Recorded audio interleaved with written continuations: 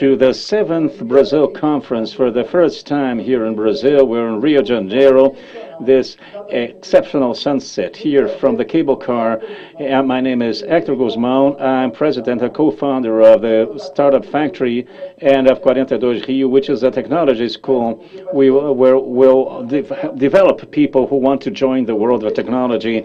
I'm happy to be here with you for 7 days throughout this week. We'll start today with this at the Sugarloaf, and we'll go up to Saturday next week. All through the week, we'll have several meetings and panels with the purpose of discussing Brazil. We are at a very delicate moment, but Brazil Conference was born 7 years ago from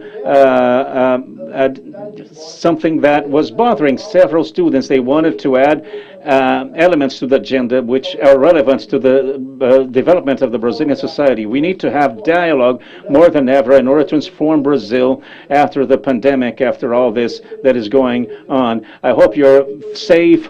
I hope you're well. Of course, we would like to be here together in person to discuss Brazil with several interesting panels. Unfortunately, it is not possible, but perhaps we have a solution in terms of trying to capitalize Brazil Conference compared to previous years. Brazil Conference has a hybrid model where I'm here in person, here at this setting with an incredible production. 30 people who have taken tests with the safety process established by the WHO and the Rio City Hall. But we want to bring this content throughout the week to thousands of Brazilians. So I'd like to invite you who will be with us throughout this week. I want you to spread the word. Invite your friends, your partners, your clients. Invite them, because after all, we're all here in the same country, the same problems, and we need to look forward and see how we will respond to this crisis that took place throughout this year.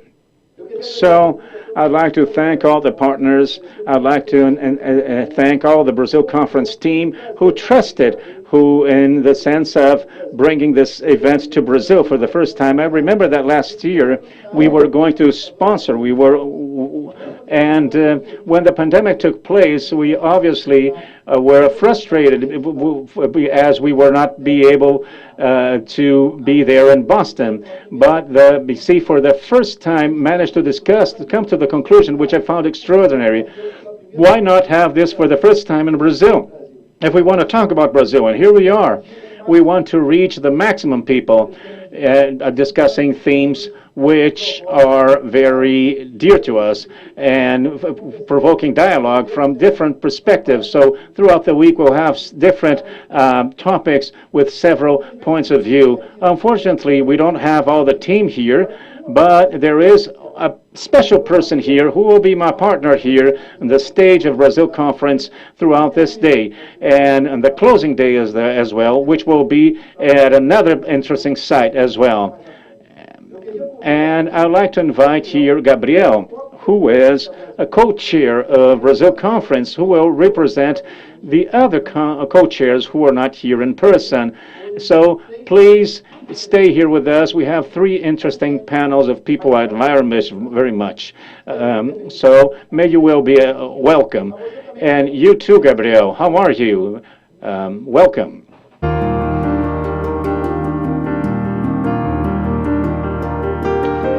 Gabriel Kligerman, co-chair, Brazil Conference.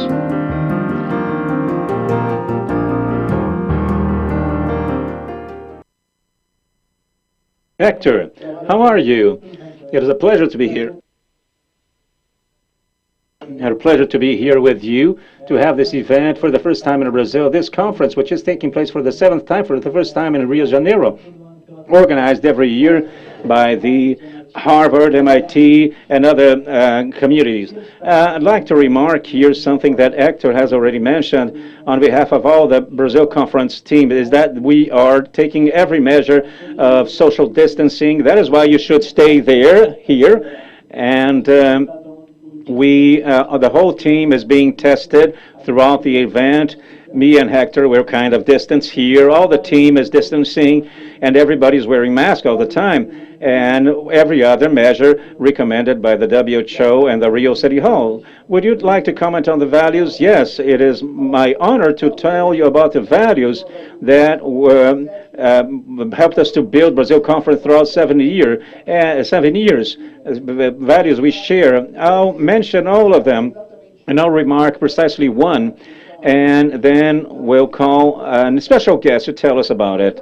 The values of Brazil Conference are transparency and ethics, integrity, and intellectual courage by and for young students, and finally, the one we have remarked throughout the conference, which is plurality and diversity of themes and points of view. You'll hear me tell you about debating to transform Brazil all through what we'll do this week. But to talk about diversity, I'd like to invite Nubia. Nubia is there in Boston. She unfortunately can't be here in person, but she is co-chair of Brazil Conference, and she'll tell us how Brazil Conference was structured regarding diversity this year. Nubia, how are you? Yes, I'm fine. Can you hear me? I can hear you very well. I wish you were here. Well, here I envying you that you're in Rio, and here I'm in cold Boston, but unfortunately that was the safest thing to do. But, well, you're well represented by Gabriel here. But let me ask you, can you share, Nubia, how was the choice of the themes discussed to be discussed this year? It's different from the previous years, isn't it? Well, I think that, as you said, diversity was the main purpose of the conference. An event that should represent Brazil. And when we talk about diversity, we think about diversity of moderators, of speakers, of lecturers. We try to personalize and we thought, why not make of diversity one of the central themes of our conference? So in the past, we had three main pillars: economy and business, democracy and justice,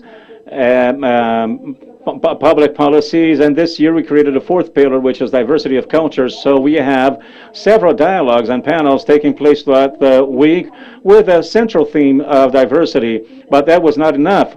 I thought diversity is not only to talk about diversity. Diversity, you can find it everywhere.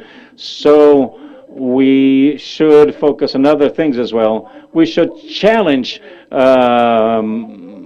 the other pillars and other panels. So we could have addressed diversity in everything discussed during the Brazil conference. So, for example, Hector, we will have a discussion focusing on equity, social equity in organizations, focusing on diversity, but we'll still want to question the lack of diversity in the Brazilian political scenario, which is a different panel. It is about politics in Brazil, but we will, yes, address representativity.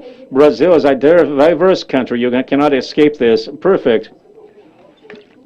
And I think you addressed something that is special. It is not enough with the sentence you use, and I think it is the moment for us to have a dialogue in order to find answers. And I think Brazil Conference makes an effort to provide diversity, not only regarding themes, but also representatives to discuss these themes. But I'm certain that this will evolve throughout the next years, and I'm certain that Brazil Conference can become a trigger for other discussions of different themes in terms of more representativity. After the panels, we'll have these here. Nubia, tell us, after you assembled the diversity committee, how did you choose the speakers for each theme? The question, well, I couldn't. You asked about the lecturers, right?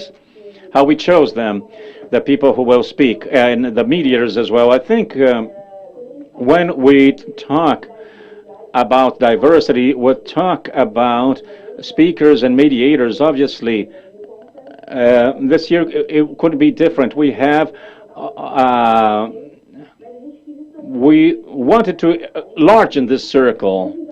We needed to challenge ourselves and leave our bubble and have a dialogue with people and groups who work in the sense of solving problems that will be addressed throughout the conference. So, to provide you one example, in several panels we'll have someone from the academia, a scholar, who studies a solution for a problem, but we also look for people who live this, who are in the root of the problem, who are part of the problem and try to solve it, and without access to the academia. So, but they're doing everything they can to solve the problem. So we want to get theory and practice, both things.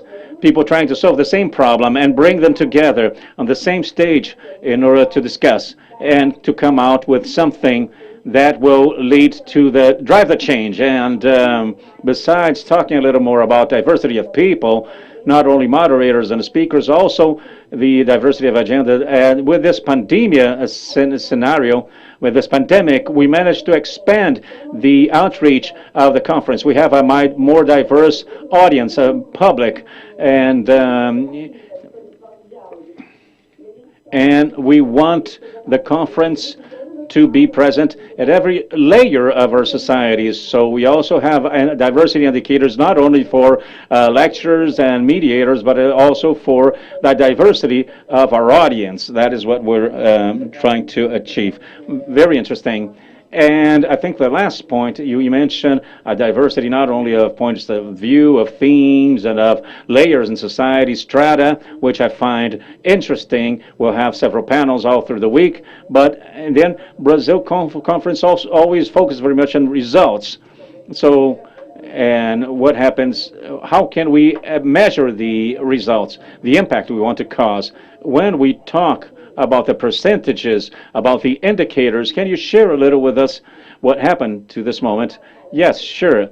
But once again, I think we have a diversity team in this conference, and this was focused on guaranteeing that we should have a plural conference.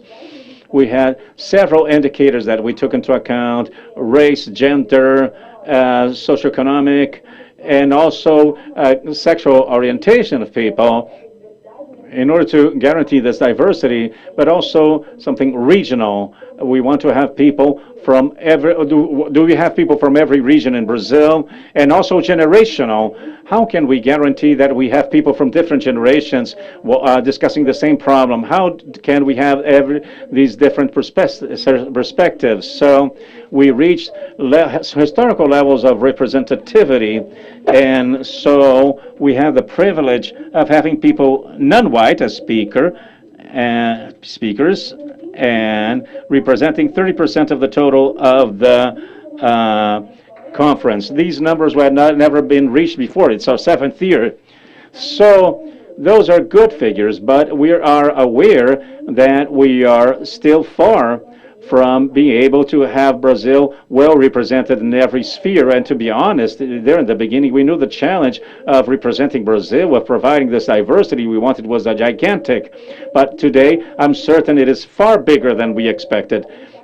We know, while the Brazil conference team shares the feeling that this dialogue, we have a long way to go. But I can assure you on behalf of Brazil Conference that we are focused on this objective of transforming the conference, making it become a representative and diverse conference. As you said, it is a place we'll have a dialogue in order to achieve transformation, and that is the message we would like to convey here.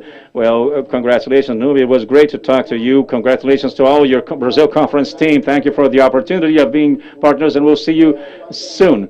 I think the message that stays is that the first step is important. It is not a journey, a small journey. It is a long journey, a complex one, and we won't talk about having a dialogue. You can propose, those of you watching, bring us suggestions, build this along with us. I think the message throughout this conference is that of having dialogue in order to actually build, find the answers we still lack, but we're giving the first steps, and we will grow throughout time. You will notice that we're live, and you'll hear noises here and there, from WhatsApp, you perhaps a child. That is the nature of doing things live. And as we said, we're in Rio de Janeiro. We are in a place, we have the sunset right now, but we can't show it, but the sun is setting. It was a beautiful day. And how is it to be here after so long, as you study in Boston and then you're coming back? Well, I can't describe the feeling of being here today, presenting this conference in the city where I was raised, I was born. And it was great to live in Boston as well. I met Nubia and met the Brazil conference team. But being here this year, unfortunately, because of the pandemic, well, it is incredible. I have no words to describe this. And I'd like to remind that it is not just any place we're going live. We are at one of most iconic places of the city and even of Brazil, which is the Sugarloaf cable car station. That is where we are. I think the cable car was inaugurated in 1912, if I don't get it wrong, and it brought this image of Brazil to the world. And we're talking about Brazil because we're real. We'll not only mention Rio, but I think it represents Brazil, the Brazil we want to show ever more to the world. And I'd like you to tell us a little about what we'll do today at the cable car station and this launching, and who supported us throughout this construction of Brazil Conference. On behalf of the whole Brazil Conference team, I'd like to first of all thank for this venue, this sightseeing venue, for the people who are responsible for managing this park. And throughout the week, well, today we're airing from here, and tomorrow, from tomorrow to Friday, Actor will be here, but we'll be broadcasting from the startup factory, which is there in downtown Rio, the port region. And I'd like also to thank all the sponsors of this event. Our sponsors, Platinum First, BTG Pactual, Lehman Foundation, Boticário. The gold sponsors, Lojas Americanas, Stolno, Tarantin. Our bronze sponsors, Glacier Venture, Kenry, Ambev, Cosan, that Foundation, Matos Filho, and Sager Security and Performance. And also our supporters, Harvard University, David Rockefeller Center for Latin American Studies, MIT, the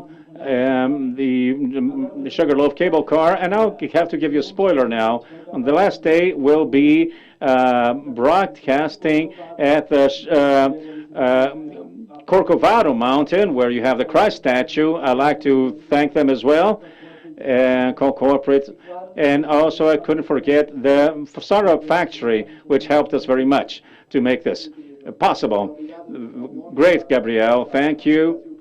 On behalf of Big Brazil Conference, on behalf of the Startup Factory, all the partners and sponsors, thank you for supporting initiatives like this. I'd like to explain the transmission. Before we move on to the next panel, I'd like to explain that many of you might be watching us through YouTube. On YouTube, those are a live broadcast, and you can watch it through YouTube, on YouTube, or stand down, or on the Facebook page of Brazil Conference on YouTube as well.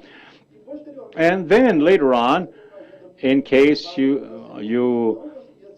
are not able to watch everything throughout the week, this will all be recorded so you can manage to watch it later, both on YouTube as well as on Spotify. Spotify will be able to edit this production and make it in podcast capsules on its platform, and you'll be watch it with please do not worry. You can send this to other people after the event. So, as I said, we start a conference today, and we'll have until something 10 p.m. We have interesting content, but this is only the starting day. We have the whole week, all through the week, interesting panels, and we finish on Saturday. As Gabriel said, we will finish with a high level with the open arms of the Christ statue, bidding farewell. So please be with us. It is important for us to find ways for Brazil. You may access the Brazil Conference site, www.brazilconference.org, and there you can find the agenda, the speakers, and you can manage to organize yourself all through the week. I would like to give you more spoilers regarding the speakers who will be with us all along the week. As Nubia said, we have several layers of the Brazilian society being invited and to discuss relevant themes. I'd like to give you a spoiler on the political leaders we'll have here discussing Brazil throughout the week. Fernando Henrique Cardoso, Ciro Gomes, Marina Silva, Mandetta, Arthur Lira. A few of them represent a layer, a strata of Brazilian politics who will participate all through this week. Business leaders, people I admire very much, Luiz Helena Trajano, great leader, and as a female leader, Guilherme Benchimol, Lehmann, Fabrício Fióti, who has head of iFood. And I also like to announce the panel on social networks in society, which will be the first panel of this event of ours throughout the week. And we'll start with our right leg because it is a very relevant theme also this week. We will discuss the impact of social media, social networks, and the fake news in our society. It is really the best topic to open this conference because it really has to do with the moment we're going through. We'll discuss how this affects social movements and how each one of us suffers the impact of this fake news that we follow.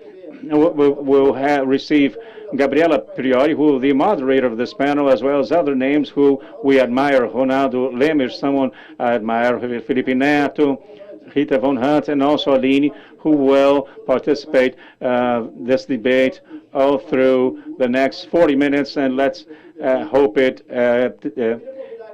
can be extended. And I'd like to invite the leader of this panel, who's also a leader of Brazil Conference, Maria Eugênia. Maria Eugênia, how are you? I'm fine. How are you? Is it cold over there? Or, no, not so much right now. We're wearing T-shirts here. It's hot here. Maria Eugênia. So I hope you enjoy this panel. And we have this relevant theme. And for this first Brazil Conference panel, as I said, the cable car is yours. May you have a good event. Thank you. Hi. Now you're watching the panel. Harvard MIT Brazil Conference. My name is Maria Eugênia Howe. And the purpose of this panel is to discuss the impact of social networks on society. Apart from facilitating the access to information and allowing social interaction, there is also a share of also responsible for such extremism in politics. And there's a discussion involving freedom of expression, individual freedom. We will discuss the politics of it, and we shall announce Aline Midlej, a journalist from Global News, Rita Von Hunty, professor and presenter of YouTube channel, Ronaldo Lemos, lawyer, specialized in technology. He's and member of the Facebook supervision content, and Felipe Neto, who is a businessman and social digital influencer. We have Gabriela Prioli as the moderator. Thank you very much for having accepted this invitation. And now I'll pass on the floor to Gabriela.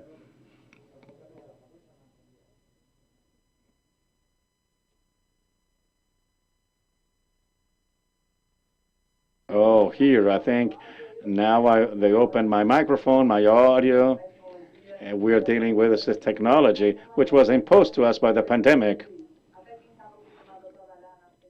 Even people who are used to work on social media were not work so often like this. I'd like to thank all the people who are watching. I'm certain this panel will be an interesting conversation. Aline, I met her today, but she's almost joining my group. We have Rita Von Hunty, Ronaldo Lemos, Felipe Neto. They're already part of my group of friends, so it is a pleasure to be here with you. I am certain that we will have different views. so we can think. Because even addressing the theme of social networks in society, we have only 40 minutes, which is not that much. And when we work with social networks, we also need to deal with this shorter time. Aline comes from the traditional media, Ronaldo as well, from Futura Channel, but he comes from the world of law, from the academia, as well as Guilherme and Rita Von Hunty with his character. They come from the academia to know social network. Felipe was already working in this world of social media. So what I'd like to start to discuss would be this. Let's see how each of you can collaborate. Well, Aline, you work in traditional media. You are a journalist. You present TV news. How do you feel that the social networks, the fact that this is something guiding our lives in a certain way, what does it change in the production of your content, and how do you feel the change of the viewer? Is there any interaction? Tell us a little about it. Well, it is a pleasure to be here. I really feel I'm part of your group of friends, and an honor to share this panel with you. Gabriela, Ronaldo, Felipe, Rita. I think the traditional media, more than the other medias, the other vehicles that were born already in the digital context of active networks, I think we're going through a transformation year after year. And I think this is really the apex, what I feel on global news, especially in this interaction with the viewer. It is something ever more present. Today, I'm responsible for TV news for hours with our networks open, not to talk with my friends, but with the viewers and with the audience, and try to understand what they think. And many times they help me. There's interaction during the broadcast. Once I had an interview when covering the pandemic with the mayor of a city in São Paulo. I had read everything about the city. The mayor was being very much criticized because he had taken restrictive measures to contain coronavirus, and I discussed that with several viewers, which I think they are reliable, and they provoked me throughout the news, and something that I wouldn't do in previous year. I think the pandemic accelerated this process. People are becoming more present in our production of content when the main agenda has been public health, which has had an impact on us. So I think the viewer who has been more politicized, communicating more and wanting to be part of the production of content, I think we're reaching the maximum of it, the apex. And the positive side of this, as far as I see, is that the networks, social networks, have providing the schedule, the agenda for the TV news. Not in only that sense, but I think the way we discuss certain themes, the narrative we choose, or the different narratives, the voices that we choose to tell these stories that are far more active in the networks, and we need to think this over ever more. So what is it that we're listening to? From what viewpoint we're telling the story? I think we have been provoked in a positive manner in traditional media, and I think this has been positive. And we need to see how we can do something better considering this. And now the floor will be Felipe's, and then you correct me if I'm wrong. But as far as I think, see, Felipe is the first is a person who is oldest in the social networks, as far as I see. He started quite early. Is that right? Do you agree? So Aline tells us about this change of behavior of the media when the social networks start to have bigger weight. What is being discussed? So, Felipe, I'd like to ask you if you think that Aline just mentioned the pandemic. Do you think that somehow the traditional media took long to notice that the social networks would be so strong? And then I'll ask Ronaldo, because what he thinks, because we come from the academia. I know the academia has prejudice against those who produce content on social networks. So I'd like to know from you, when you start to talk about politics, to position yourself, and then you're acknowledged as a person who has an opinion, do you still notice some kind of a prejudice from regarding your production of content? Because after all, you come from the networks and not from the traditional academia. Well, good evening, Gabriela, everyone. I've been doing this for 11 years, creating content for the internet, and I've been through every stage as far as I see, considering that it began in 2010, and this became popular. I think I went through every stage of development of social networks in the country, and I think that the change of game was when the internet audience, the population in general, started to have a participation first in a larger amount. We had a big social digital inclusion. We had a scenario of few people with access, and then over 100 million people. And the turning point was when the digital users, he stops being someone passive and becomes someone active. He is not only the one who receives, and he is the one now who emits, who issues. So he becomes the protagonist in this scenario of discussion. What does this mean? Instead of him consuming the TV news or the news, he's the one who spreads the news. And then you have a journalistic revolution, a media revolution, an entertainment revolution, a revolution of everything, where everything is possible. Not everything would be convenient, I would say. Well, what was the last meme?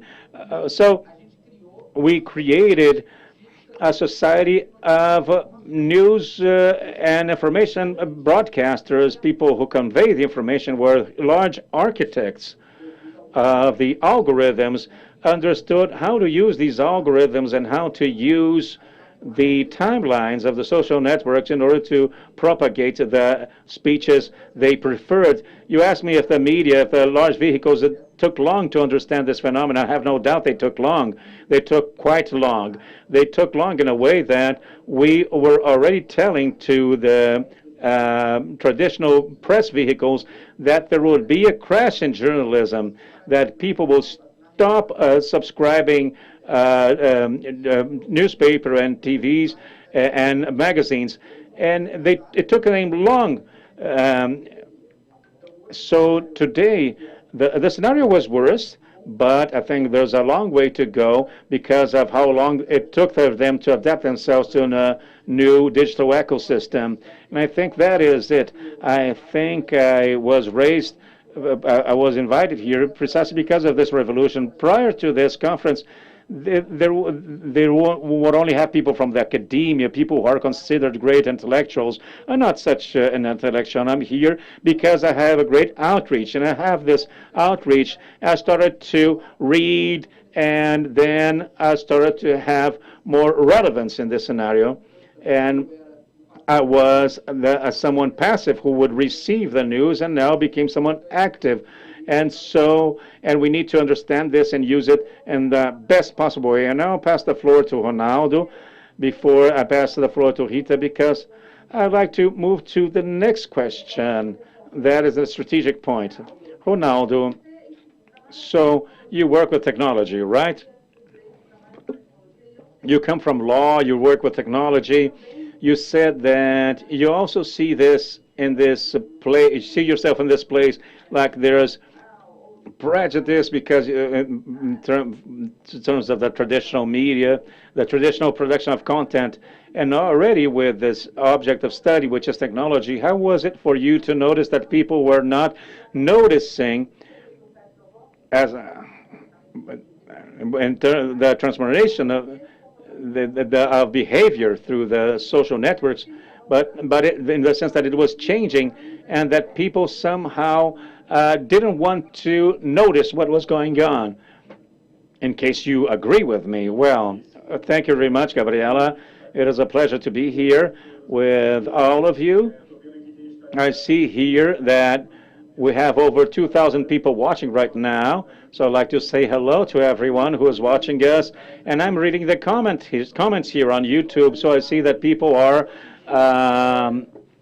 encouraged. Well, the problem with social networks is that there is a dilemma.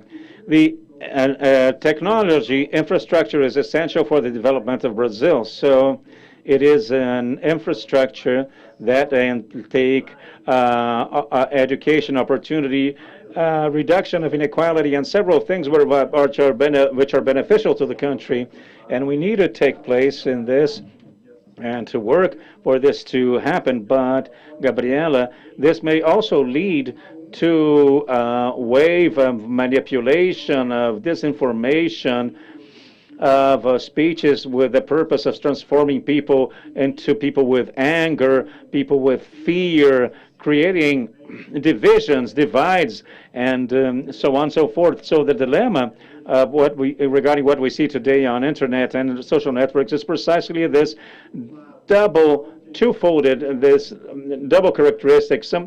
On one hand, it is something we need, and on the other hand, is something that may cause disturbance and evil, I would say.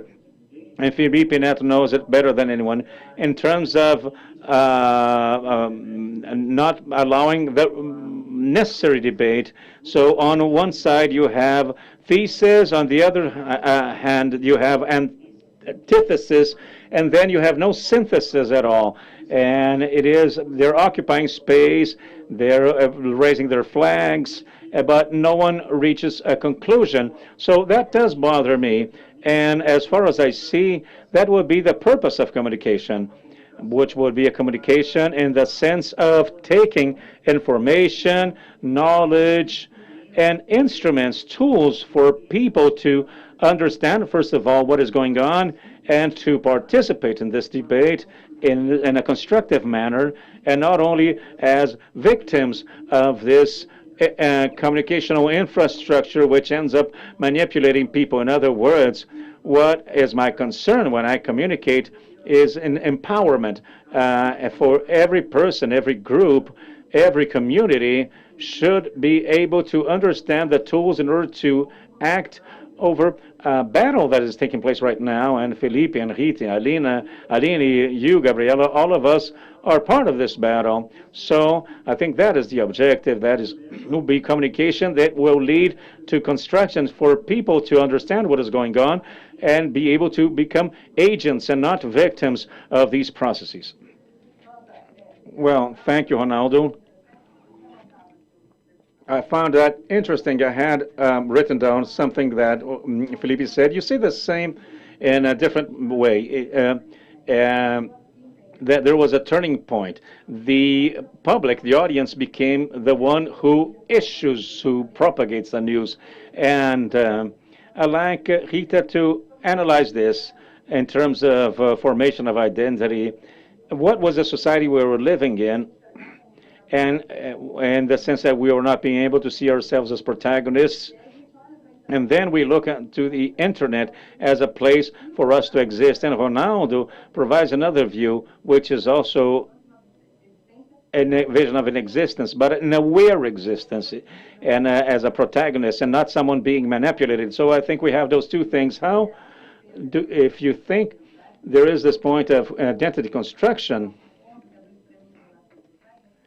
and when you place yourself on the networks, so forming your identity based on a political identification, I would say several, there's a phenomenon of polarization, of extremism, of belief, loyalty, belonging to a group. And if the social bonds are fragile, how do we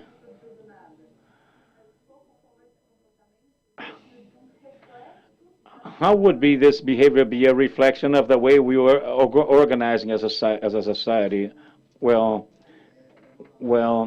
it is a complex question. I'd like to first of all say hello to everyone here following us, and thanking for the invite, and it is a pleasure to be here. Well, perhaps to start, I will base myself on culture, North American culture critic called Frederick Jameson.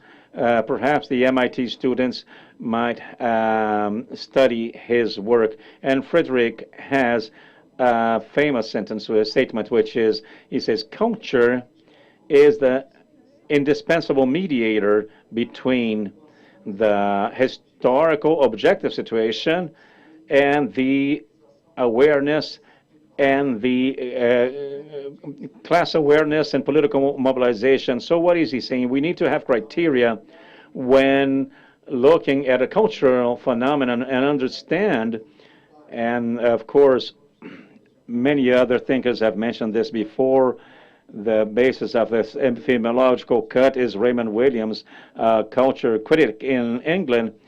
They're saying that we have to stop looking at the world as with a divide between culture and society, that this dissociation, this parallelism, so to say, and here I'm referring to a great Brazilian culture critic, Antônio Cândido, who will propose in a book of his called Literature and Sociology, that he says that the only way to articulate this thinking in terms of making it become a fuel for political fight, struggle, is in terms of leaving the parallelism and trying to understand society dialectically, which would be to understand that perhaps in Marxist terms, we see the world organized on a basis and a superstructure. A basis would be the ways how we produce and reproduce the material life, and the superstructure would be the projection of this reality in onto our values and meanings and significance. And so every culture is a system which forms and informs society. When we're trying to think about when we think about what is this culture where we were in, which would allow a feeling of some kind of passiveness, there are a series of authors I could mention, but I'll mention two. A book called The History of the Progressive Wave in Latin America, and another one from an American researcher today. She's a professor in France. She's professor of the Observatoire Sociologique Changement in CSPO. She is Jens Roddy, and she has a book of 2019 called The Revolution That Wasn't, How Digital Activism Favors Conservatives. And in this book of 2019, Professor Jen, she will make precisely this analysis on how the name, the revolution that wasn't, refers to a series of social movements like Occupy Wall Street, the election of Barack Obama, what seemed to be an implementation, re-implementation of the social welfare policies. And then we will understand that these two authors I'm mentioning, the history of the progressive wave in Latin America and the revolution that didn't take place, they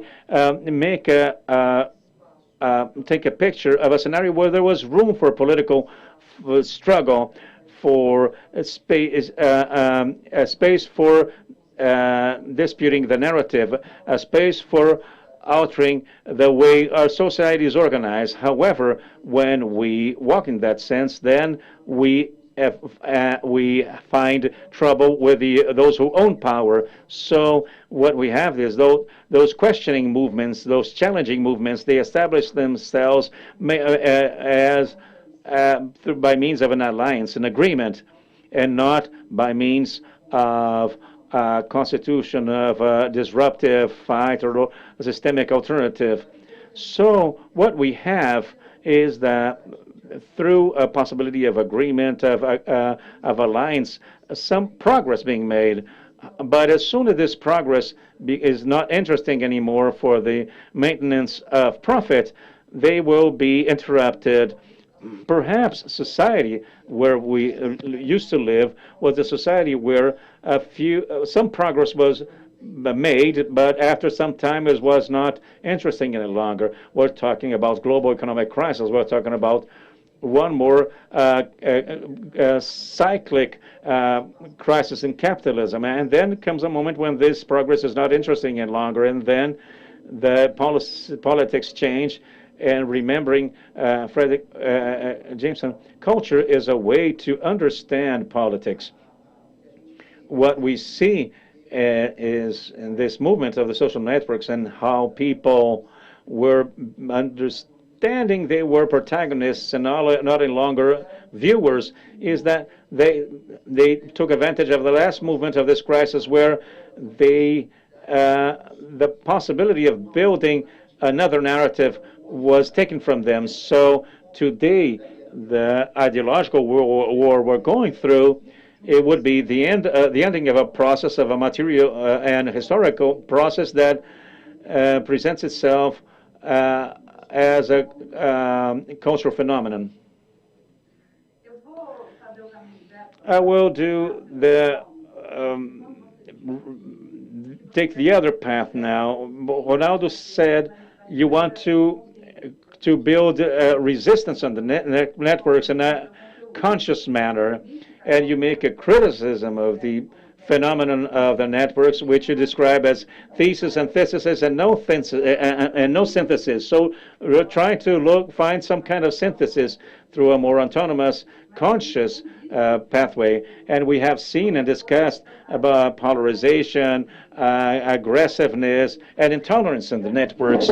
So as you say, that the production of your content is in that sense, and that I agree with you. How is your mechanism? How do you behave in on the networks? And do you think we should be optimistic? Well, Gabriela, we can see the symptom of what we're discussing here. This failure in the construction of a public sphere, a debating sphere where you can produce a real debate. When we follow the chat on YouTube, we will notice several people who joined the chat, and they're yelling when they keep on repeating the same political message all the time, and many of them with a repetitive behavior, which is typical of robots and things like that. So this is interesting because there is not an engagement with what we're saying here.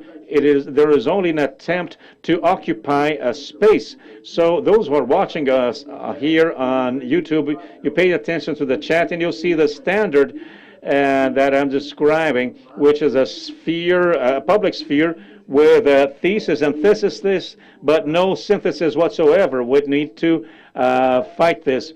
And how should this take place? First of all, with this layer of information here on a panel about media, I think each one of us, Aline, Felipe, Gabriela, we perform a role in the sense of bringing information that people may use as a tool, as a way of empowerment, of survival for the person to improve his relationship with technology and the internet. That is the first point. But unfortunately, this is not enough. We need to have institutional transformation. We need to change a fair amount of our institutions for them to be able to solve problems which are new. So we live here today in a world with complex problems, with new problems which are different from those we used to deal with in the 20th century. I take part in an entity, an institution, a new institution which was created in order to try to solve part of this problem, which is a Facebook independent overview board, which is being considered the Facebook Supreme Court. I'm the only Brazilian there. In this institution there, you have people who were given the Nobel Prize. You have a former Prime Minister of Denmark, the former publisher of The Guardian and in England. And I like to say that from Araguari, I'm the only one from Minas Gerais. And for the moment, who knows, another one from Araguari may join sometime. But the point is that this board was created in order to try to perfect institutionally for one of the main social networks in the world, Facebook, and also Instagram, may be able to have more sophisticated criteria to deal with these matters, be them the use of algorithms, what content should be aired or not, and in case the former president of the United States, for Donald Trump, should remain banned or not. And the board is analyzing this in this moment. And there's a discussion taking place.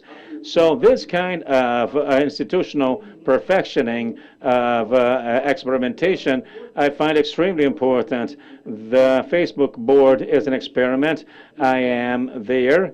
I want it to be successful, but we need more. We need to think, for example, about what other institutions in Brazil can be perfected, can be improved, what other public institutions can evolve in order to respond to these complex problems. In order to wrap up, I think that is the purpose.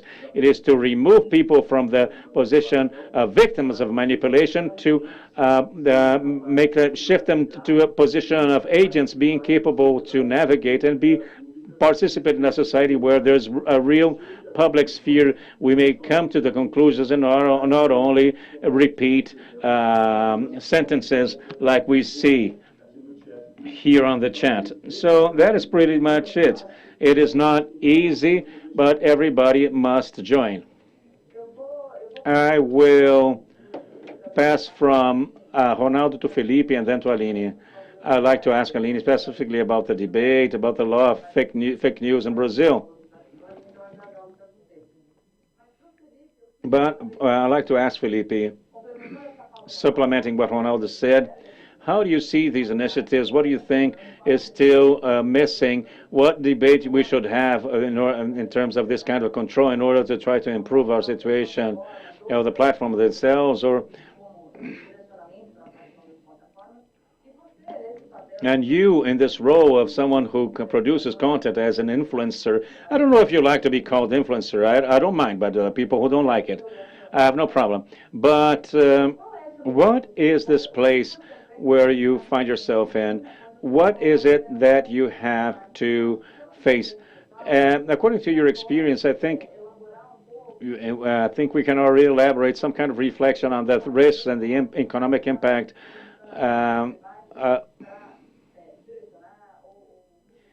In terms of the behavior of these people on the social networks.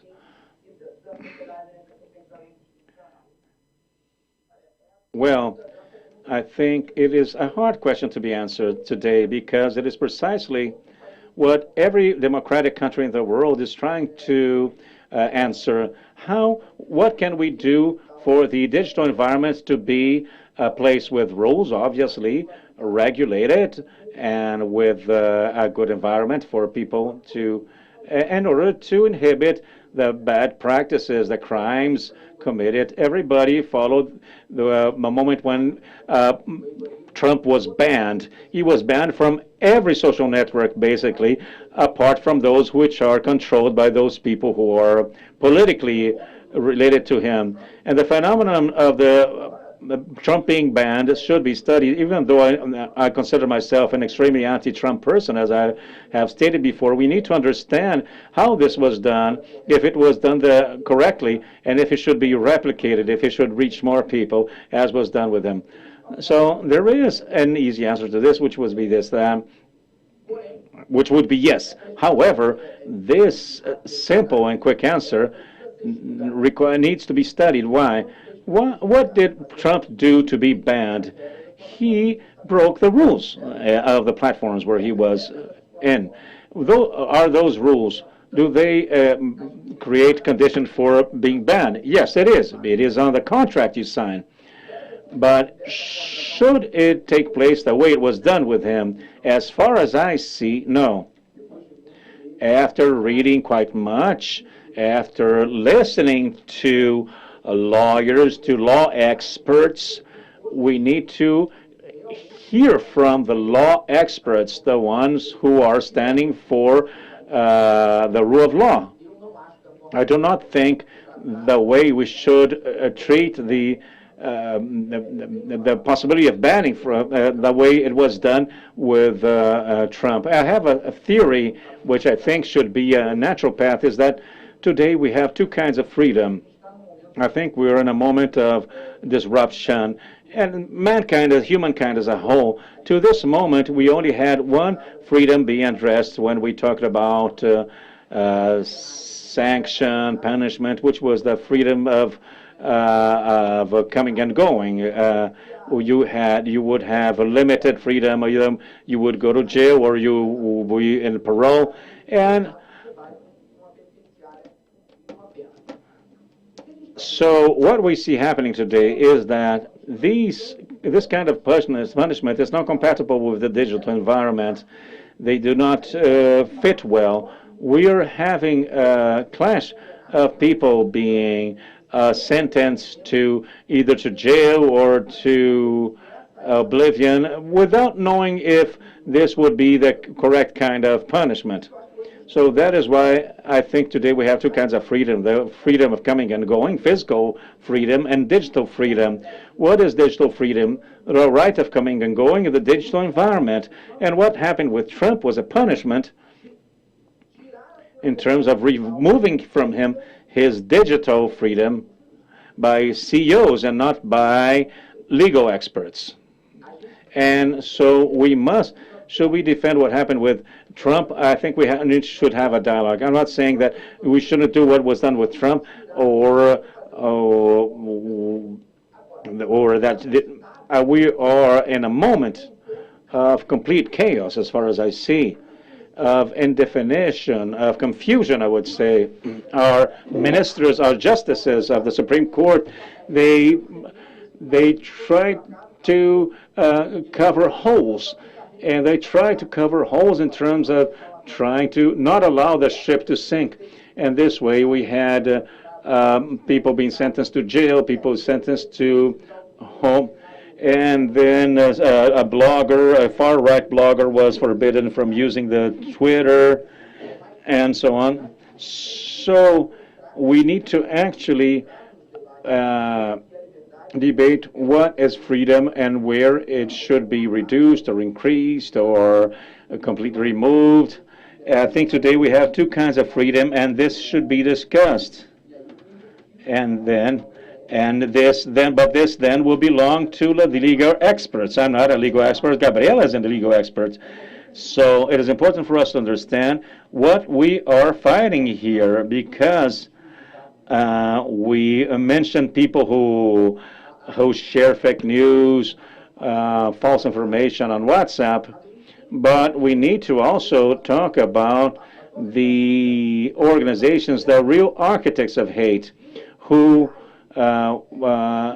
work in an invisible manner. We only see the result by means of the WhatsApp groups or these people commenting on chats saying hooray to Bolsonaro. They didn't notice who they really have this replicators, this cattle behavior, and this was controlled by creative architects, and people end up yelling. Look at what they do. What have you become? You're watching. You became someone so narrow-minded that you open there's a chat of a live transmission you're not interested in, but you only go there to praise your idol. So before, many fans of mine were saying, "Where is Felipe?" Yes, because a fan sometimes is someone young, someone who admires you, but when you do this with a politician, it is embarrassing, and even more when you have someone 43 years old yelling words. So is that a person the problem? Actually, no, he's a symptom of a worse disease. So if we do not study what happened in United States with Cambridge Analytica, how Steve Bannon is behind this, I don't know if he was the real architect of evil in American politics. So Steve Bannon got in, how the Italian movement, the five-star movement, along with the League, how did they reach power in Italy, making use of manipulation of algorithms, of social networks to make the population have a certain behavior. What is the result? What is the symptom of someone 63 years old saying Bolsonaro 2020 with the flag of Brazil? Is he the problem? No, he is the symptom. He's just a fool. Felipe, to be fond of you or of a celebrity, it does not is an individual problem. But when you are a fan of an administrator and you ignore the evil he causes, you can harm millions. So I like very much the point you raised. Why, Ronaldo? Because the fan, when he looks at his idol, he has such an admiration, and he becomes like someone who disguises the flaws. And when he looks at his idol and the idol does something very wrong, many fans, they stand for him in just any way. They defend him. That's wrong. You can't treat a politician like that. No way. You can never treat a politician this way, no matter how much you admire him. So it is important for us to talk about how much this is a symptom of a problem which has its roots back there. The architects of this kind of information that is conveyed today and controlled by WhatsApp groups, by Facebook pages, by Twitter profiles, by YouTube channels, and for all this network of people become really this cattle, this flock. And normally those are leaders which are pathetic, like Jair Bolsonaro. It is impressive. People have this herd behavior. We know that the books of history, people will study what happened here in the future. How was it possible that poor people who went through this? I found interesting when you're mentioning, I was trying to find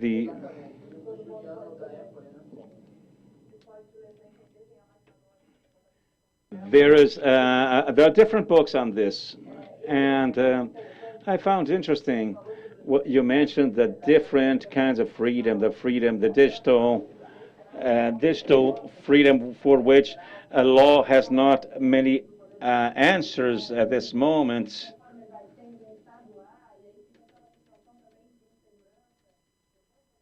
So now I have a question to Aline about the bill of law on fake news, and we mentioned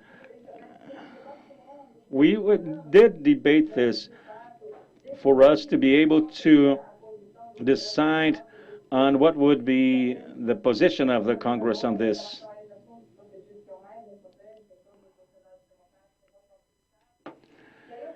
So I'd like to share an experience of mine. When I was a lawyer, it was hard for me to discuss with the justices about technical aspects of wiretapping. When we talk about the judiciary covering holes, we would think about the Supreme Court. Many times the state Supreme Courts have no idea whatsoever of what is going on the internet. I remember saying that we should have access to everything that federal police, us lawyers, in this interface that was generated between them and the telephone companies. We had a problem on when such information was produced. So for a judge, the protection information would be when the report was printed. No, it is when he became aware. So it is real in terms of production of knowledge. So I think things are far more serious. When I started this mediation saying that the traditional media vehicles still had some kind of prejudice against these new forms of communication, or if the academia was also arriving late. I think this has to do also with our political institutions. Do we really have a Congress and the National Congress waiting to hear the experts. So no. So the answer is no, I think so. So before I pass the floor to Aline, because we have our time constraints, but I think Aline, so I think Aline could share how was this experience when you followed this debate on the law of fake news. But there were people there. Were people aware of what they were actually discussing? I think we learned throughout the process. I think the whole world is taking a look, is following up the theme of fake news. The European Union made a progress regarding this, and they still have trouble to find the best way. They're improving their legislation, discussing with communication companies, and freedom of expression is a delicate theme. That is what made the discussion interesting, especially in the Congress, because the text was approved by the Senate, I think, in June last year, and I would say in a hurry because of the complexity of the theme. Everybody knows that what then and that the president doesn't want to sign this, but anyway, it is a starting point. In the Senate, it was the way they discussed it was quite quick, and it was very much criticized. Over 150 amendments that were added to the text from the moment it started being discussed in the Senate. And the lower house of Congress did a better job. And the representatives invited several experts to discuss the topic virtually because the pandemic was already going on. I'm talking about July and August last year. But there was an interesting debate on this with people who understand this, who provide different points of view. So I think the things got a little better in the lower house. But this is kind of frozen because of the pandemic. But I think the representatives understood how complex it is, and they're widening the debate, and especially the traditional media was making a broad coverage of this. I interviewed many people, and people who had been heard in Congress as well. So I think we are heading in that direction. But no, it is a bill of law. It is a bill. If it is a bill of law, we need to be sanctioned by the president. Anyway, Brazil is the debate is getting deeper. And I see this as a positive manner in spite of any attempt of sabotage. So we discussed the role of the big press, the traditional media. We had an interesting experience during the pandemic too, actually. The first one was the fato fake, and we checked out information of videos, messages from politicians who were fake, who were a gossip, rumor, who challenged, who disturbed the war on the virus. And I think the traditional media is important in that sense because it is a traditional media. We're traditional media because of our history, of the accumulated expertise and decades of work, because of our technical, financial, personal resources, human resources. We managed to use this in favor of the public during the pandemic. And recently, there was a consortium of press vehicles because there was this suspicion that there was not being transparency from the government and the consolidation of the data on COVID. And then there was a meeting of the vehicles, not only the group or global group, which are represented here, but every vehicle, the big press, in terms of raising information day after day, along with the state health secretariats.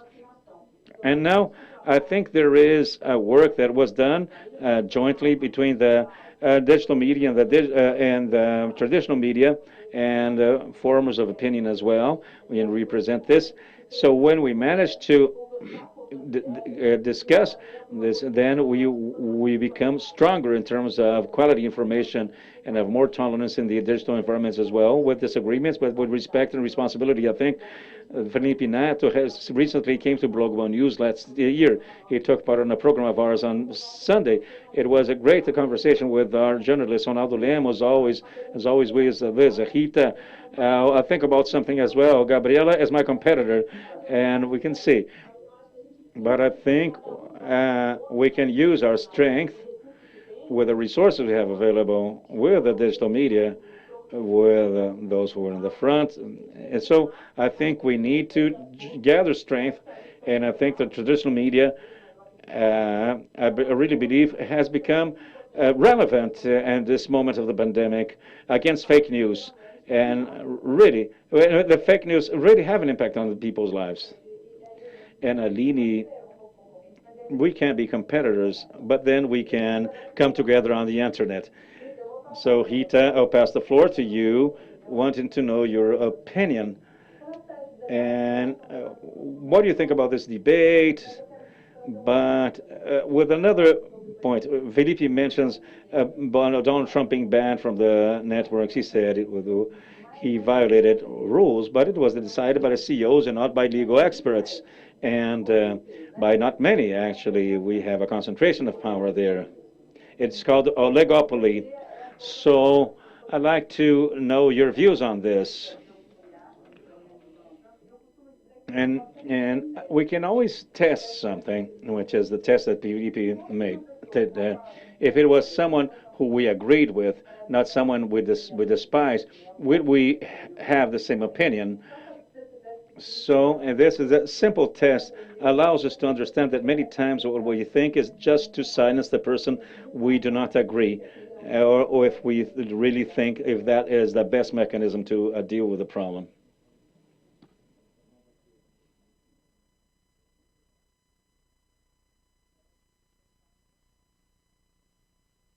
Oh, Rita is muted. Administrator of a panel, please open her microphone. She's being banned from our debate. A decision which is not of the legal experts. I'm back.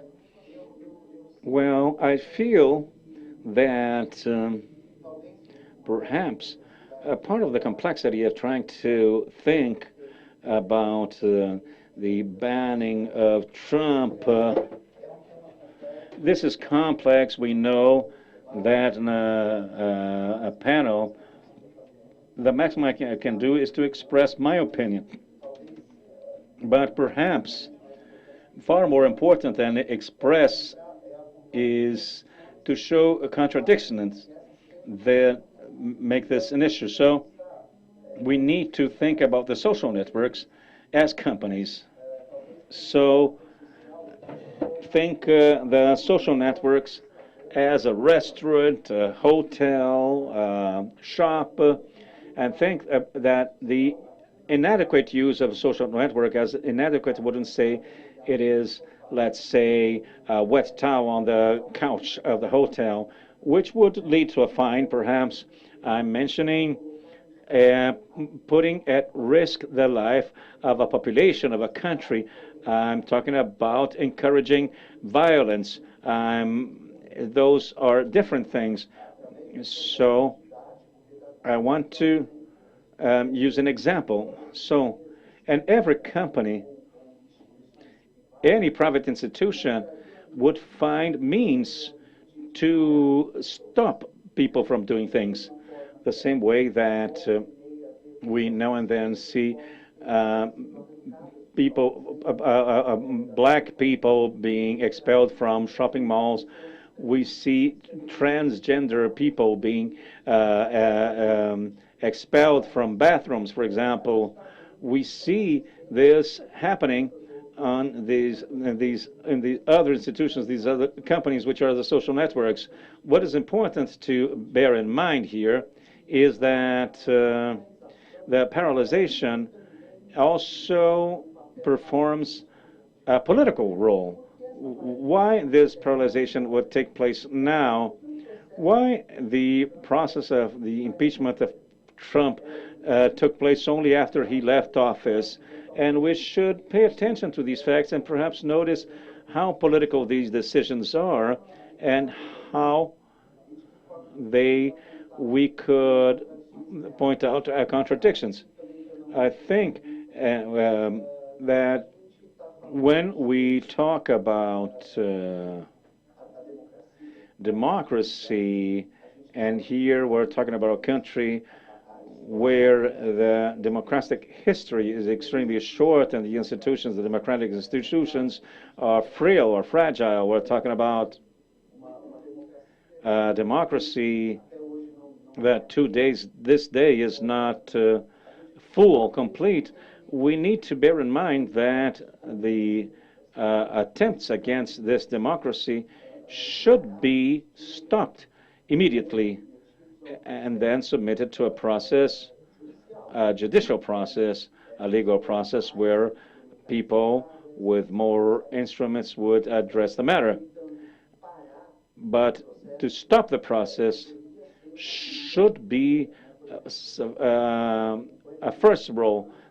Trump's ban should have taken place, or here in Brazil, let's say, to ban Bolsonaro from the social networks after recommending that medication that has no scientific evidence against coronavirus, after encouraging the Brazilian population to gather in crowds and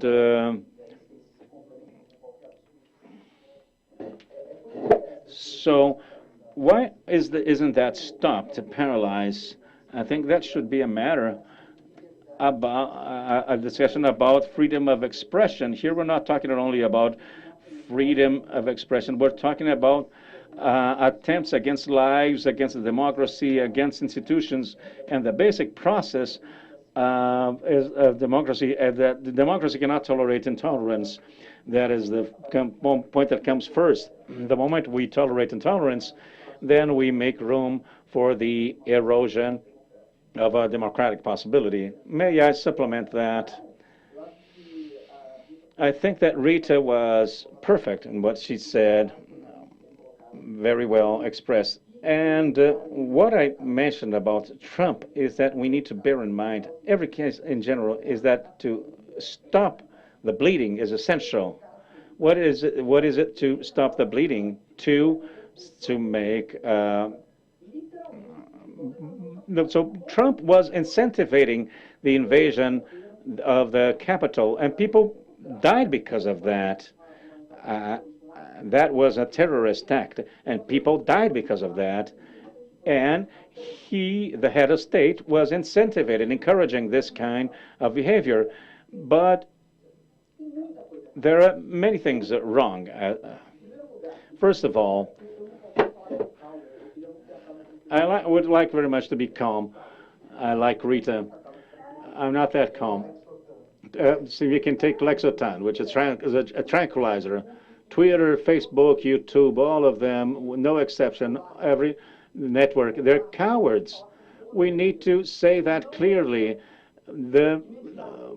For not being any banishment of Brazilian politicians who publish content amid the fake content amid the pandemic, then it is cowardice. They're afraid. Trump was only banned when he lost the election. Bolsonaro will be banned on the day after he leaves office. But you said you shouldn't ban the account. I'm mentioning stop the bleeding. You need to actually activate the rules of your platform. Otherwise, why do you have rules?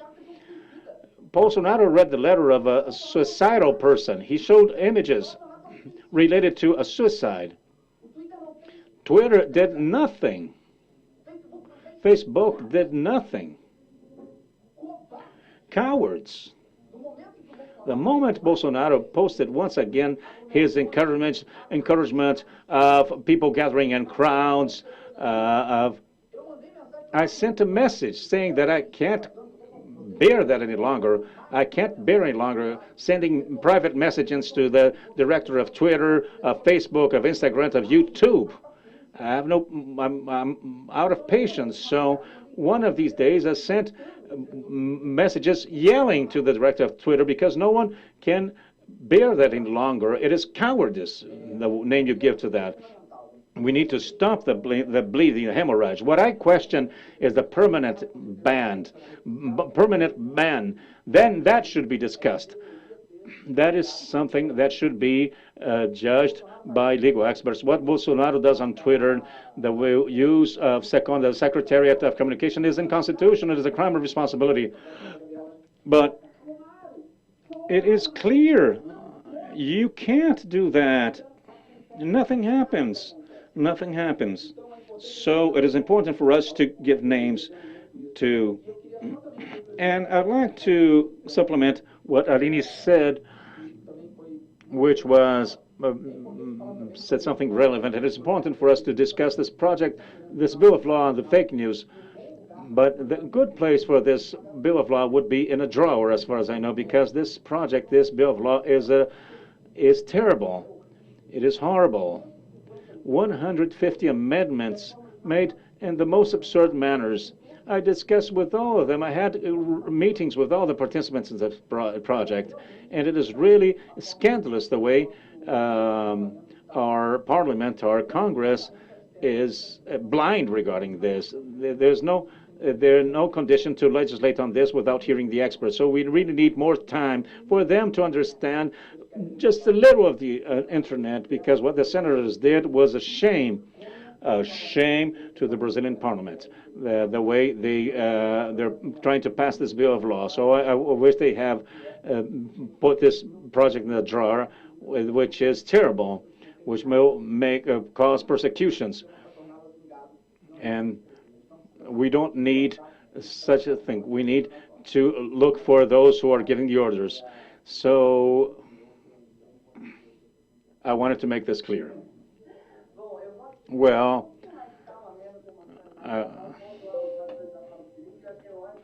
I think people must know. I think people should leave this debate ready to think about it. So Felipe and Rita said this. We need to think about the immediate attitude, the immediate thing to be done. So when the behavior of someone in the social networks generated immediate risk, danger to society, what would be the attitude? So we talk about this in law when we talk about liminar decision, something. We talk about the danger of delaying. So if we take too long with something, this might lead to a situation that we will not be able to fix later on. So Felipe differentiates this situation from but Felipe mentions that this ban should not be forever. So who will decide on this? Can be the platform the one to decide on this, and then this be taken to the legal branch of power. So how will we do these things? Because the more the procedures are clear, or either regarding a ban or a permanent ban,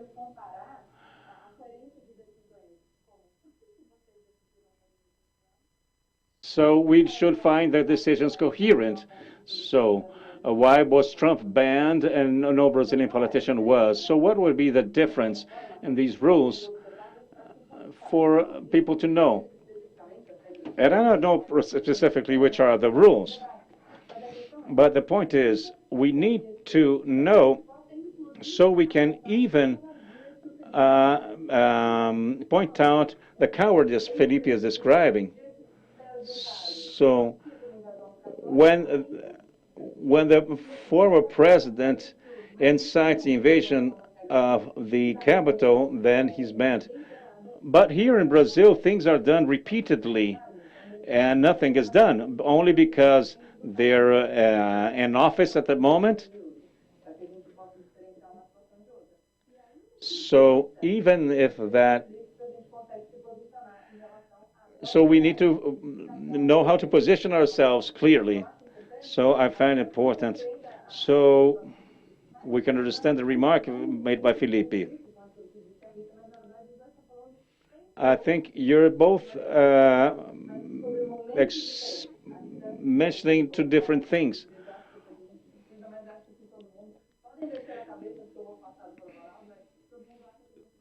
So everybody thinks we need transparency and coherence and consistency and consistence. So in order for people to have clear and accessible information, Rita, yes, I'll try to speak for 10 seconds.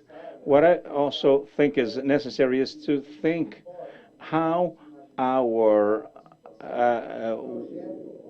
ways to deal with the situation project in the horizon in only one way out, which would be a police state where everything would be surveilled. And if that would be interesting, and why our views have project this scenario. And to close, there is something that all the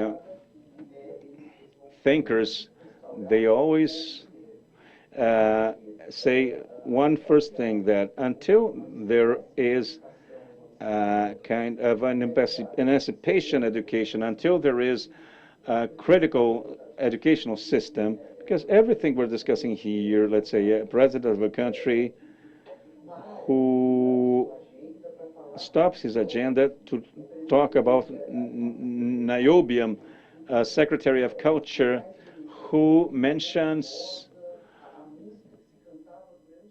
a song that was sung during the military dictatorship and minimizes the fact that there was torture in those days. We have a critical failure of a system of interpreting reality. So once again, we shouldn't project in the horizon police state as a solution to our evils, our problems. We have a population that advocates the use of wrong medication to fight a virus because we are in somehow a hole of critical reasons. So I would like Ronaldo to say something. Where's Ronaldo? Can I see? Ronaldo just Ronaldo's back. Okay, I thought you had escaped. No. Well, I liked your view on this, as you belong to this board.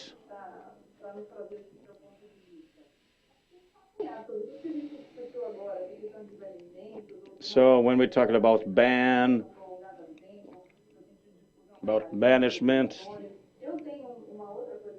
I have something I say. What has to do with what you mentioned is that it won't help only to mute the microphones of these political actors if we do not manage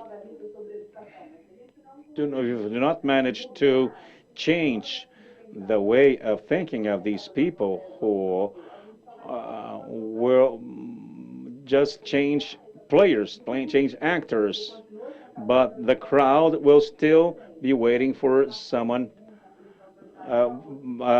as populist. So I'd like to hear from you on this.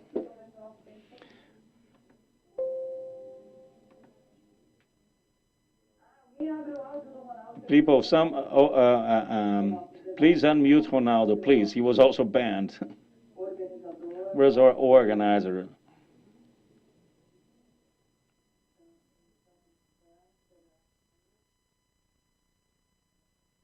I can sing if you want.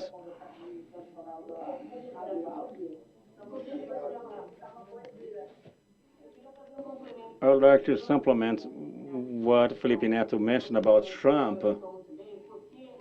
Why is it when Trump was banned from Twitter, he had already been banned from Instagram and Facebook. He was still president of the United States. And all the episode involving the invasion of the Capitol increased the pressure for him to renounce, abdicate before passing on to Biden. He was only banned after these things took place. I think what they mentioned is that he had already lost the election, so he would have to leave. So he had less power at that moment. It would have been different if he had won the election. I think that is what they meant to say. Good. So where's Ronaldo? Here I am. It seems like I have. You were not banned permanently. It was only something punctual. So I tried to escape, actually, because obviously I cannot comment on the case of Trump because I'm part of the board of Facebook who will decide on this case. And this decision perhaps will take place in the next weeks. So I cannot make any comment on this. So may I interrupt you? How can people have access to this decision? Do they look for you on your networks? I'd like to facilitate the path for people to follow this. Well, the board, anyone who has a decision on content, social networks like Facebook or Instagram, they have a mechanism for appeal. You can request a review. And the Facebook board, obviously, every day you have thousands of decisions on content. And the board only chooses a few decisions which are more relevant, which have impact over more people, which have a strong regulated effect. So the purpose of this board is not to decide on every case, but actually to address cases which are very representative. And I think the case Trump, I don't speak on behalf of the board. Everything I say now is on my behalf. But what the case of Trump raises is an important theme, which is what is the responsibility of people in power? And this theme is essential. And that is why we were discussing the fact that it is totally inappropriate to have political leaderships, to have fans, because political leaders, they require responsibility, and not fans who just permanently applaud anything this person does. And there are official communication channels. And in a world where leaders use social networks, makes me think that we should give a step back. Twitter is not a channel of communication for the presidency. I find that absurd. So, as I was saying, I think this point is important because when you have someone who is in a position of power, this person has additional responsibility. So, for example, there's this rule we can call the rule of Peter Parker. A big power, along with the big power comes big responsibility. It is actually Uncle Ben's rule, who tells that along with big power comes big responsibility. So this theme is of interest of mine because I believe that when you have a person who is in a position of power, the responsibility this person has in terms of not causing harm, of not provoking, be it violence, be it death, be it wrong decisions taken by a large amount of people, it is bigger than a person who has a limited reach. So I think this point is essential. I think we are going through a moment of illusion. We're looking at people who are in power as if they were common managers, people like us, and even somehow flexible regarding what they can do or not, saying no, but deep inside they are well-intentioned. When the person is in a position of power, this person is responsible for life, in the case of Brazil, of 200 million people. So we're not talking here about a common person, and it is impressive to see how many times communication in the contemporary world tries to sell this illusion. So we see the person who is in power, who is in making a life. Sometimes we see the wall of the person, and sometimes you find details like to give the impression that we're talking to people like us. It's not people like us we're talking to. We're talking to people who make decisions on strategic themes for 200 million people. So in order to close, and this last week was published the Brazilian strategy for artificial intelligence, a document created by the Ministry of Science and Technology.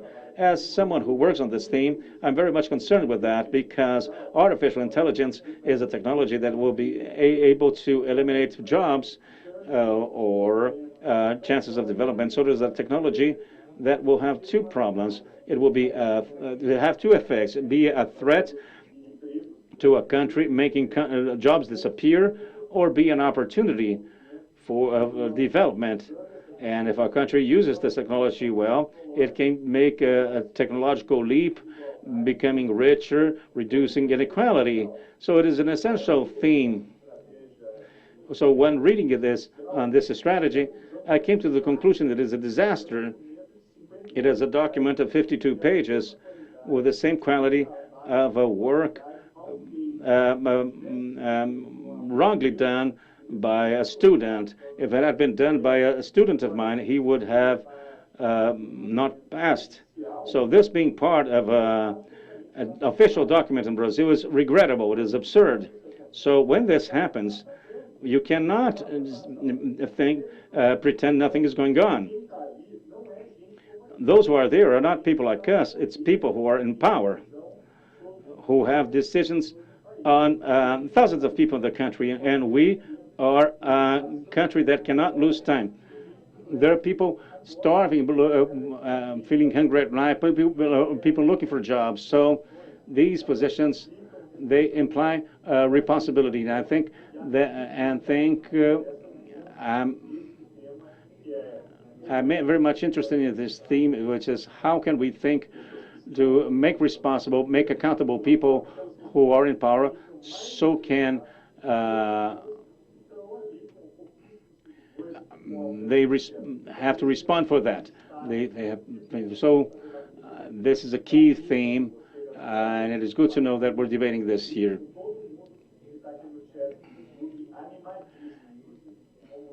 So it's good to be here. Thank you very much.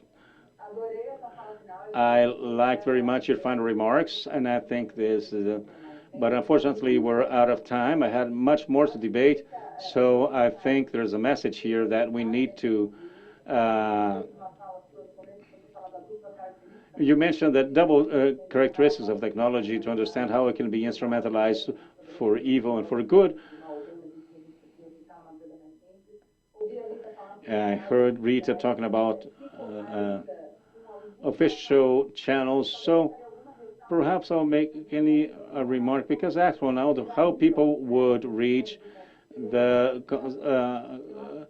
decisions by the board. I think many times the official channels do not reach every person, so perhaps the social networks would take information to people who would not have access to the official channels. So we should keep that social network as a parallel strategy. So there are things we can discuss for another 3 hours, but I know we have another panel starting in a few minutes. I'd like to thank you all for your participation, my friends now. Aline now, as my new friend. Felipe Neto, Rita Von Hunty, Ronaldo Lemos. It was a pleasure to talk with you. I'd like to thank all of the almost 2,000 people who are watching here.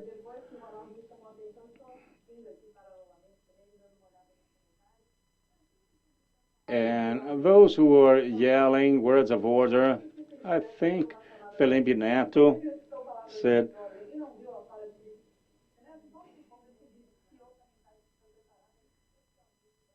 I think there is a message for you by our YouTuber, Felipe Neto. So thank you very much. And I think you can all say goodbye. Thank you. Felipe, you may say goodbye. Thank you very much. Thank you for the invite. Thank you all. And I find it curious that the moment you want to make a YouTuber accountable with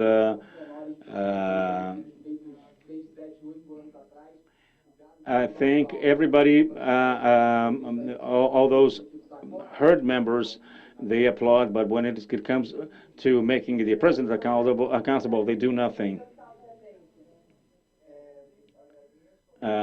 Thank you very much for the opportunity of being here. I thank you all.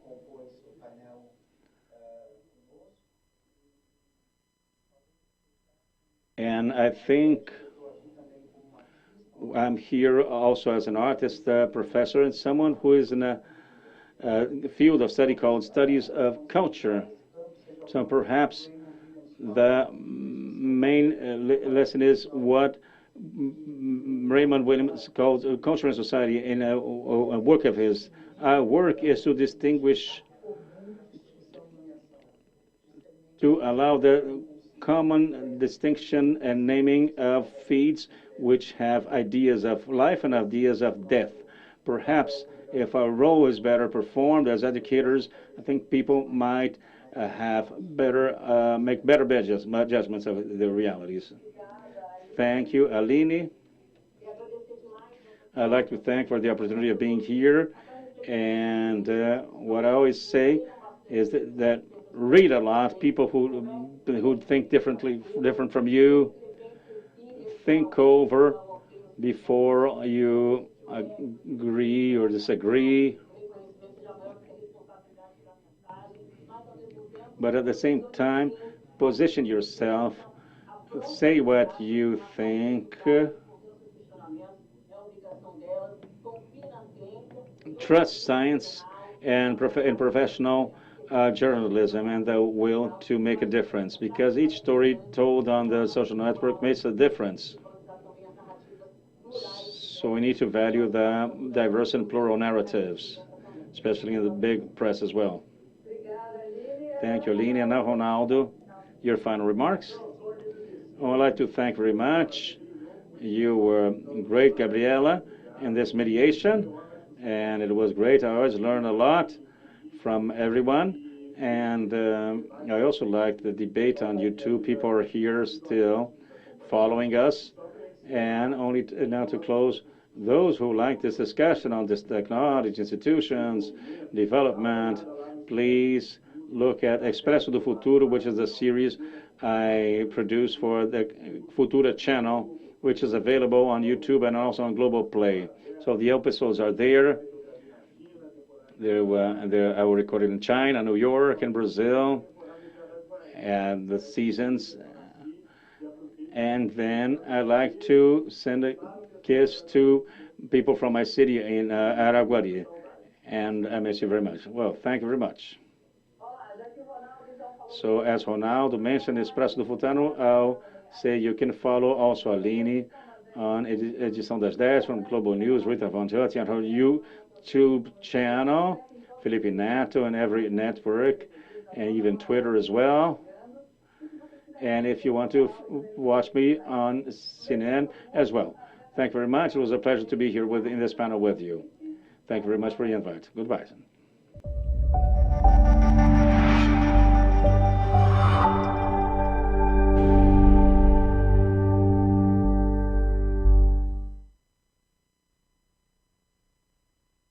Wow, what a way to start this conference.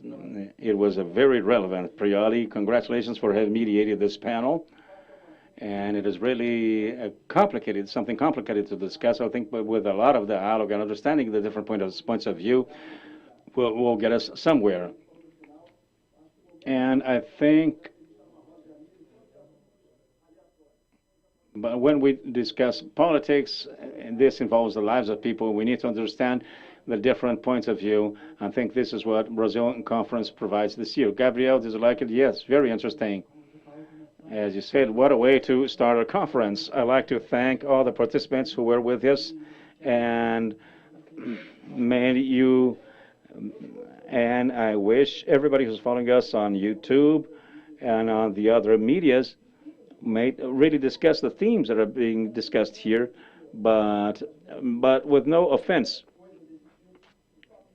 We should have propositions, discuss Brazil, discuss each panel, and this way we'll be able to reach the end of this event with the answers, or perhaps more reflection about our attitude. So I'd like also to say that fortunately we had in the beginning of this event a few technical problems, so it is a live event, but we'll be back with this content at some moment of the conference, because those are contents which were extremely important, like, for example, the positioning of Brazil conference regarding diversity. So please follow the rest of the conference. We'll be back explaining. So I hope you liked this beginning. So now we'll still have two panels today. We'll have a panel on technology and then a keynote with someone from, and then we'll have HackBrazil, which is a competition, which will be a session of pitches of startups. So I'll leave this for later because we have time constraints. So I'll leave this for later. So we'll have people competing at 9:15 for 25,000 reals in money to develop these projects. So you would like to mention the panel we'll have now?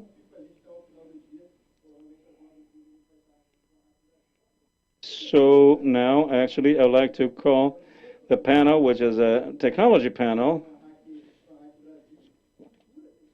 culture, and also the future. We mentioned social networks, mentioning what this Brazil of the future will be. But now we'll have a panel that would encompass a little of everything. Technology, as I said, culture, throughout this week, and also the future. This panel has a discussion on how we will facilitate the progress, how we will facilitate the necessary progress in the Brazilian cultural industry, and how we will find paths in and the different points of view. So here we'll have a panel with a representation of Spotify, which is a big partner of the conference, and also Spotify will record the content of all of Brazil conference by means of podcasts. We'll have availability of podcasts on Spotify to transmit after the conference. So we will have on YouTube, on Spotify, and for us to transmit this after the conference. So this panel will be moderated by Nascimento. Nascimento is from Spotify, as I said. And Ludmilla will be this in panel as well. I'm a fan. And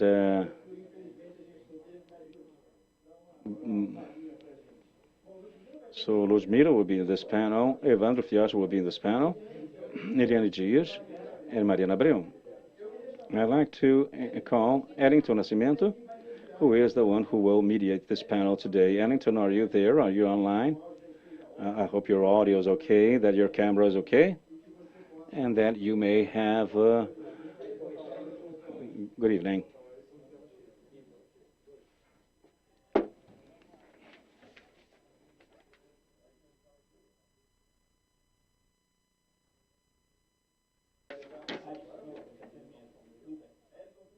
Ellington, how are you? Can you hear us well? Seems like Ellington, good evening. Then soon Ellington will join us.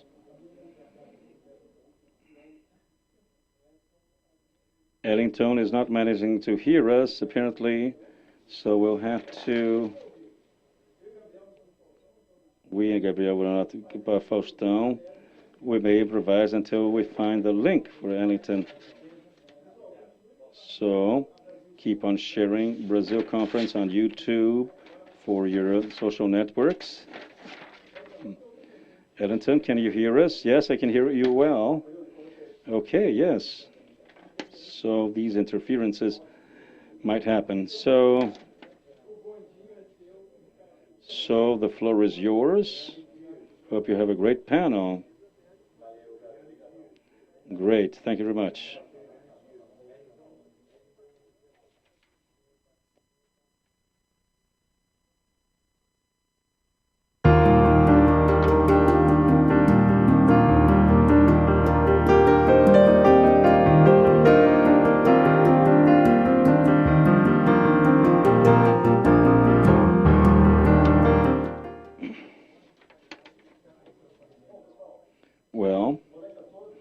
Good evening, all.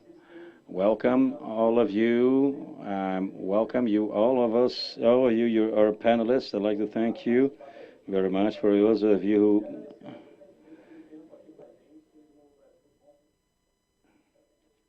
And I'll also to thank Brazil Conference for this. I'm Wellington Nascimento, a manager of relationship with artists and recording companies with artists. This is a panel. Spotify panel called Technology, Culture, Future, How to Facilitate Progress in the Brazilian Cultural Industry. And here we have these panelists which are here with us. Mariana Abreu, who is the Director of Analytic Insights of Discovery Brazil. Evandro Fióti, he's a singer, composer, impresario. Eliane Dias, lawyer, CEO. And her, Ludmilla, singer, composer, businesswoman here. It's a pleasure to have you here. Oh, good evening. It is a pleasure to be here. Yes. So let us, so how did we arrive here? I'd like to put things in context. How we arrived here. So in May 2020, the world had this assassination of George Floyd in the United States.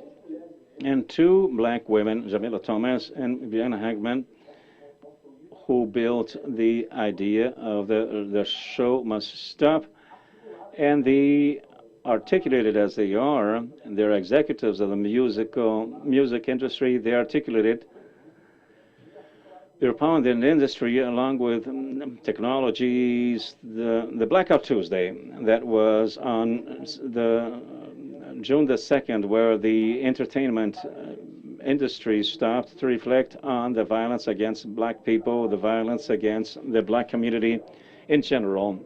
And within this, Spotify was invited to take part. Our CEO, Daniel Eck, he was put the Spotify team there. We stopped for 24 hours. It was a Blackout Tuesday, but there was an exercise which was even more interesting, which has not only to stop, we were invited as the Spotify team of all the world to think about solutions, to start internal dialogue, exchanging ideas, to find solutions to solve, not only solve as a whole, we know that this requires a lot.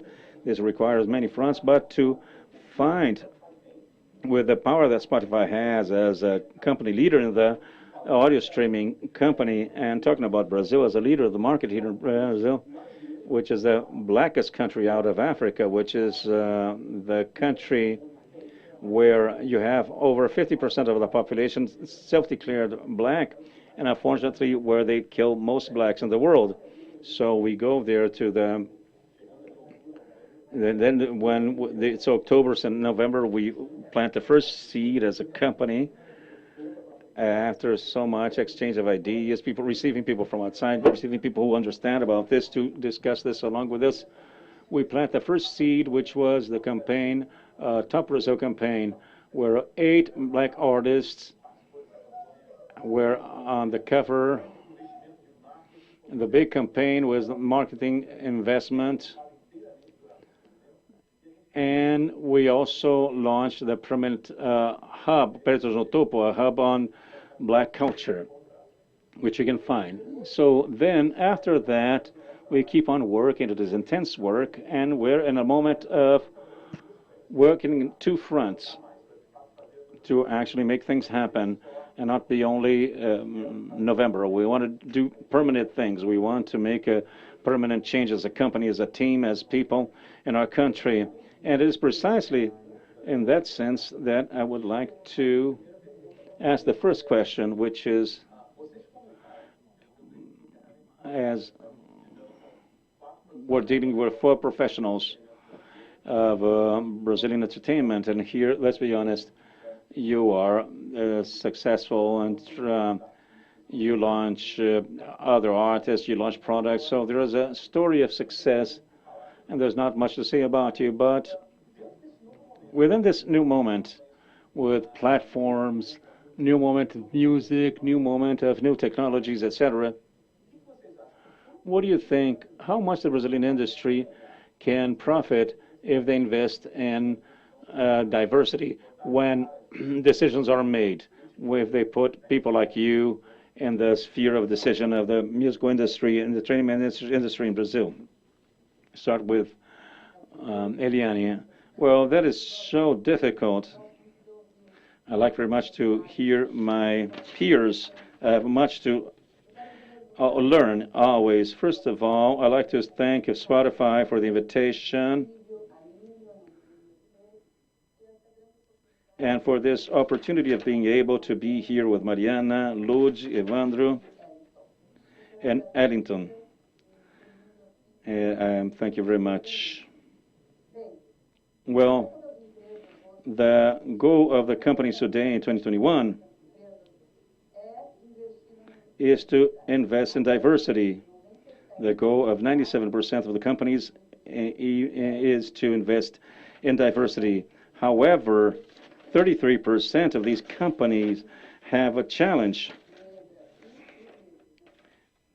So what happens if the company is not able to invest in diversity, to invest, it starts being out of the purpose of inclusion, out of the purpose, it will lose incentive laws. It will be a company that is not well seen. It is a company that is not well seen.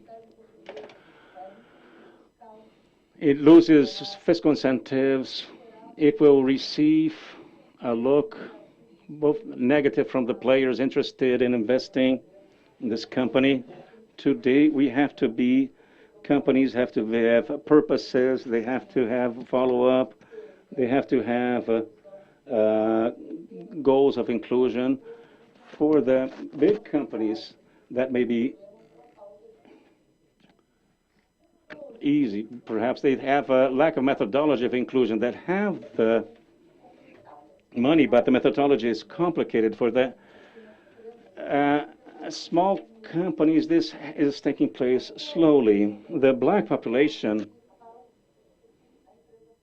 let's see what the company can win. I mentioned what the company can lose: incentives, it loses partnerships, visibility, because we are selecting.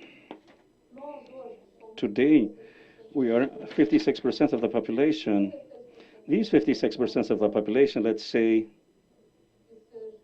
they are a share C1, C2, the class C1, C2. Those are the people I work with. I like to work C1, C2. This population has a family income which ranges from 2,000, minimum wage. This family income varies from 2,000 to 6,000 real, classes C1, C2. And then we have a small share of blacks, B1 to B2 class. Let us say that this company does not invest in the black population, they're not having, they'll stop having this money circulating. Why? Because black people today, we are more connected, we are interacting, we're more critical. So if a person with reference points out something they do not find right, everybody will look. If you stop making 1,000 real, 2,000 reals from the class C1, if you do not bother in losing players, if you not bother in losing, in being not well seen, losing fiscal incentive, partnerships, you're losing money. It is impressive for you to say that, because Maria is a woman of numbers. What is your view on this, Eliane? First of all, I'd like to thank for the invitation. It is a pleasure to be here with you, with people I admire, which are a reference in music and culture.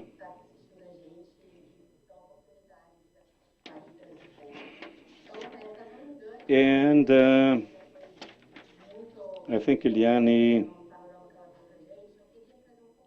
I'd like to show the importance of the representativity, black representativity in the panel, because it is important for us to think also about the message that the decision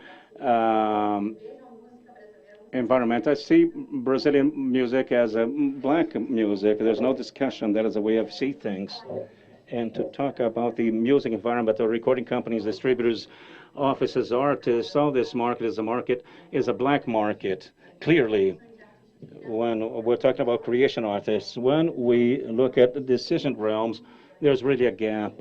We really see that those are not represented, and we're not being represented. And I believe that the message we have in these venues of decisions, more credibility our messages will have, the more we will bring the audience, the more we'll be able to convey a consistent message by means of lyrics. And I see very much the importance of this message that is conveyed. And this message will only be credible if it's conveyed by black people in places of decision in Brazil. Luigi, as an artist who controls her own career, what is your view, and how much our entertainment industry can profit from black people in positions of decision? And first of all, I'd like to mention what an honor to be here along with you. This Sunday will be marked in my life. What we're doing is very important, and I think it is very important to have black people on the other side of the table if I'm signing the checks, because I'll be celebrating my 10 years of career, and it was hard to arrive here, to be here in this conversation. Only I know what I went through, and I think if we had more black people signing papers, coordinating things, I think it wouldn't have been so difficult to me. I think there would be other Ludmillas, because how many people, girls with talent, that I know? Several. But how many of them are being recognized as they should? Not many, because so I think if there were black people in positions of authority dominating more this field, being more present, I think there would be other Ludmillas, there will be more opportunities for all, because black people understand each other. If I say about mention any occasion when something happened and I try to explain how I felt, you will understand what I'm saying. But the other majority that didn't go, someone who didn't go through this won't understand. So it is going to a bar and there are a bunch of German people there and arrive speaking Portuguese, we won't understand each other. But if we sit with other Brazilians who speak the same language, who speak the same dialect, I would say, I think we'll get to understand each other. So I think it is important to start to have place for black people signing important papers and making important decisions. It makes a difference.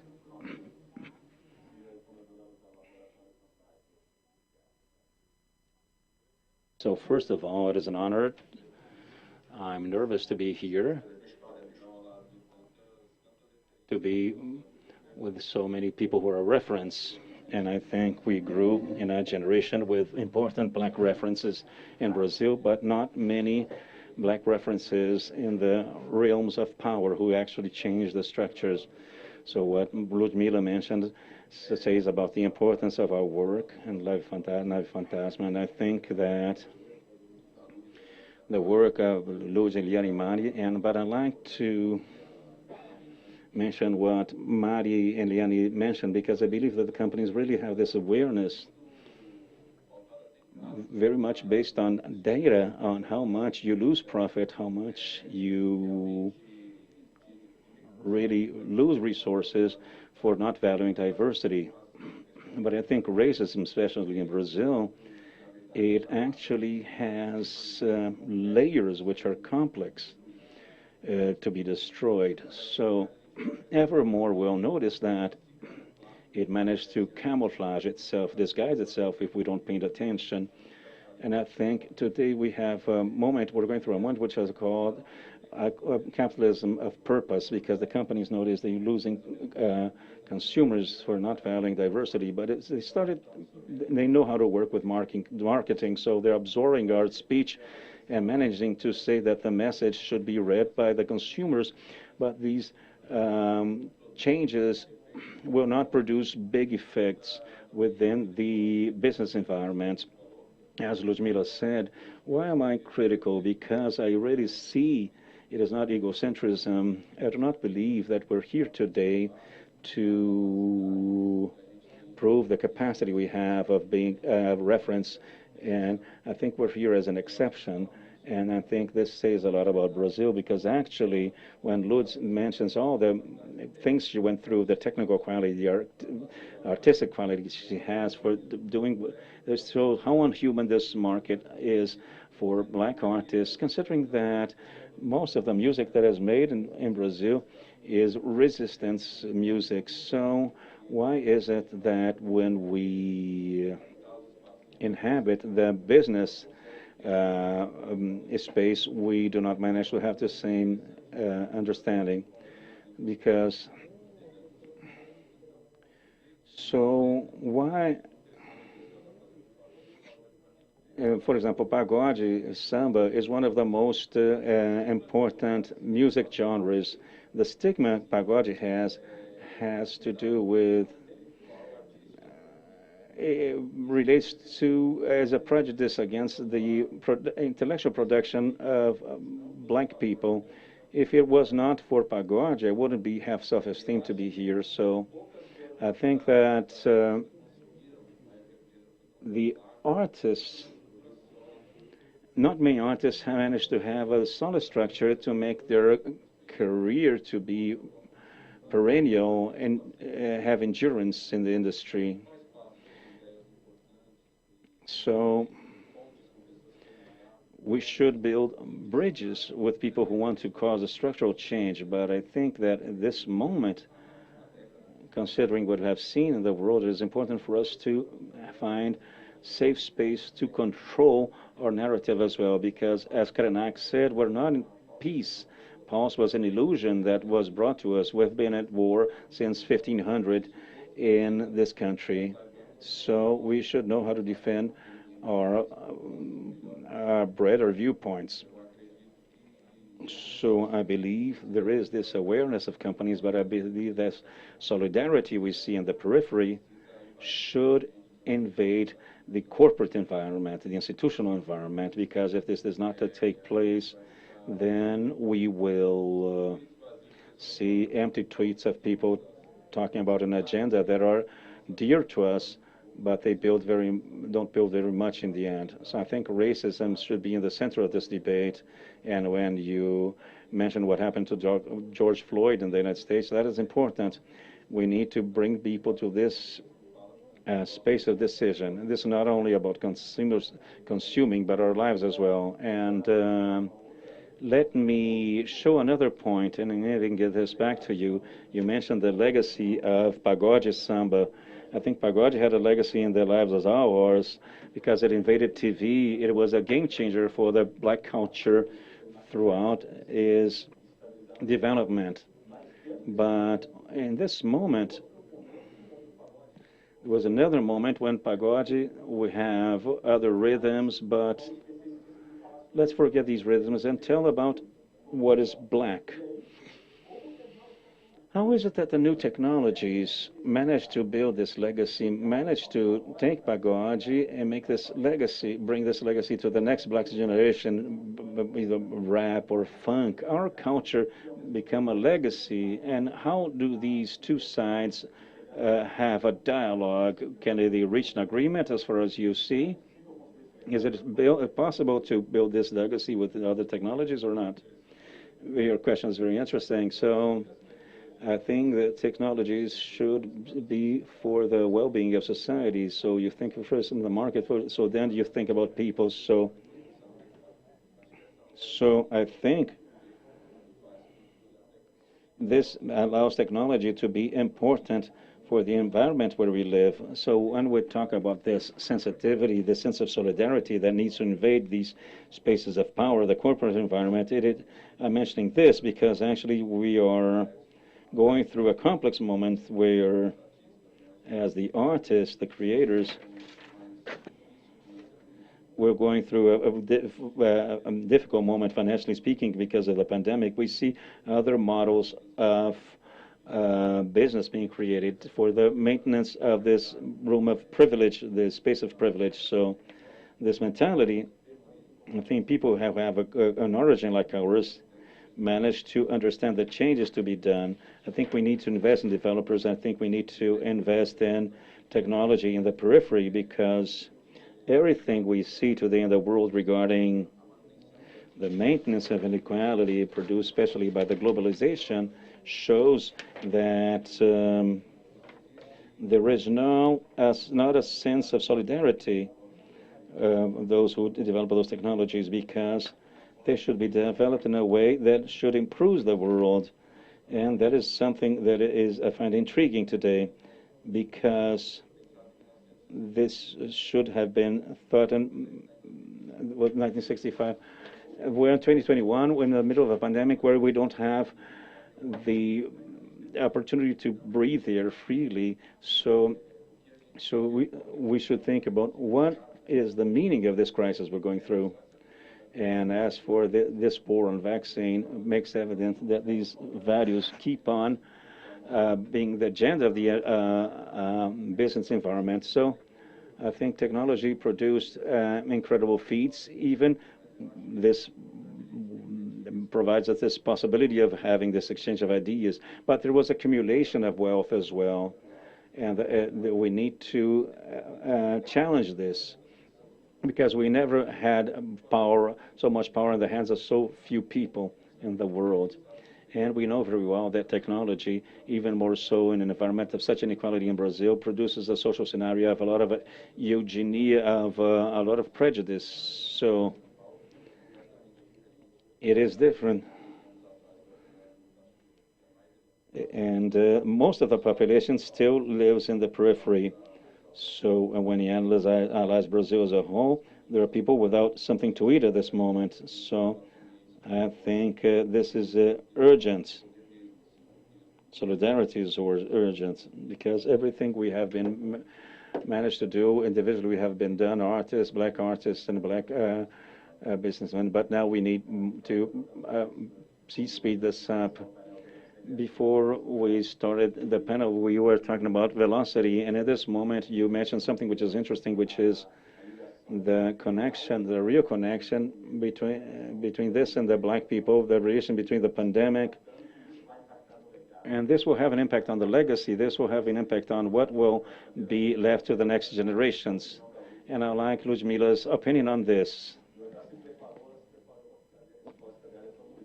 So Ludmilla, Regarding legacy, the legacy of these new technologies, this urgency Fióti brought to this.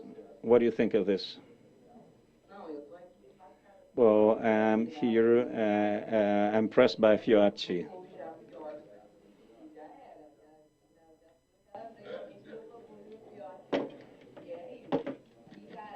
And everything Fióti mentioned, of course, the more information, the more technology we have, the better. But the point is, who will have access?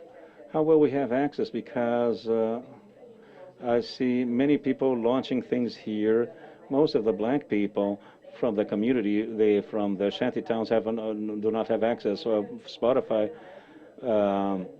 A large amount of my public, of my audience, of my followers, don't have access to Spotify because they can't pay. They're poor. They don't have much money for Spotify, so they don't have access to this tool. So that is what Fióti mentioned. It is good, yes, it is good technology information, because if it was not for technology, what would be here? In my first video, which became viral on the internet, which Fala Mal de Mim, which was without anyone's help, without agent, anything. I put it on the internet and it went viral. But today, after so many years here, he's in a comfortable position. But I'm an exception.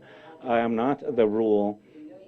So that is the point, and we need to leave this behind. We need to leave this exception behind. It has to become the rule. We need to have more black people with equality, more black people and with power, with more successful black people being able to show their voice. That's basically it. We want more technology, but we also want equality. We need equality as soon as possible. And to close this point of view, I'd like to hear from Eliane in order to close this question. But that is what you mentioned. This calls attention because, for example, give an example, a simple example on this, about how much we need to improve this dialogue. For example, Spotify is free, but how much we need to improve this dialogue in order for it to reach our people, for them to understand this, how much we need to provoke this. That is interesting. Thank you, Ludmilla, for your view. Spotify they have it for free as well, but it is not that good. We cannot choose what we want to listen. We need to listen what they choose for us. So that is why I said the tool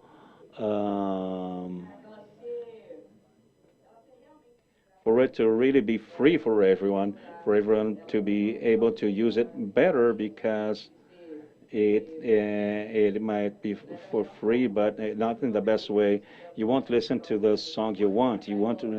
It will be something somehow random. So it is not best thing. So that is what I said. So the best one is the paid version.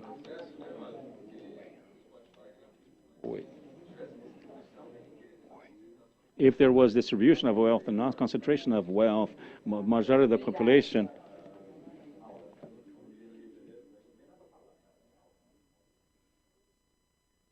So to close this topic,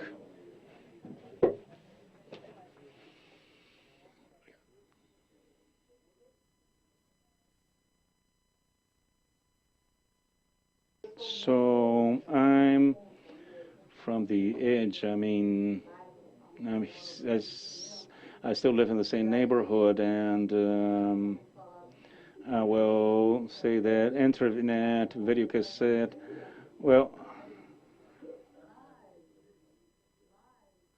but I really trust my people. I really trust the black people, the black woman, black man. I believe there is a capitalist maneuver, a racist maneuver that makes us, a few of us,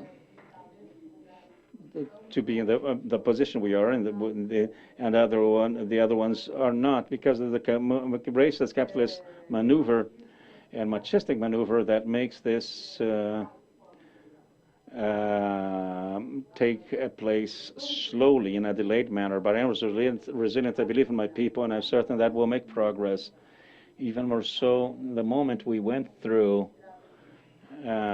we had a lot of incentive to study with quotas, with scholarships, many black women joining university and finding access and information, and then, but when you come out of the closet, there's no way to come back. You won't make Eliane want to stop learning. So if you go to university, you won't be the person you were before. Or you won't be any longer the person who only went to high school, let's say, so, or to elementary school. So those tools that make me able to have my analytic, to analyze where I should work, all those tools I use in my work, I'm certain that they can, it might take long for the majority of the black population because the concentration of wealth will go on. In a capitalist country like ours, people can say, well, I'll divide this wealth. If there was this possibility, there wouldn't be a large movement to make for homeschooling, because the majority of the population in homeschooling won't have access to the internet, won't work, won't have access to their studies, and this will be even more delayed. I'm completely against all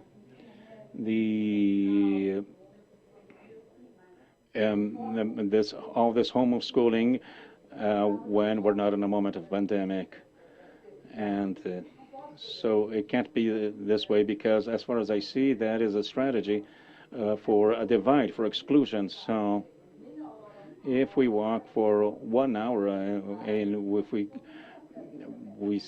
cover the neighborhoods, we see people without access to the internet. We see people with the problems when you see with 300 reals because they don't have the application, they don't have internet, they don't know what mobile is, they can't use the money the way they would like. So I believe that the division of income is necessary. However, the moment it is a utopia, we don't want this division of wealth in any way whatsoever. So so the ease to have access to everything, well, it will depend on Spotify, for example. Spotify having the initiative in terms of making the difference, because at some moment they have a better acquisition power, which is what the big companies are doing. So we see the big companies with the allowing people to pay in installments, for example, and credit. So the companies that work with the majority of people, they have this pleasure in offering incentives to pay in installments. If I buy in installments, they will say, well, I prefer you to. They know that this person has only a name, and by means of this person's name, she'll buy in installments. If I go to a mall, which is close to where I live, I'll pay a little more expensive for a sneaker, for example, than if I go to the Peruera shopping, because here people buy what is expensive and then buy it in installments. They try to pay it in 12 times. I don't find that so good. I think people need to buy cheaper and pay only once. However, I know what the feeling is. I know what the feeling is of a black girl, a black boy, in terms of being able to buy a new sneaker and being able to show off. I know what the feeling is. So we need to have this sensitivity, this empathy. So we see big companies. Magalu is one of them. It is one of them. We see big companies who work specifically to this public, these consumers, because they don't believe the distribution of wealth will take place in a fair manner. If there was no racism, there would be no Brazil. If it was not for racism, there would be no Brazil. So And Brazil needs to be capitalist, it needs to be racist, it needs to be machistic.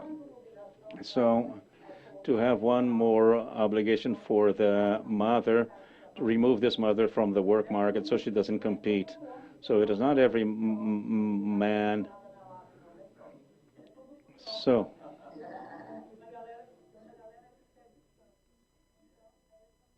so that is my contribution to this. Thank you very much. I have no words, and then I'll come back to Ludmilla. So Ludmilla, Lud.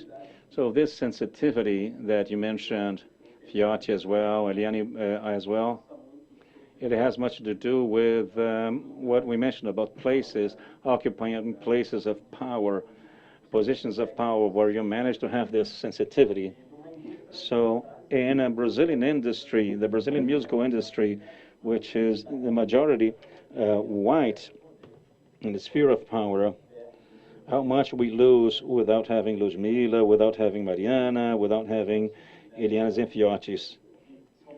Those are people who understand, who have this sensitivity, as I said, sensitivity of the black DNA, the sensitivity in our lives, because this is our life. It is not something theoretical. How much the companies are losing regarding this connection in terms of having sensitivity, as far as you see, what are they losing regarding this? I think that we have structural racism, as I said.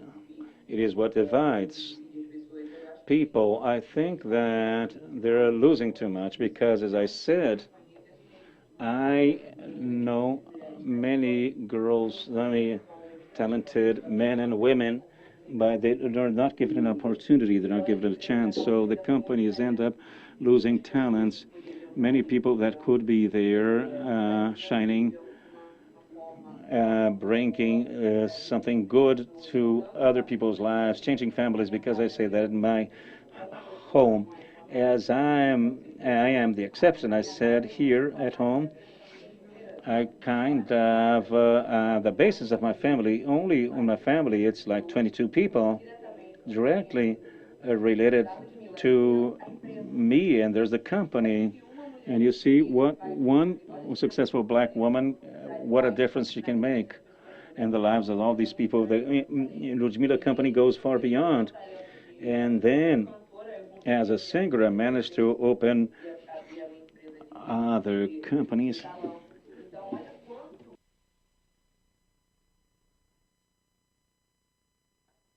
And this, look how much they're losing by not giving room, place, voice. So those are the things, and it is a movement that inspires, because you mentioned things that. So you see the level when we're really in a place we should be.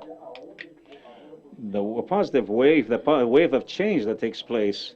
It is not only a matter of, oh, we're just doing this.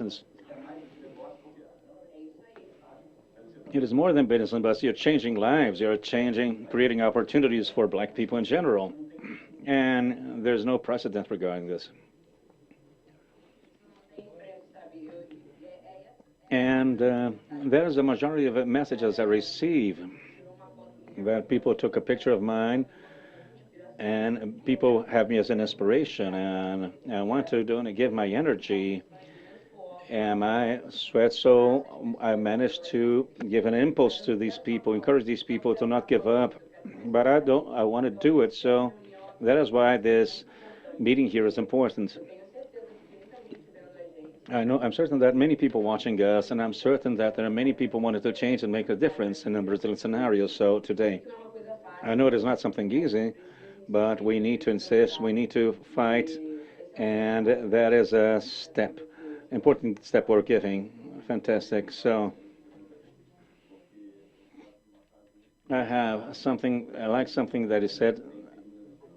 People say men lie, women lie, but not numbers. So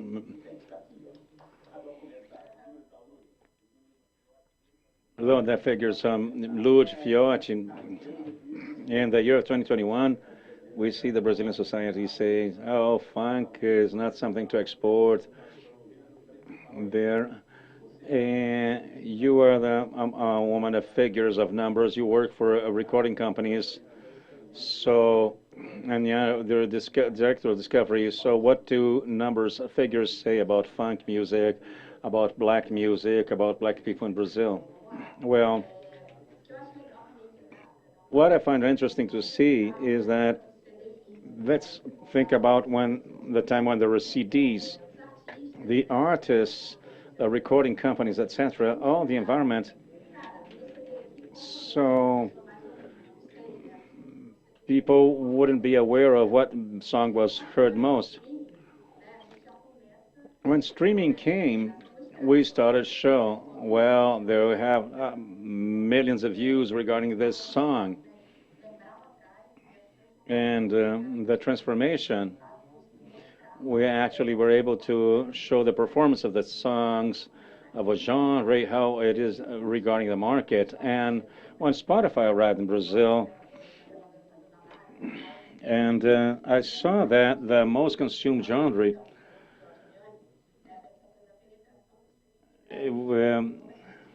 so I think that back there when Spotify began, the most listened genre was international pop. International pop was very successful. And then as streaming became more popular, we see that this starts to change. And then you have a bigger base of users, and there's a bigger penetration and becomes more popular. There's a way to go. But it was interesting to see that as this entered our society, then the general popular genres started to be very successful. Funk, rap. There's something already undeniable. Those are the genres that people want to hear. So what I find interesting about streaming is that streaming is a reflection of what people want to hear. There's no such thing as, oh, they're in the store and I'll buy a physical CD and then there I go to the and streaming certainly is different because people will find the music they're looking for. So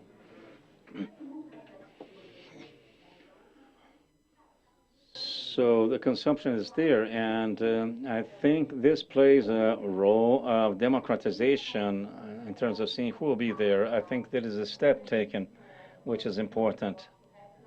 Funk is strong, rap is strong. The second most listened genre in Spotify in 2020. There's nothing else to be said in Brazilian rap as well. We can see it ahead of several genres. So I think streaming makes possible for these people to appear, for these people to say, well, there's strength, I have an audience, there's public, and the people will hear what I have to say. And this has to do when we talk about legacy. Remember and we had great samba artists who died and were who and at a time when there was not so much data, so we could not evaluate their importance as much as we can nowadays. So can I add something to what you said? There's something that is crucial in terms of the resistance we faced in the work of Acionais and Emicida, other works there. So it brought the capacity to choose. When we bring this to the record industry as a whole, it becomes a music industry as a whole. It is clear that when music became a product, the way how this product was read by those who sold the product, you see how Brazilian music was publicized on radio. And then you can see that all the black artists, both from either male or female, managed to climb up. They were the ones who had to a given extent, the approval of a white person. And why the approval of a white person? This, at the same, I'm talking about the story of Clementina Jesus, for example. I'm talking about Pixinguinha. I'm talking about people who were way ahead of their time, creatively speaking. So the moment we bring this to what the streaming does, it ends up with a methodology of curatorship that was, it finished a curatorship of radios which was full of prejudice. So I think streaming materializes this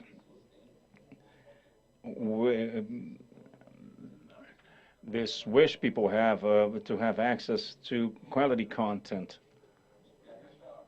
So,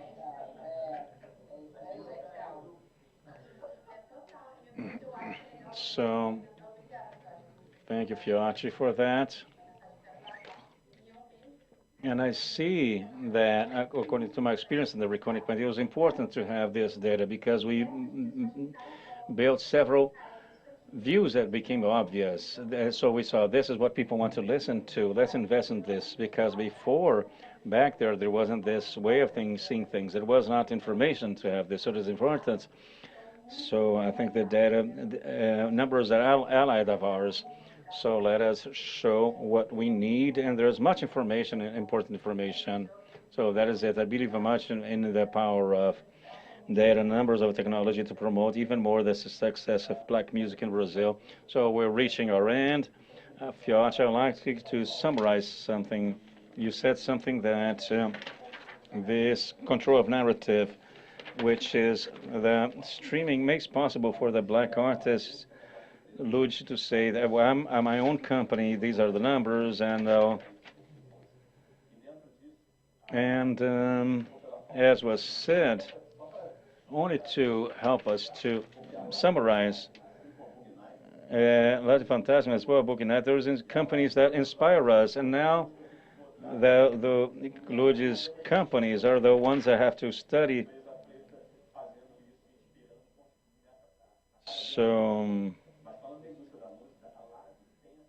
So Lab has this characteristic from the beginning. Since the beginning,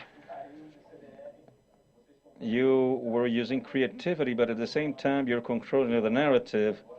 And now the size it took, it is challenging.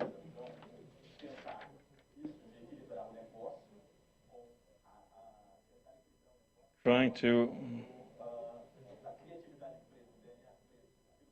the black DNA, black creativity. Our businesses transform lives. Try to share this vision with us as a company. So I think the main motivation for us are the values that nurture the hip-hop culture. And they can transform the world if they're taken seriously, and they can be transformed into a business view and impact the world as a whole.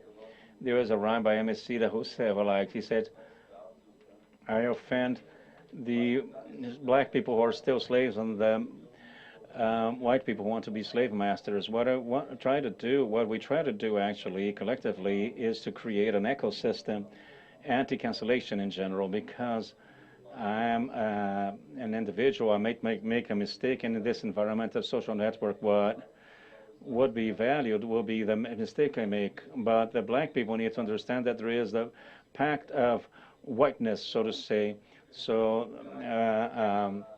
I think there's the colonizer makes us not be able to construct a scene, be it within a musical genre or in the work environment, or in Brazil, the country where we live. And I believe the more laboratories we have,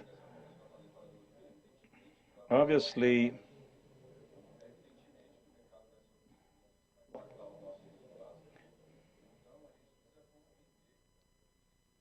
so we must understand that we'll only to be able to create a strong ecosystem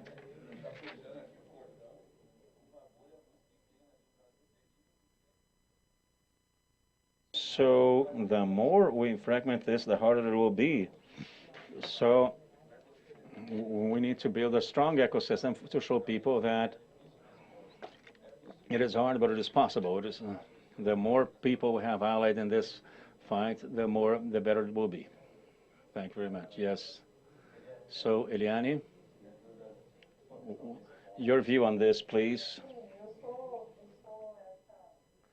So, I am this businesswoman, entrepreneur, and I believe in us being together and being able to do things because we are like a train we're in.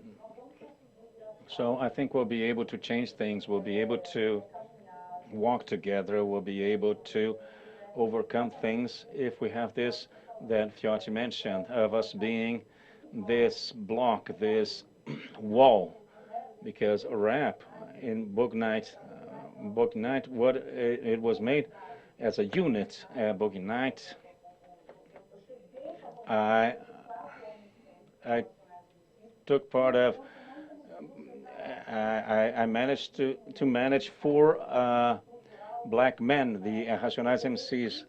I was 25 years old, and there were 4 guys who were different, who were rap singers, but one protects another one. They protect each other. 25 years later, there's a. I am this 5th element who has this understanding. If I cannot speak well of you, you'll be certain that I won't speak ill, because I have this awareness that if I contribute to the slave master, I will weaken my people, or weaken myself.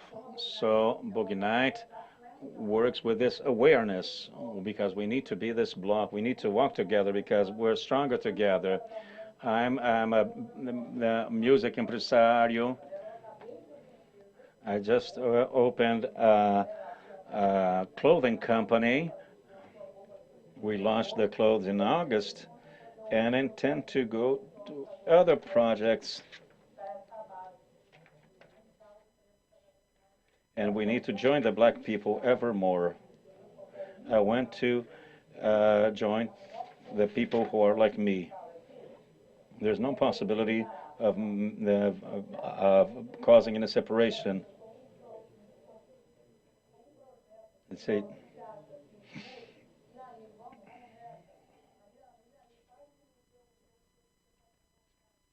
So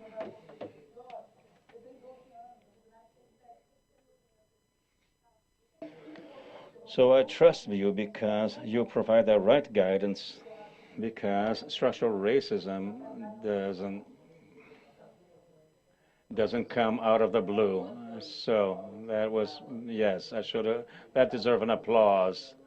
And Ludmilla, please, and please, your final remarks, and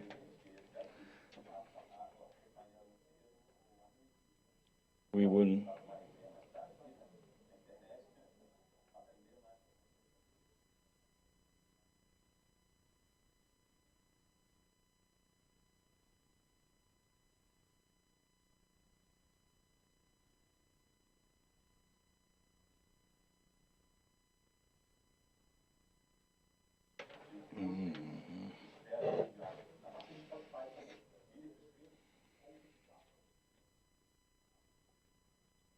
What do you have to tell us in this sense?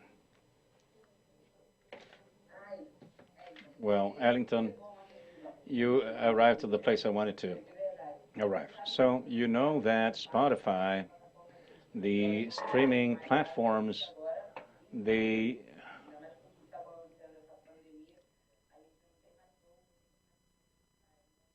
and during the pandemic we can't give shows, we can't perform, and you're responsible for distributing our music. And I'm about to celebrate my 10 years of career, and one of my latest launchings was Rainha da Favela, the Queen of the Shantytown, and it was my best launching because I launched it in November, and the day of the, I launched it in November, and it was on the day of the Black awareness. So I had a remark in the platform. I managed to enter the biggest playlist, and it was my best launching because of that. So then I became more, I saw the importance of the support, of the help that I only had that month because of that event. So is that I wanted to see this help for all the black people starting from now on. Um, for this to be, because it makes a difference. As you may know, when we're black, we need to do 5 times better to be recognized, and that is very tiresome. When I do an album, I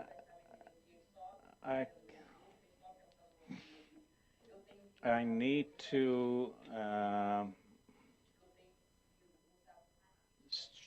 fight against racist people, people who don't understand what I'm saying, who don't understand my art, who I need to show to the people in my recording company.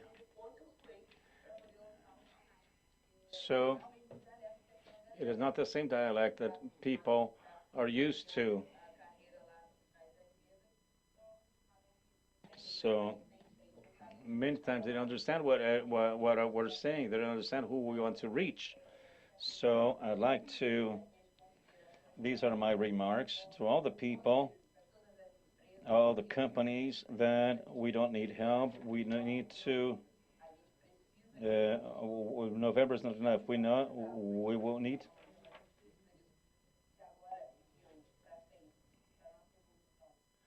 This for our evolution, the evolution of all, for the best betterment of humanity, so we can evermore defeat racism in every possible way, structurally, verbally, whatever. So we need to do this from now on. Thank you very much. Great. Thank you very much, Ludmilla. No words. Fióti. And the final remarks, right? Those final remarks in this topic.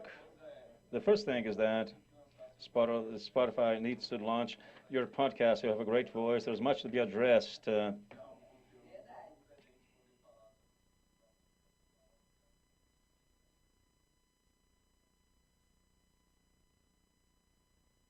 think Spotify, as I said, we cannot reflect the impact of the inequality.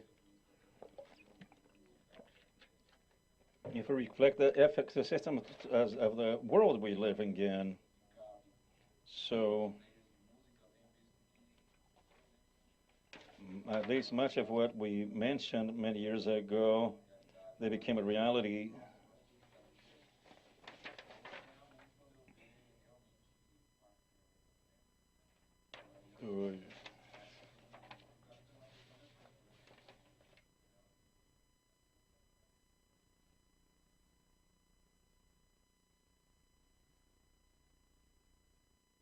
If this person is aware of how deep these violence, the effect of this violence on the life of our community, this will be beneficial for all the business structure as well. So we'll keep on fighting, working, looking for allies like you, so we can manage, actually build big movements as big as what we have seen here in this Brazilian civil society, with people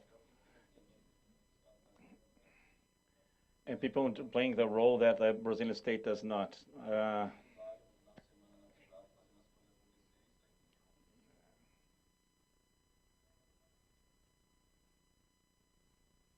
So I'd like, first of all, apologize, Mariana. I received here a message saying that we already have time constraints. Could you summarize it in a word or so? I'm sorry. The feeling, your feeling, what we'd like to convey. Of course,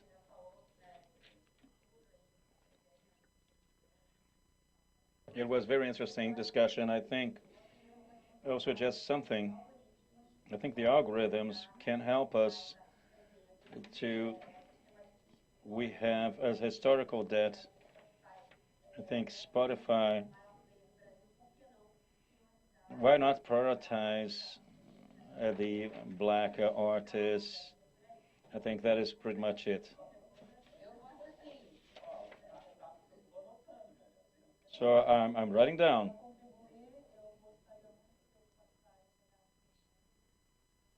So I like Spotify.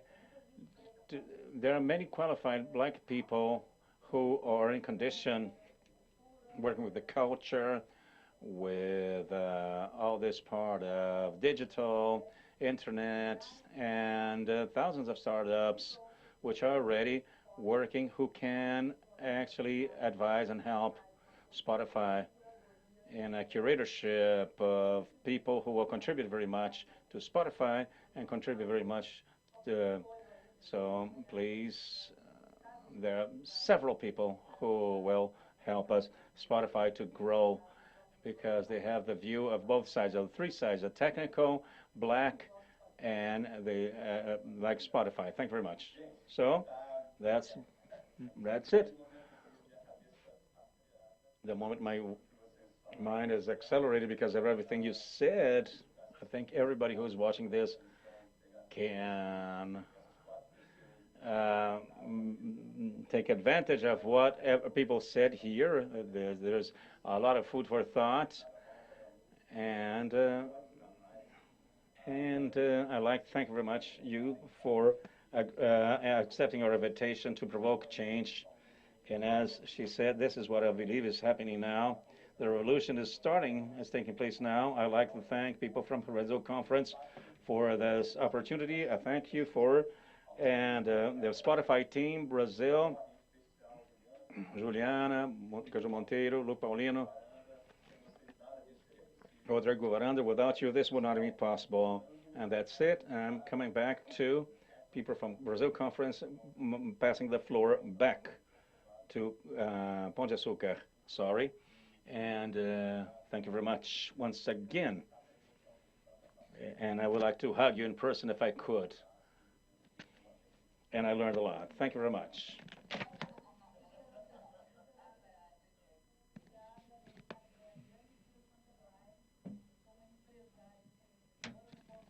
And I must say, I'm not Ludmilla. I want to say, Ludmilla is a phenomenon, a marvelous phenomenon.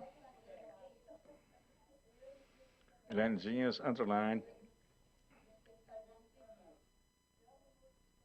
Love you very much. It was great. It was great to be with you. Thank you very much.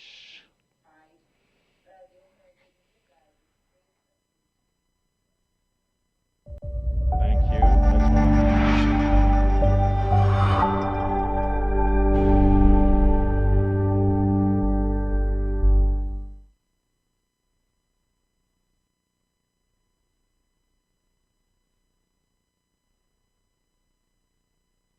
When we talk about technology and culture,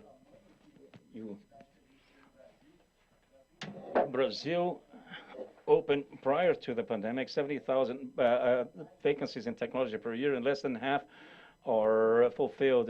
Today in the world, we have 35% deficit between demanded workforce with workforce formed in technology. So it is important for us to discuss technology as an inclusion tool, even more in this moment of pandemic, which accelerated so much the process of digital transformation, which accelerated very much the demand of Brazilian companies, even the companies abroad looking for Brazilian professionals. So it is actually a tool of bigger inclusion. So we are almost reaching the last part of the Brazil conference today, the opening this week we'll have. But you're seeing here on top to my right a QR code. Please take a picture of the QR code. You may access the site of Brazil conference. Check the speakers and the agenda we'll have throughout this week, because actually this is only starting, and now we'll have a small break, and so we can drink water, rest a while, and we'll come back to the last part of Brazil conference, which is very important, very interesting. HackBrazil was developed in order to boost innovation and entrepreneurship in Brazil. There are 5 startups which will have their speech. Will be a jury, and we will evaluate each of just pitches and rank each of these startups. One of them will receive an award. So please stay with us and call your friends who want to learn more, because actually it's very interesting, and which happened already in other editions of Brazil Conference, and which will happen here. And have water, and we'll be back at 8:30. We'll be back at this 7th Brazil Conference 2021, right? Impulso muda tudo. Muda o todo, muda o mundo. Impulso e seu negócio já não está mais no mesmo lugar. E aqui, todo mundo, startup e grande corporação, vai concordar. O cenário de inovação é um cenário de incertezas. E faz sentido que seja assim. Se é inovação, é porque ainda não foi feito. Na FabStart, acreditamos num futuro em que startups e corporações aqui no Brasil se tornarão benchmarks de inovação para o mundo. E a FabStart, protagonista dessa transformação. Já deu para imaginar o que esse impulso pode fazer por você? FabStart, desafio aceito. Comece agora.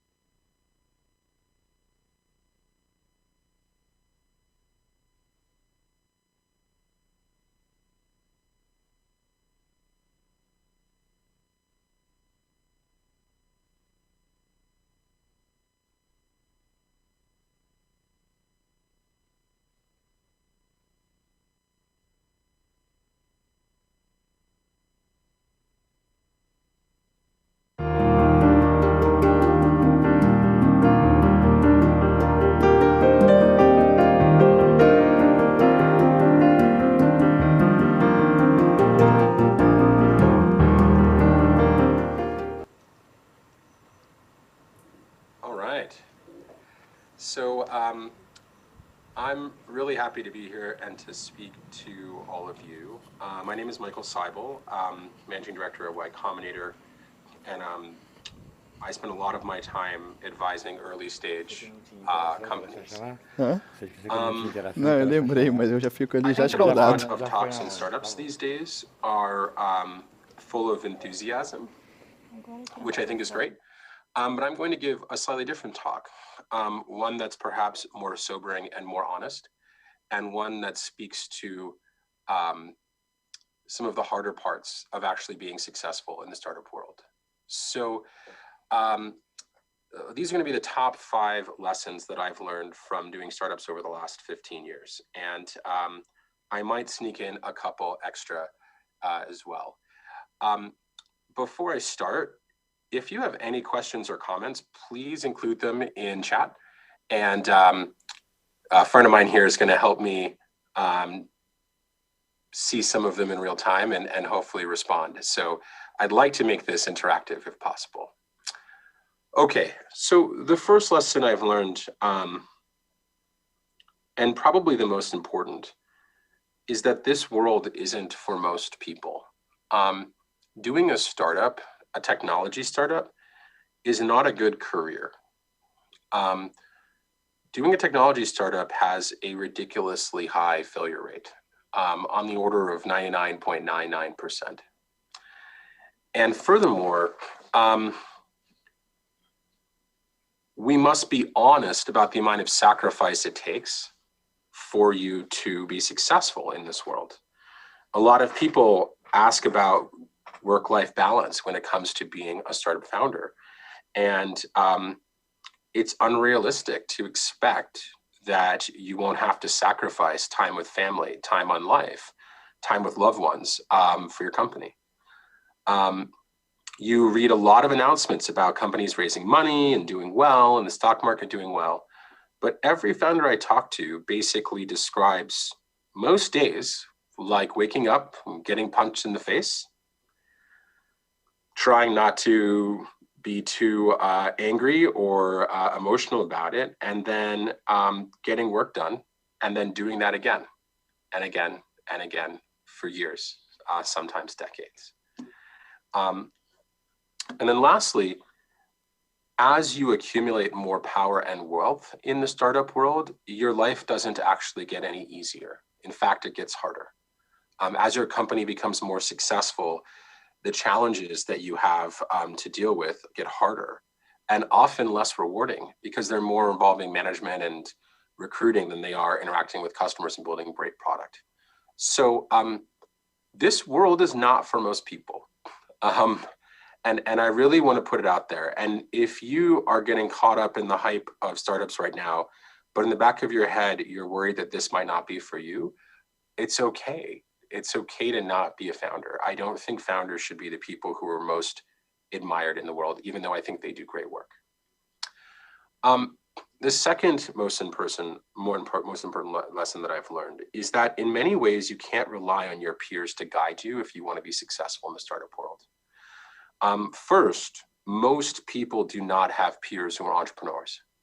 And so their conception of what this world is based off of information that's, needless to say, questionable. And the context they have on what it takes to be successful is minuscule.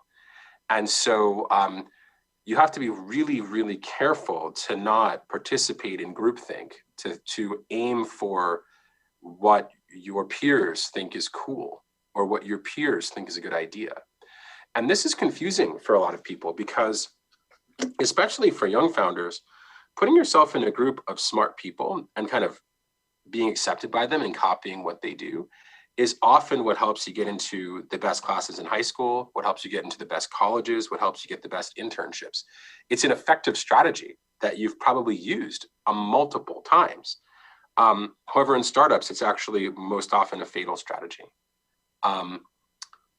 One of the things that we tell YC companies when they join is, hey, congratulations, it's very hard to get into Y Combinator. The acceptance rate's around 2%, but only 2% of the companies in any given batch become large and successful.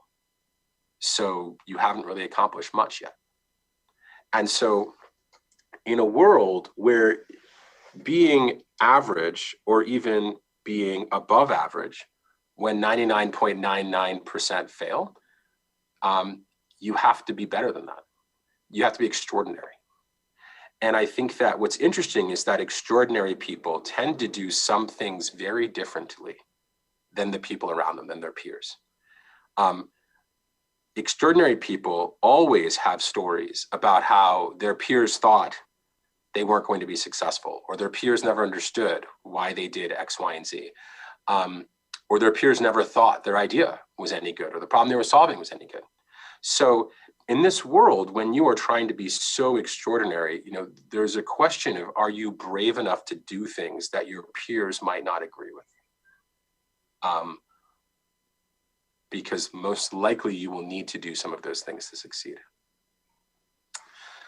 Number 3, I always look for a good analogy for startups. And a lot of people try to draw lessons from the general business world, which I think is fine. But I actually like to draw analogies from the sports world because I think it's far more accurate.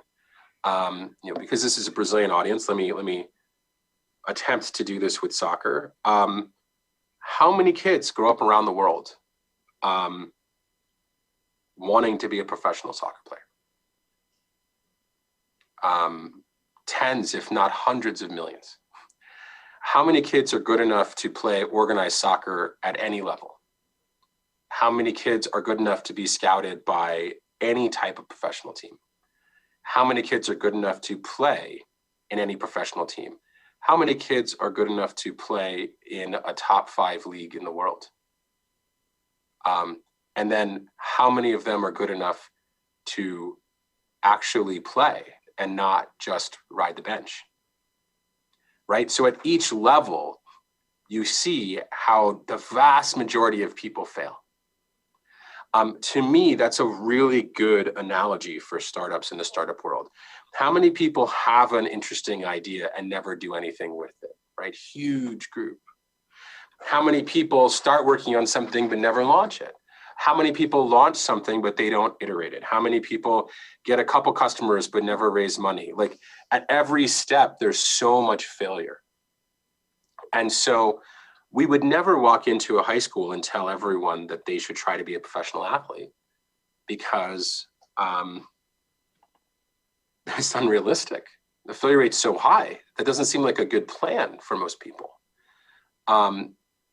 In the same way, we should never walk into a room and tell everyone that they should be a tech founder.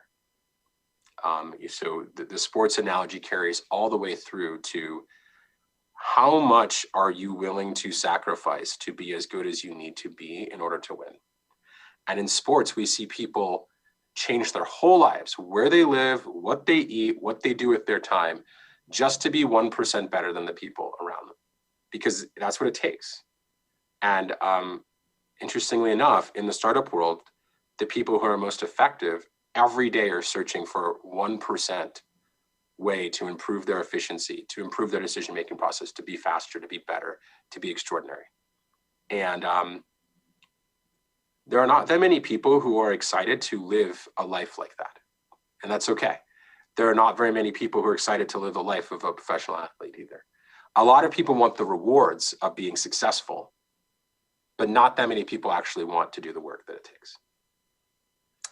All right, number 4 is friendships matter. It's all too often that I see people really not taking advantage of the time they have to make close friends. Typically college is one of the most unique times in most people's lives because you'll never be around a collection of as smart people who have as little to do as you are in college. Yet time and time again, I don't see people building relationships with their peers, making friends. Especially in the startup founder world, I see this weird trend where people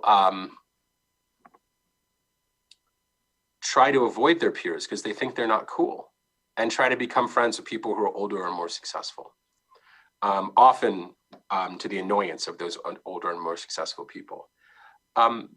So the thing that I'll say is that it's extremely common that the people you become friends with in your formative education years are people that you can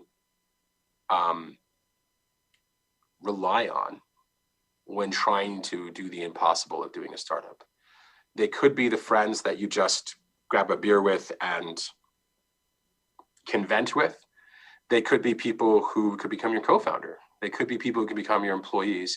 They might be able to introduce you to people who can be helpful. And so don't waste the time you have when you're kind of getting educated and not also spend it making friends.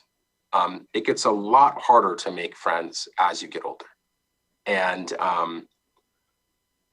this is something that I think young people miss a lot, especially the young people who are racing to be successful. Okay, number 5. If I were you, I would ignore many of the trends that are talked about in the media or press or tech press. I see a lot of people who want to win so bad, they don't care what problem they're going to work on. And they read VC Twitter and they see everyone talking about remote work or hard tech or whatever the topic is of the moment. And they think to themselves, boom, that's what I'm going to do. I'm going to do a remote work startup. Let's compete with Zoom. Or I'm going to do this. Or I'm going to do that.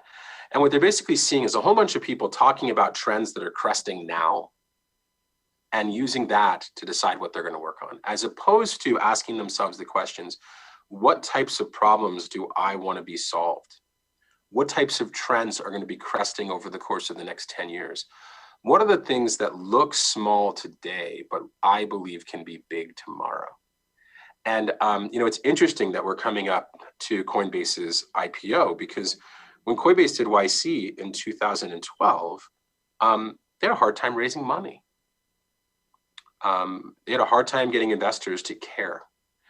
When Coinbase launched, they gave every new user 1 free Bitcoin, and nobody cared.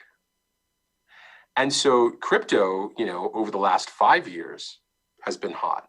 But you have to ask yourself, are you brave enough to choose something 10 years before it blows up? Are you brave enough to solve a problem? Are you brave enough to create a trend? Or do you have to just go after some other trend that everyone else is talking about? So be really careful about trends. Be really careful about outsourcing the problem that you're going to work on for perhaps 30 years. Because if your startup is very successful, you might be working on it for 30 years. So those are my top 5. I got a couple questions that I'm going to address, and then I'll get into a couple bonus items that I think are pretty fun. So do I believe the pandemic is changing the profile of companies that apply to YC and the problems that they tackle?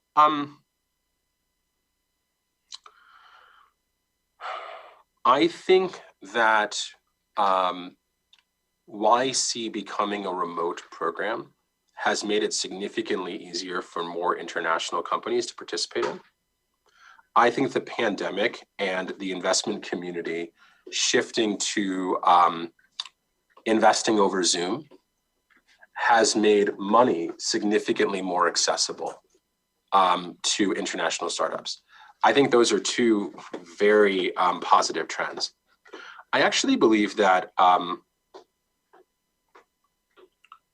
most of the international startups that we have funded over the years tend to have a more altruistic, problem-solving, I would say, region building mission, which is something that makes working with international startups a lot of fun. I believe sometimes US startups take the United States for granted, whereas I think that a lot of international founders see their startup as part of the mission to make their country or their region or the world thrive.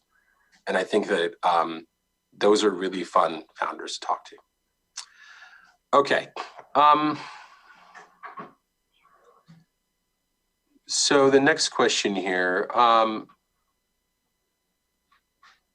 well, these 2 are Okay, they're not great. So I will go through them very quickly. So I would say that the first question is, should Brazil be investing in accelerators in public universities? And so I would say this. I think in general, supporting technology entrepreneurship is an important thing to do. I think Brazil is a powerhouse country, and I think that it needs to have a extremely robust tech startup scene. I think that any effective investment into that is good. Now, we can argue about what's effective and what's not. And I would argue that for all of you, especially those living in Brazil, you'd probably have better opinions than I do. But I generally support more investment in tech startups, and especially in countries like Brazil.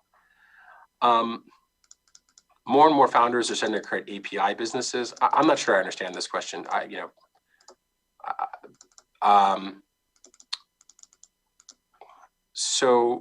And then the next question is, what do you think about prominent and talented young Brazilians opting to work and found their companies outside of Brazil? I'm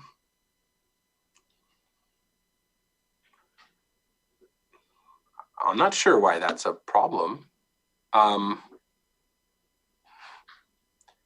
I think that we should support entrepreneurs if they are trying to make the world a better place.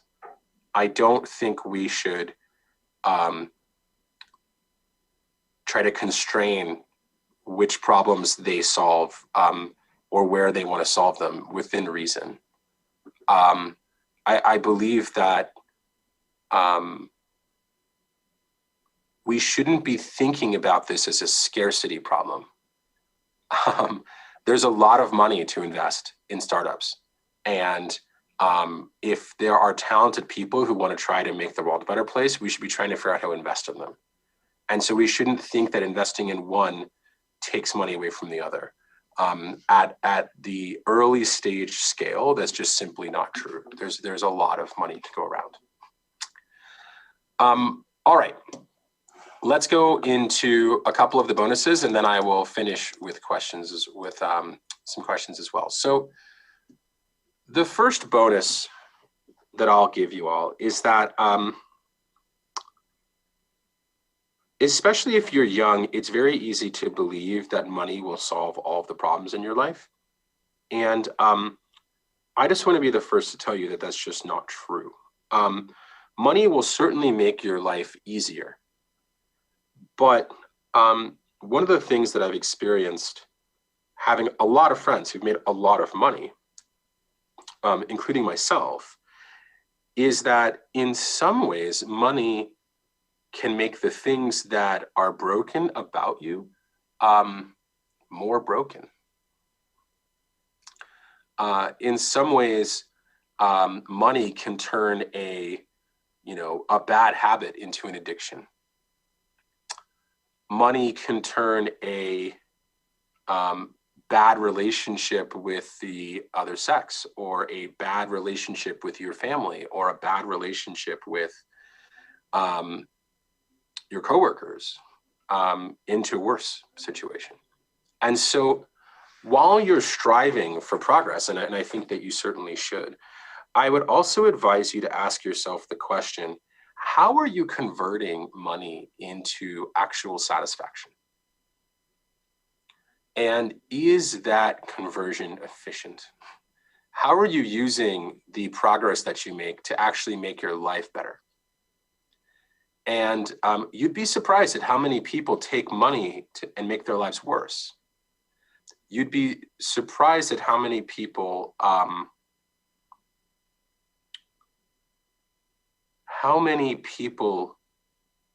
don't use the money that they make to try to help the next generation. And so I really wish that people would optimize more for satisfaction, would figure out more about how to make their life more enjoyable rather than just optimize making a number in a bank account going up. There are so many rich people, and you shouldn't feel bad for them or sorry for them, don't get me wrong, but there are so many rich people who they would describe their lives in an honest moment as miserable. Don't become one of those people. And then the last bonus that I'll leave you with, founders often don't understand their role in our economy. It's really easy as a young founder to think of yourself as just kind of a junior player in a really large company. And you have to wait your turn, and you have to treat everyone nice, and so on and so forth.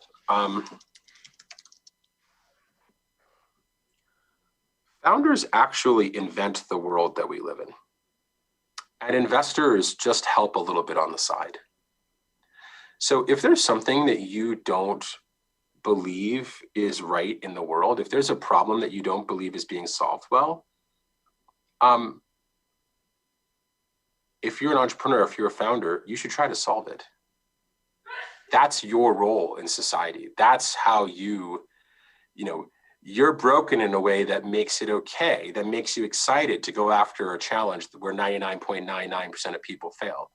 And so your responsibility is to take that effort and apply it in a place that makes the world a better place. And you have no one to blame if the world isn't becoming better, because your role in society is to make that happen, not to bitch and moan about government or bitch and moan about big companies or complain, or, you're a doer. So take some responsibility and start making the world a better place. And maybe your efforts plus a bunch of other efforts combined will actually move us all forward. With that, it looks like I got a couple additional questions here that I'm happy to answer.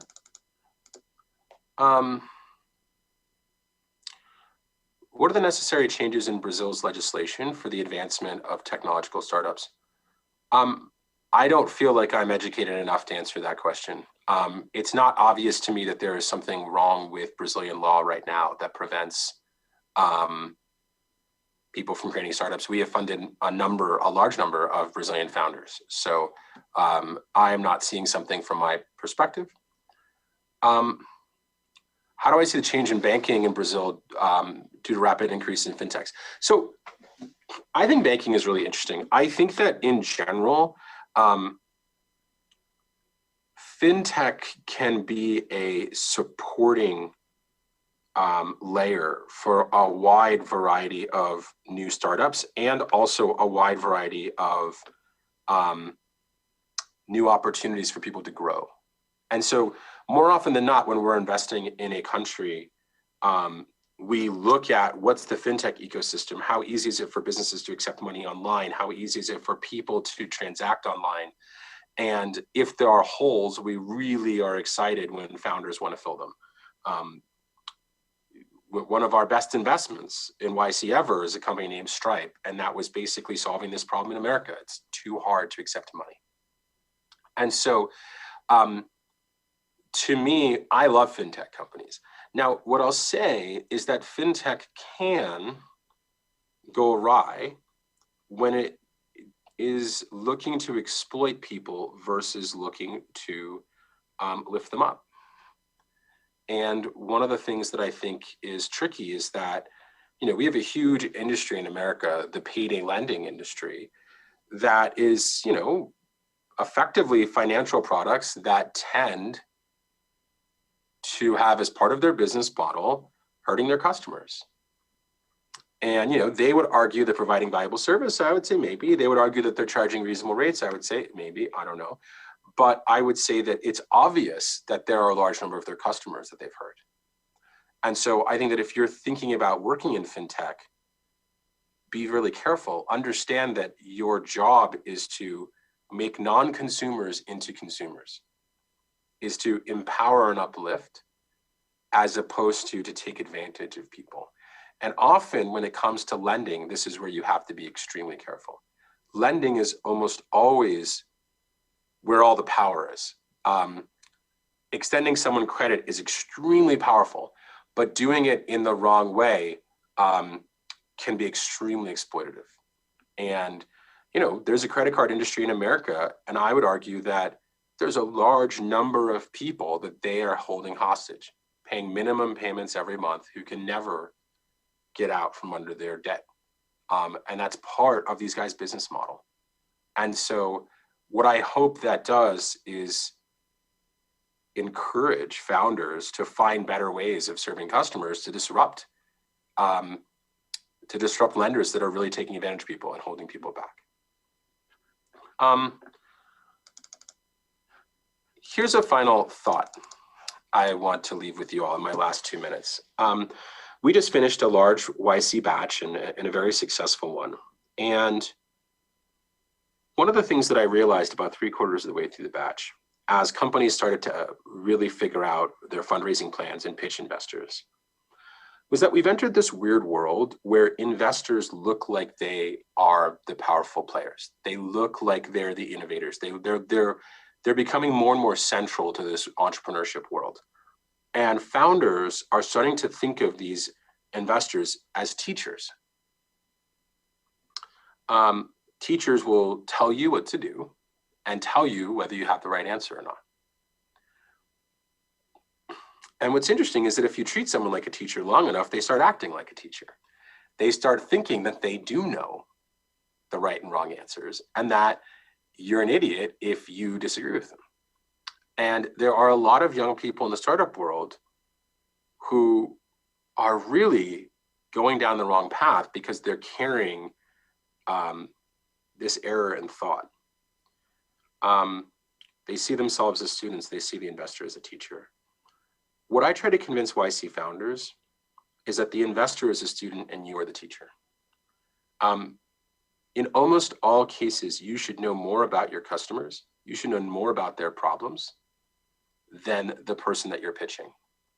And in many cases, successful founders are able to successfully raise money because they're teaching investors about a problem that they know a lot about a customer that they know a lot about. A lot of founders who find it troubling to fundraise are founders who don't care about their users. They don't care to learn more about them. They don't care to educate other people about their problems. They see raising money as success, and all they want to know is the right answer to get money.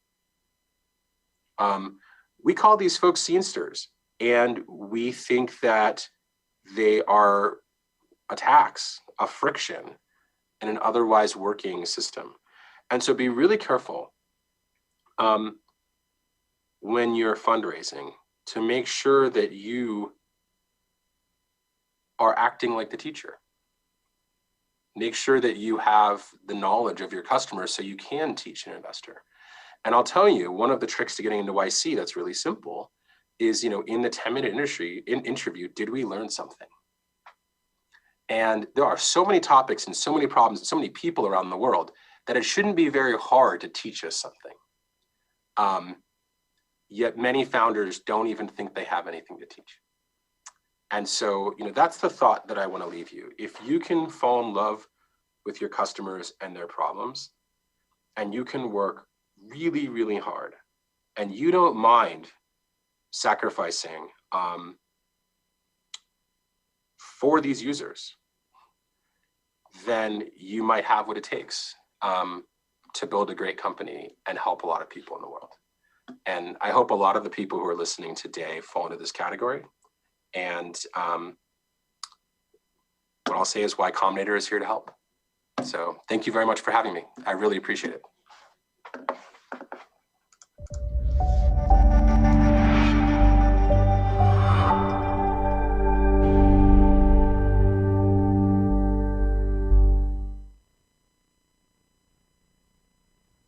So I mentioned that for those of you who are entrepreneurs and want to start up, he shared many interesting things. Now we're going to the final part of our day, and I'll ask you to stay at ease. And we'll be back at 9:15. So we have HackBrazil, and startups will make their pitching, and one of them will be given an award. So 9:15, we'll be back.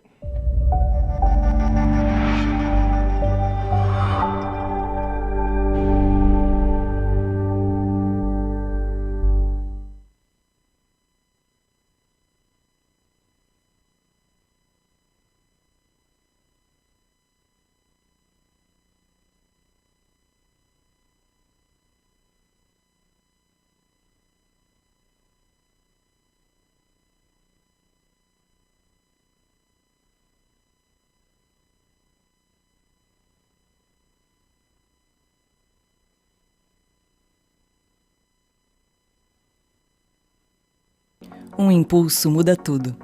Muda o todo, muda o mundo.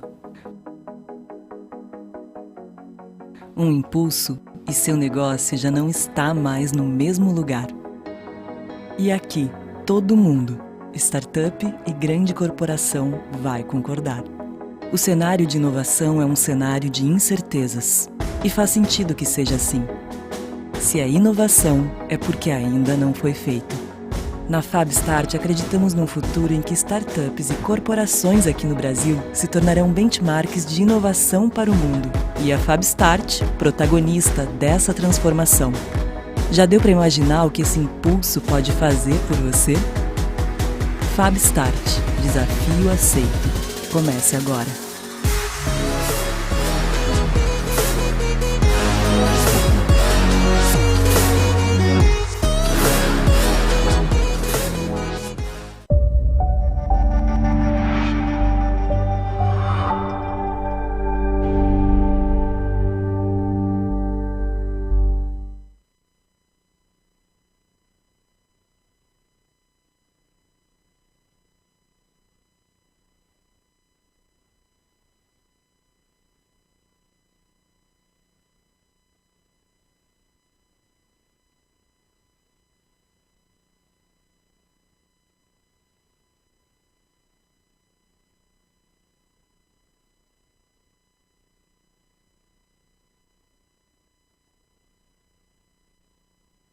Um impulso muda tudo. Muda o todo, muda o mundo. Um impulso e seu negócio já não está mais no mesmo lugar. E aqui, todo mundo, startup e grande corporação, vai concordar. O cenário de inovação é um cenário de incertezas. E faz sentido que seja assim. Se é inovação, é porque ainda não foi feito. Na FabStart, acreditamos num futuro em que startups e corporações aqui no Brasil se tornarão benchmarks de inovação para o mundo. E a FabStart, protagonista dessa transformação. Já deu para imaginar o que esse impulso pode fazer por você? FabStart, desafio aceito. Comece agora.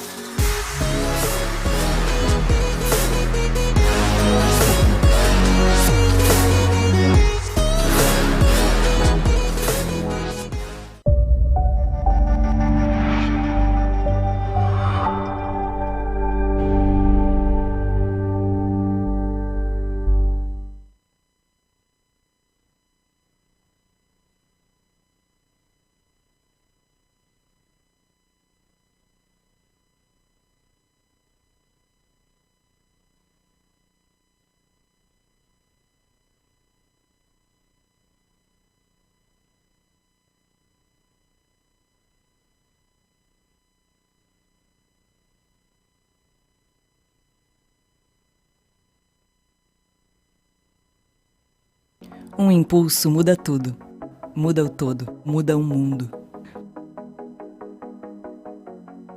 Um impulso e seu negócio já não está mais no mesmo lugar. E aqui, todo mundo, startup e grande corporação, vai concordar. O cenário de inovação é um cenário de incertezas. E faz sentido que seja assim. Se é inovação, é porque ainda não foi feito.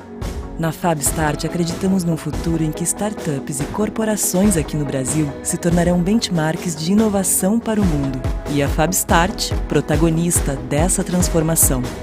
Já deu para imaginar o que esse impulso pode fazer por você? FabStart, desafio aceito. Comece agora.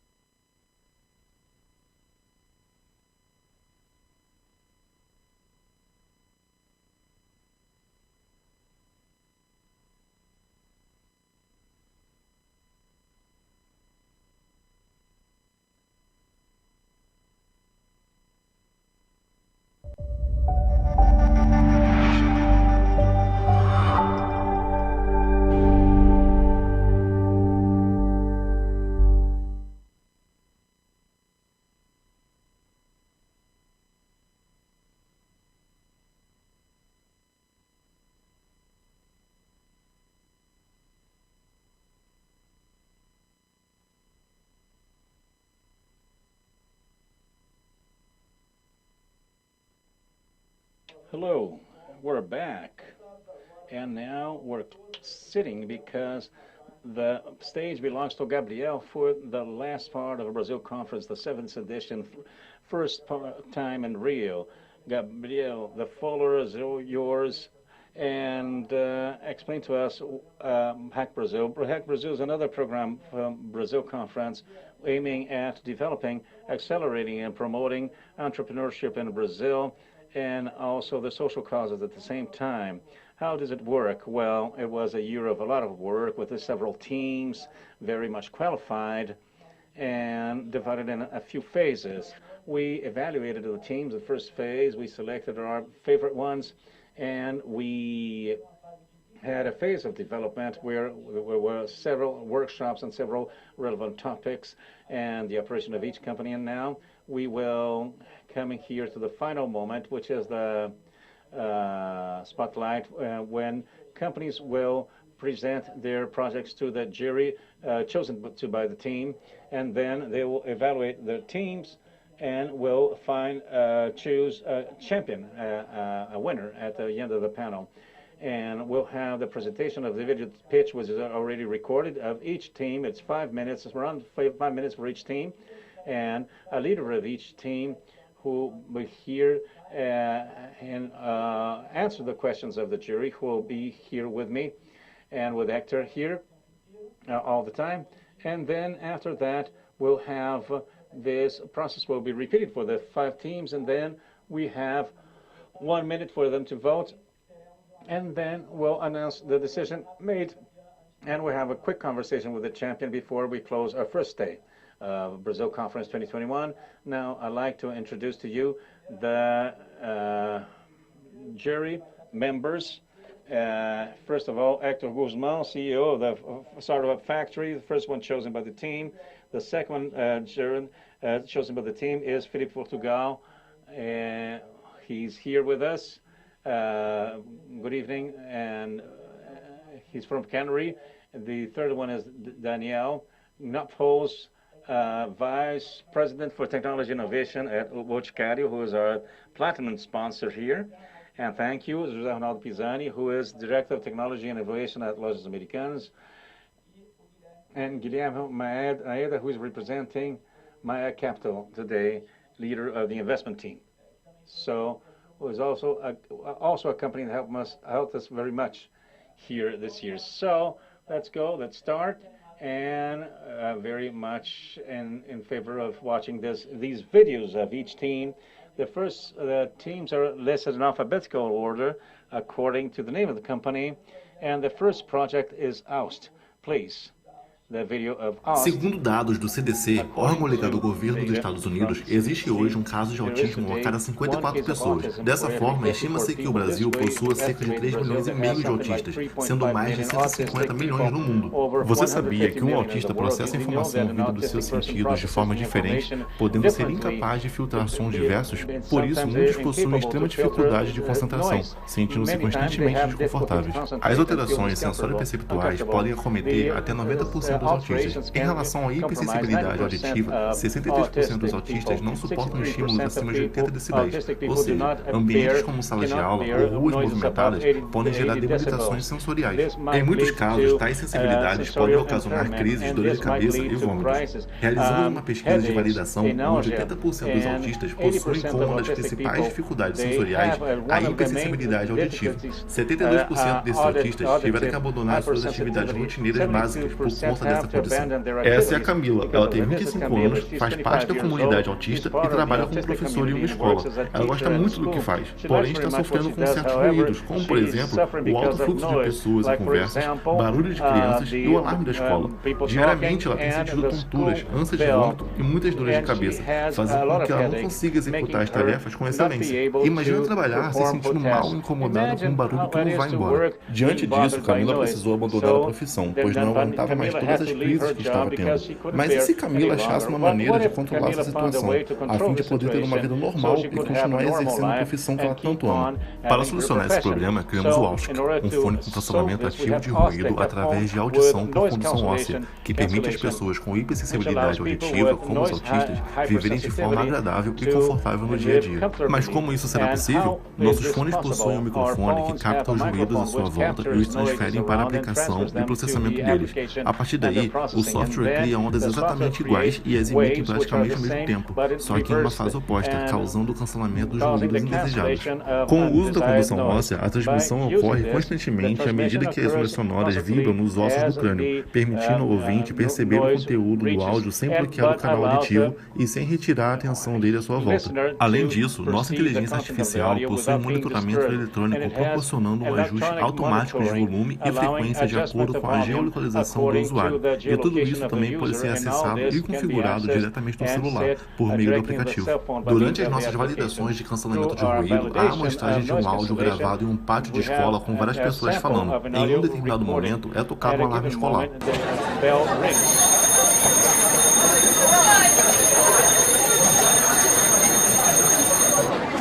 No primeiro teste, foi capturado por áudio o momento do alarme e invertido a fase, reproduzindo ao mesmo tempo com a mesma amplitude e a mesma frequência.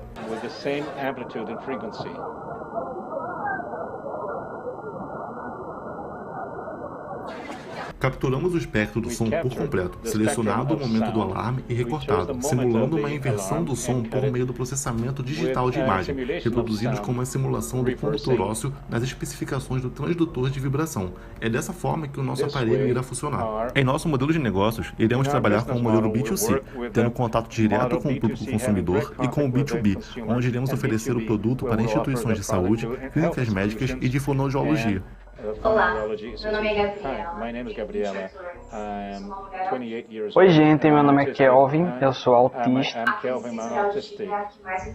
Eu tenho problemas com a sensibilidade sensorial. Quando eu tenho as crises sensoriais auditivas, normalmente me vem uma pressão muito forte na cabeça, assim como dores, Carro, moto, em geral, esses veículos que fazem muito barulho é o que mais me incomoda. Buzina. Horns have a psychosomatic traz um factors grande desconforto ao ter que and a lidar com os discomfort. objetivos do dia a dia e com as atividades sociais. As pessoas ligavam som de carro, abria a parte de trás do carro e colocavam um som bem alto. Isso incomoda muito. Assim como outros equipamentos, aquele equipamento de serra-piso, incomoda bastante, entre muitos outros. Minhas estratégias de And one of the proteção protection strategies to inhibit this desgaste maior é sempre disturbance tentando me isolar. Eu não tenho muitas ideias do que fazer. Só usar um fone de ouvido no máximo, apesar de que isso não é uma boa ideia, porque pode prejudicar mais minha audição. O headphone, como ele é bem fechado e eu não estou usando ele, já diminui um pouco o barulho. Porém, nisso, vale ressaltar que a atitude mais importante no processo de inclusão é o respeito. Ausk, vibre na sua frequência. Vibrate in your frequency. We're back to the jury. Very interesting, their initiative. I'll let the jury comment. But I'd like to call you to ask questions. Felipe, any question? Well, congratulations. I have a doubt. I'd like to know how much you want to charge. Good evening. Well, today, as we're working with two business models, which is B2C and B2B, so indirectly with B2C, we charge 600 real, and this already counting on every other cost. And for B2C, an amount of 400 real with an alarm with a larger scale. Daniel? Hello, good evening. Congratulations for the applications. I had a doubt. If there's a prototype already, you said there is. It is already being sold. So would you like to confirm that? And what is the difference between it and noise cancellation of earphone? Well, thank you for the question. Well, so the prototype itself is not being sold yet, but we went through a validation,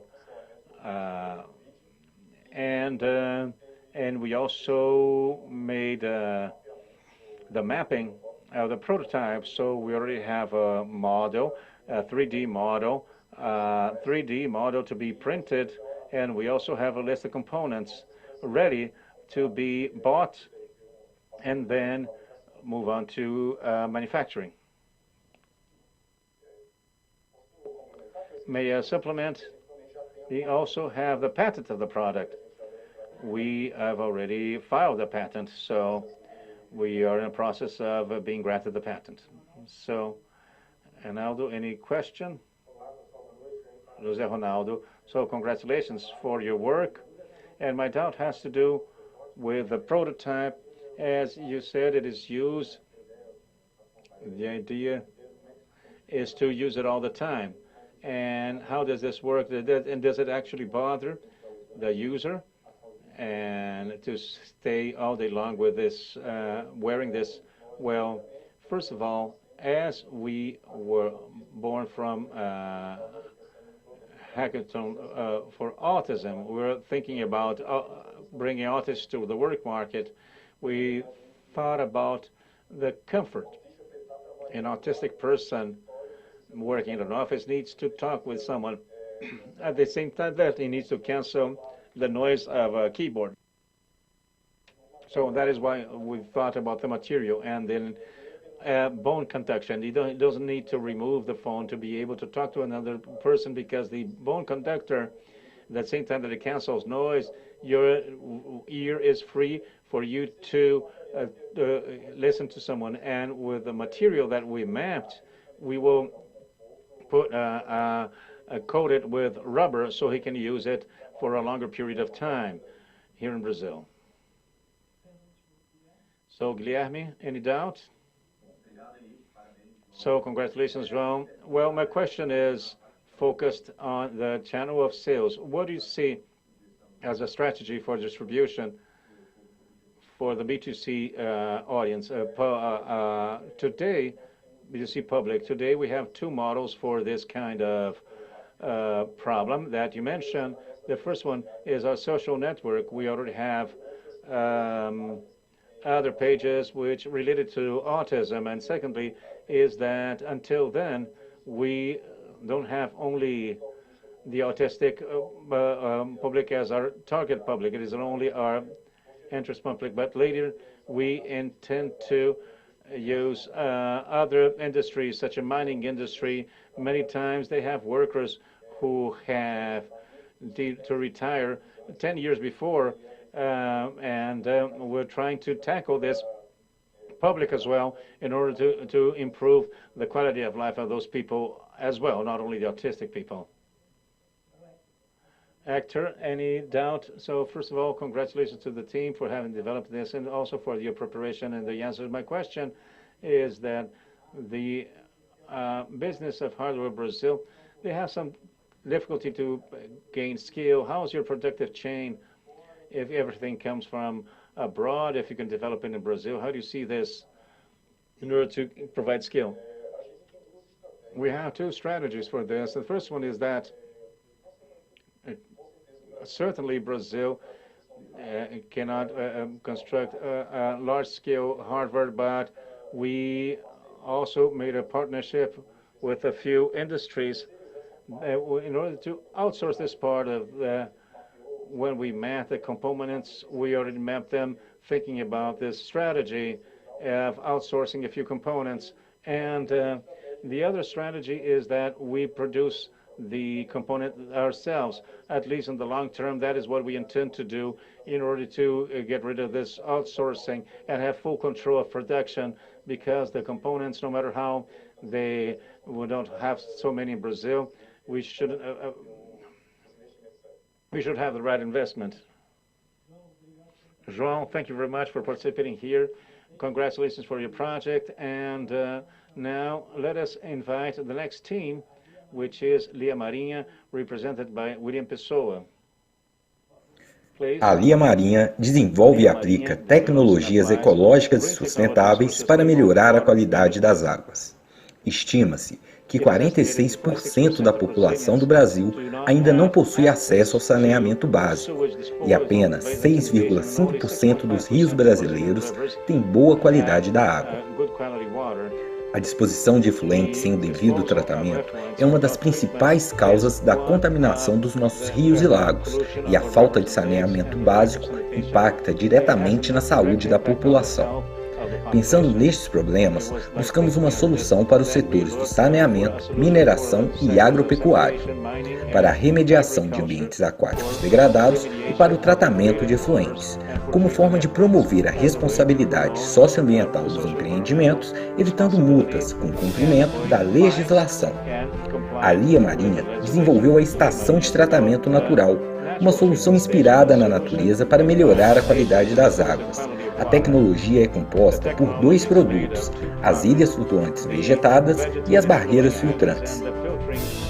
As ilhas flutuantes são sistemas modulares que proporcionam aplicar a técnica de fitorremediação de forma segura e controlada, através do uso de plantas com potencial de remover contaminantes das águas. As barreiras filtrantes suavizam o fluxo das águas, favorecendo a sedimentação de partículas sólidas e aumentando o tempo de contato dos contaminantes com os refis de fibras orgânicas naturais, que atuam como um material biosorvente. Como diferencial tecnológico, quando comparada com outros sistemas convencionais, nós realizamos a remediação no próprio ambiente aquático, sem o uso de produtos químicos ou energia elétrica, com simples instalação e manutenção. Quando comparada com sistemas similares, nós otimizamos os processos já existentes de forma mais escalável, utilizando os nossos dois produtos em conjunto como forma de atingir melhores resultados. E gerenciamos as informações coletadas em campo a partir de uma ferramenta para o controle de processos. A ETN é uma solução para melhorar a qualidade das águas de rios e lagoas naturais, que também pode ser replicada para o tratamento de efluentes. A Lia Marinha é uma empresa da cidade de Mariana, Minas Gerais, onde aconteceu o maior desastre ambiental do Brasil, com o rompimento de uma barragem de mineração que atingiu a bacia do Rio Doce. Como forma de atuar ativamente na recuperação, em agosto de 2018 foi aportado R$ 460 mil no desenvolvimento da estação de tratamento natural. Entre agosto de 2018 a junho de 2020, a tecnologia foi validada em uma prova de conceito em testes em planta piloto. Com os resultados da prova de conceito, um dos investidores do projeto tornou-se o nosso primeiro cliente, e a ETN foi implantada em escala real, em agosto de 2020, no Rio Gualacho do Norte, em uma das áreas mais impactadas pelo rompimento. Com os resultados da prova de conceito, vimos o potencial de replicar a tecnologia para outras áreas. Nós trabalhamos com vendas diretas para empresas privadas e públicas. Em função do perfil dos nossos clientes, atuamos desde a pré-venda ao pós-venda. Na pré-venda, desenvolvemos provas de conceitos e o projeto executivo. Com o fornecimento e instalação da tecnologia, passamos a trabalhar no pós-venda, onde oferecemos a capacitação operacional e trabalhamos com o gerenciamento e o controle de processos, além de fornecer insumos. A nossa equipe é multidisciplinar, composta por profissionais das áreas da engenharia, biotecnologia e negócios de impacto socioambiental. Os nossos profissionais possuem experiência prática. Contamos com especialistas e profissionais com experiência internacional. Estamos localizados no entorno de universidades renomadas do estado de Minas Gerais. E a empresa está incubada no Centro Tecnológico da Universidade Federal de Viçosa, possibilitando a interação com mão de obra altamente qualificada e pesquisadores em nossa área de atuação. Pretendemos utilizar o prêmio para investir em nossa plataforma, que irá tornar o nosso modelo de relacionamento no pós-venda mais escalável. A ferramenta irá proporcionar maior agilidade no trabalho do operador, fornecerá dados para o acompanhamento operacional e, com o principal benefício, o cliente irá contar com relatórios atualizados, contendo informações detalhadas da operação, podendo ser utilizadas em auditorias, licenciamento e para o planejamento interno.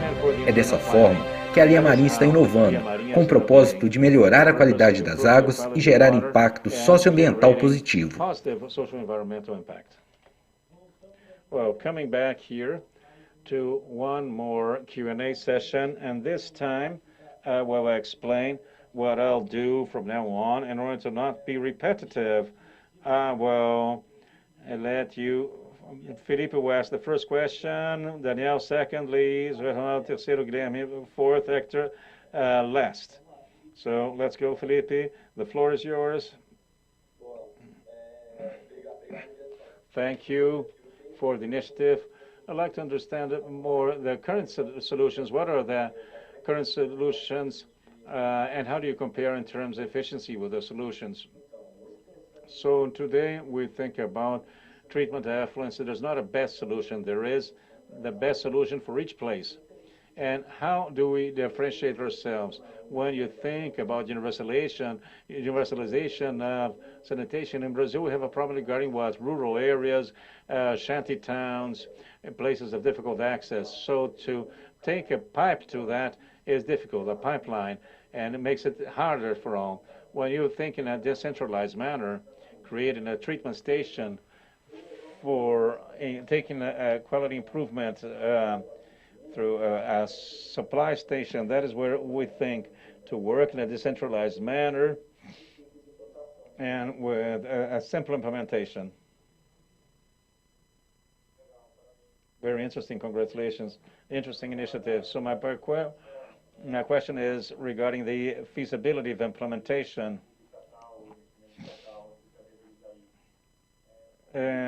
How do you intend to make this feasible to accelerate, considering everything we know? Actually, our focus are the private companies. Especially our focus is in the mining industry. Our case it came from the biggest environmental disaster in Brazil, but then we were able to know our technology, supply our technology for recovery of water environment. But then another area which we are accessing has to do with acid draining, which happens very much in mining and also in other industries. So we're working with a proof of concept in the south of the country, also Goiás, an international mining company we have there. And with a private utility. And why do we work this way? Because the private companies, we manage to have a quicker relationship, even if because we manage to have the decision making, to explain our solution, to have better investment. As for the other sector, it can be harder. But we're already having a relationship. So interesting.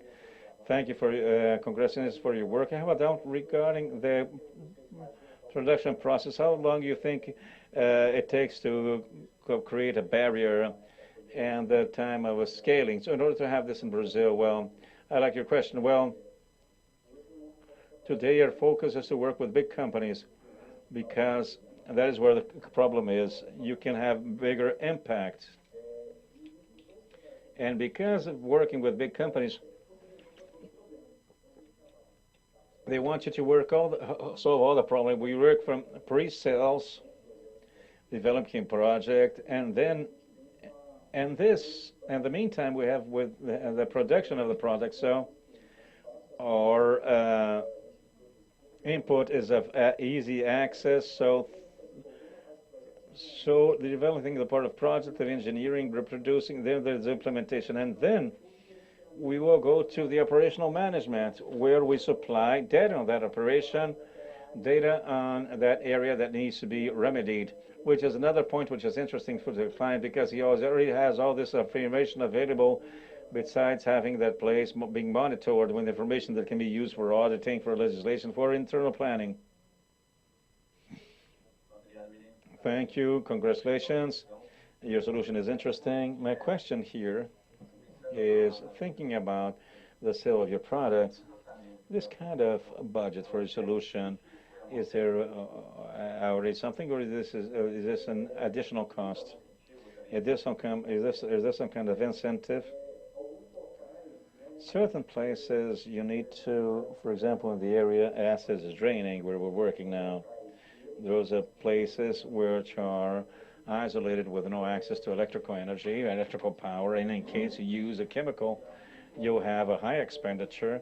It is a problem that will be taking place naturally, so throughout the time. So And then we work with a solution which manages to solve the problem.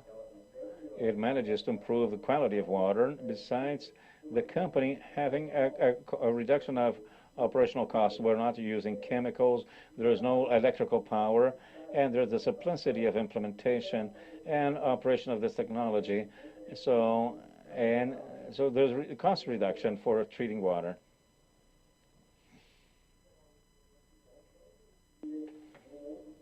Another point has to do with sewage disposal, sanitation. The stabilization lakes are very much used for treating sewage in Brazil and the world. But what we do, many of the utilities, the lake is, we can optimize the stabilization lake without building anything, only by using our product.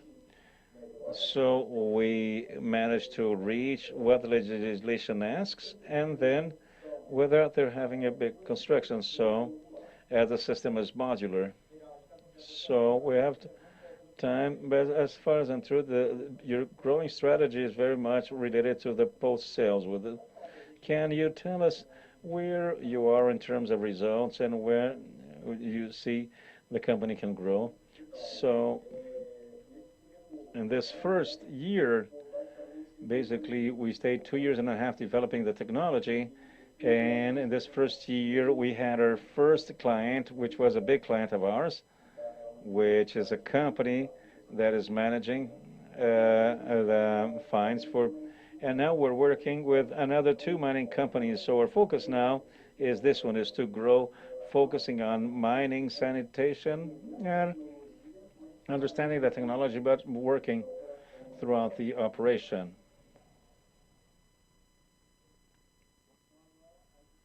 So now we're going to the third project, which is focused on a social cause, which minha palavra.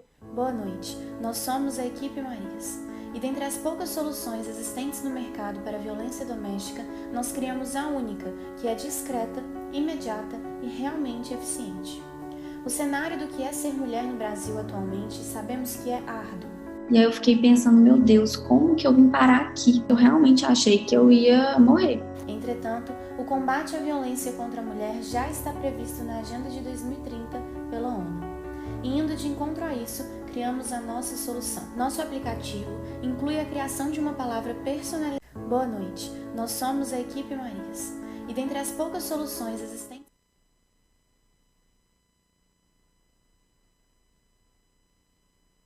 So we had a technical problem, so we'll start over. Boa noite, nós somos a equipe Marias.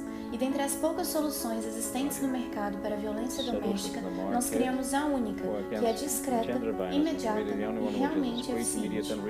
O cenário do que é ser mulher no Brasil atualmente, sabemos que é árduo. E aí eu fiquei pensando, meu Deus, como que eu vim parar aqui? Eu realmente achei que eu ia morrer. Entretanto, o combate à violência contra a mulher já está previsto na Agenda de 2030 pela ONU. E indo de encontro a isso, criamos a nossa solução. Nosso aplicativo inclui a criação de uma palavra personalizável, onde a vítima escolherá a palavra que mais se adequa à sua realidade. E assim que essa palavra for repetida 3 vezes, no momento da agressão física, o aplicativo realizará 3 ações.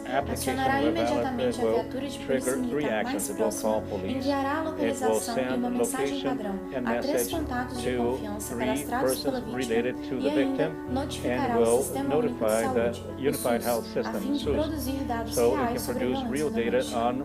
Também temos um espaço para informações de educação e saúde para mulheres, atuando no momento pré-agressão física, com conscientização e informação sobre relacionamentos abusivos, além de termos uma conexão com o SUS e ainda uma proposta de acionamento manual, para que nosso aplicativo seja interseccional, incluindo todas as mulheres, inclusive a comunidade surda-imune. Além disso, temos o apoio às vítimas, atuando nos momentos após a agressão física.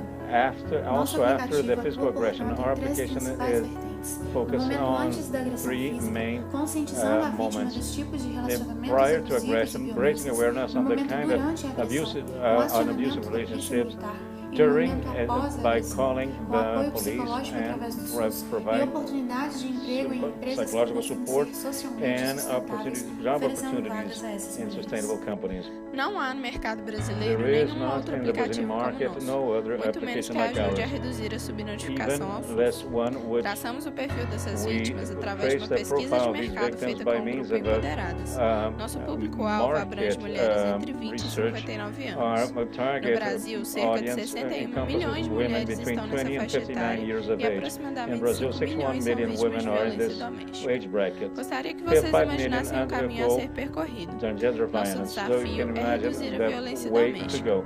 Our Nossa solução challenge is visa to um reduce socorro rápido, domestic eficaz e household violence. sigiloso e atua We também na provide prevenção a de quick solution relacionamentos and abusivos. works in the A prevention curto of prazo, abusive mensuramos a relationships. eficácia por We meio do aumento de measure the chamadas à efficacy polícia by means militar of e de atendimento a increase essas of mulheres calls no SUS. to the A military longo police, prazo, a and redução do in the índice long de term, we feminicídio want to será reduce the perceptível, level bem como o of aumento da feminicide as independência well financeira das as usuárias, increase the financial propiciada independence pelas of oportunidades the de users emprego das provided empresas parceiras. by the job A parceria opportunities com o SUS e com of a partner Polícia Militar é companies. The meramente uma partnership with the cooperação military técnica, police is seja com o the gestor ou com o unified health coordenador system da is atenção technical primária, cooperation não necessitando de alone and licitações. doesn't O require repasse de any verbas tender federais process. para o município The ocorre diante de dados sending epidemiológicos, federal o que torna o aplicativo de extremo interesse para o gestor por reduzir a funds. subnotificação de violência. Vamos atingir nosso público We por will meio reach de our mídias public digitais, by means of digital reportagens e media parcerias com alguns and partnerships influenciadores with a digitais. few digital Também haverá influencers. There instrução will dos also agentes be comunitários de instructions of saúde community e agents da of estratégia health de saúde da and família through para orientar e family oferecer health apoio strategy a in essas order to provide mulheres. support to O these modelo women. de negócio que The vai ao business encontro model do that nosso will ideal é uma has to do with associação the sem fins ideal lucrativos is an para association abranger without milhares de mulheres, assim como essas 6.469 a non-profit vítimas de violência na cidade de organization. Sete Lagoas. Nessa perspectiva, In this precisamos do prospect, we investimento need da an HackBrazil investment para que possamos HackBrazil dar o suporte in order necessário to a provide essas the vítimas. necessary E support para for these isso, victims. contamos And com for esse such, plano we count orçamentário on do this funcionamento do budget aplicativo plan durante for um ano the na application cidade de to work Sete during a Lagoas. year in the city Na of nossa Sete jornada, Lagoas. In our percebemos que journey, não we estamos noticed sozinhos. that we are not Contamos com o alone. patrocínio So da we empresa count Curem on e a ajuda de sponsorship diversos from Curem profissionais and from several extremamente qualificados. professionals, Esse highly é o Minha qualified Palavra. professionals. This is minha palavra. Abafaram nossa voz, mas se esqueceram de que não estamos sós. Abafaram nossa voz, mas se esqueceram de que não estamos sós. Essa vai pra todas as mulheres marianas, índias, brancas, negras, pardas, indianas.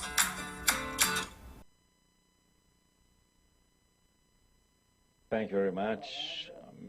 Minha palavra team, Maria Gabriela Lisboa, for delivering this presentation to us. Really, your project aims to solve a serious problem in the Brazilian scenario and in the world scenario as well. So let us move on to the questions, but only one, that we have 5 minutes for the question, and we're kind of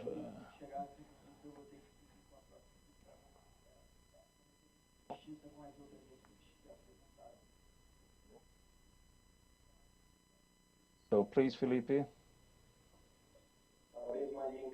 Congratulations, Maria, your great initiatives. We only have men here to evaluate minha palavra. I apologize, but I'd like to understand in terms of market, the strategy for you to reach the future users, the women. How do you intend to tackle this? Well, regarding the partnership with the Unified Health, and the health agents can distribute pamphlets, as is done with other public health campaigns, as well as by means of Instagram, which now is a far-reaching tool of influencers who are really debating this, and the partner companies themselves who can publicize this. Congratulations, good work.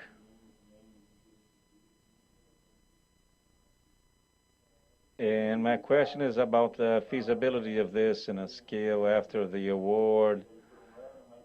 So, if there will be, how would you monetize this feasibility in national scale. So first, the prototype would be to test it in Sete Lagoas.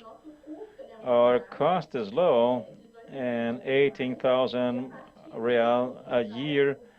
And then if everything works, by testing the prototype, we widen this to municipalities. For example, first, we take Sete Lagoas, which is a city of 242,000 inhabitants. Then you will go to Belo Horizonte. We're already discussing with congressmen, and then we will scale up the number of users. But in terms of monetizing, we do not mention profit, because as it is in a non-profit organization, association, it will give it for free to women and these companies, and then we managed to hold this for a year. And so we believe there will be more investment, and then there will be a reserve for us to have a safety. Good evening, Maria. Congratulations for your work. It is a very important theme, and my doubt has to do with the part of scale. How do you intend to interact with the police system? You said it is important to have a quick response, and in a big city, how do you intend make this happen? For example, in a city like São Paulo, for example, we made an interface of the application which was exclusive to the military police, so when the cell phone of these policemen, from the moment we establish this partnership and we implement the necessary network, they will have access, and then everything will take place in a fluent manner. So, Maria, congratulations. I think this is necessary.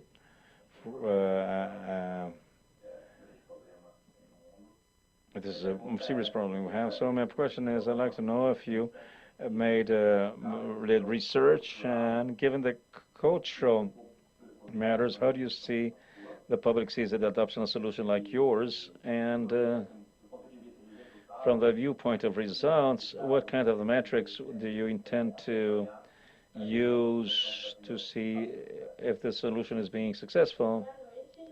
Well, good evening. So we made a market research with a group called Empoderadas in Sete Lagoas. This group is provides support against violence, women victims of gender violence. And it has 40 people around. 70% of these women reported not being able to ask for help and to call for help. And we saw that the solution works.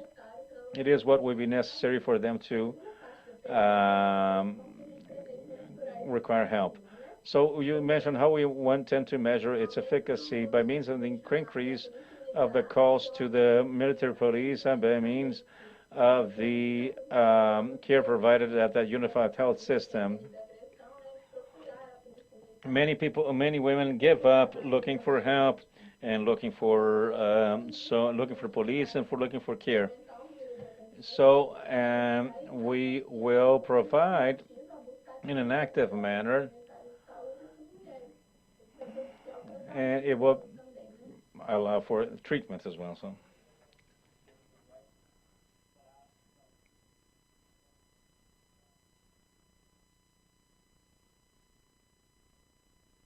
So the ideal thing would be to have a few women evaluating this. I'd like to congratulate Maria Gabriela for her project and for it to be successful regardless of the results. So thank you, Maria. And now we'll call the fourth project, which is QuickUp. Na era da tecnologia, ser digital não é mais uma escolha, é estratégia de mercado. Seja para começar um novo projeto ou modernizar um negócio já construído e sólido, a tecnologia é essencial. Um aplicativo escalável, um sistema otimizado, existem muitas formas de introduzir inovação ao seu negócio. Mas o processo para que esse projeto se torne realidade, infelizmente, não é tão moderno quanto gostaríamos. Hoje, a indústria de desenvolvimento de software não consegue atender com a qualidade esperada a demanda que aumenta cada vez mais. Segundo o relatório do Standard Group, 52,7% dos projetos falham em tempo, custo e funcionalidades prometidas, e 31% dos projetos são cancelados antes mesmo de serem finalizados. O que significa que milhares de empreendedores interessados no progresso são prejudicados e não recebem o que esperam. Nesse cenário, um gestor como o Rodrigo, que tem uma ideia inovadora para otimizar sua rede de varejo, teria apenas 16,2% de chance de ter sua ideia entregue com sucesso, porque os projetos de software levam muito tempo para serem desenvolvidos, apresentam muitos erros imprevisíveis e custam muito caro. É por isso que a QuickUp desenvolveu a ADA, a primeira inteligência artificial programadora, que co-cria projetos de software de forma rápida e livre de erros, proporcionando a melhor experiência de tecnologia na criação de produtos digitais. Usar a inteligência artificial no processo de desenvolvimento o torna mais elegante e seguro. A ADA se torna o braço direito do desenvolvedor, auxiliando profissionais nas tomadas de decisão, prevendo falhas, aplicando correções, inferindo conhecimento e, por consequência, desenvolvendo projetos integrados e com boa qualidade. Assim, aliamos o poder da inteligência artificial, a maturidade e expertise dos nossos profissionais de tecnologia. Agora o Rodrigo pode otimizar sua rede de varejos e ter seus projetos finalizados com toda a qualidade que espera, em um processo livre de erros inesperados e o principal, dentro de um prazo ideal para que não perca o timing do mercado. Nos destacamos dos nossos concorrentes por oferecermos uma ferramenta de inteligência nas decisões. A ADA não é uma simples geradora de códigos, mas uma ferramenta profissional completa que auxilia a suprir a demanda do mercado com a melhor qualidade possível. E esse mercado é realmente promissor. Hoje o Brasil ocupa o 9º lugar no mercado mundial. Só essa indústria, segundo a Associação Brasileira de Empresas de Software, em relatório de 2019, movimentou 22,7 bilhões de dólares. E o mercado de serviços de desenvolvimento movimentou mais de 50%, totalizando 12,2 bilhões de dólares. Nosso próximo passo é buscarmos investimento, tornar a equipe de P&D mais robusta, alcançarmos uma versão estável e lançarmos uma plataforma comercial via API. A ADA já foi usada em vários projetos, das mais diversas áreas, como mobilidade urbana, comunicação e saúde, demonstrando assim toda a sua versatilidade para entregar projetos com APIs, apps e sistemas, podendo atender os mais diversos setores do nosso país, entregando inovação em um conjunto realmente completo. E por trás dessa solução inovadora estamos nós, QuickUpers, um time formado por 9 pessoas dedicadas, sendo 3 sócios com experiência de mais de 8 anos no mercado de desenvolvimento de software e 6 colaboradores que somam em tecnologia, marketing e vendas. Queremos que mais empresas se renovem e entrem no mercado digital através da ADA e sejam beneficiadas por ela. Com a rede oferecida pelo HackBrazil, poderemos ampliar esse alcance enquanto melhoramos a estrutura da ADA, investindo em pesquisa de alto nível. Estamos na versão beta do produto, testamos com clientes e trabalhamos na sua melhoria contínua. Acreditamos em um futuro onde as suas empresas usam tecnologia para alcançarem seu potencial e acreditamos que nossa solução pode tornar isso possível, real e acessível. Essa é a ADA, essa é a QuickUp, esse é o futuro.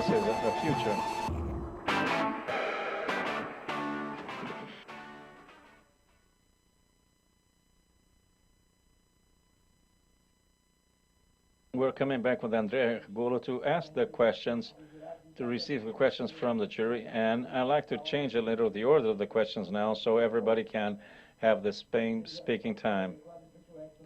And for Hector to be able to ask his questions. So let's come back with Danielle. Danielle, could it be? Okay. Yes. Andrea, congratulations for your presentation. And my question is about the average time. You see there is a gain. I'd like to know how is this average time measured? Well, thank you for the question. We thought that we could have a reduction from 40 to 70% of time reduction.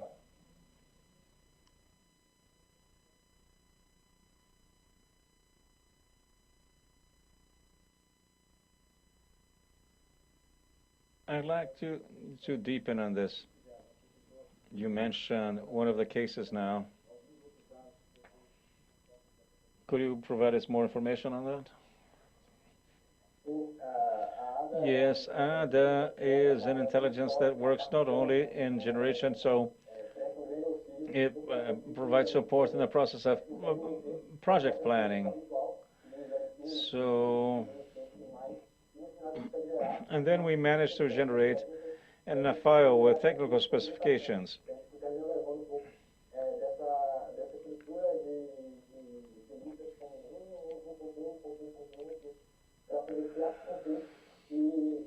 And basically, with the list of specifications, the team managed to create, so we managed to create big projects in a short period of time. So we managed to develop this project within less than 50 days. And the other versions took months long. So, in a quality level, we managed to make much integration with analysis of automated test, and all the projects develop a level of quality which is good as well. Please, Jose Ronaldo, if you can, if you may. Congratulations for your work. I have process doubt regarding the development process. I think, the process. How does that work?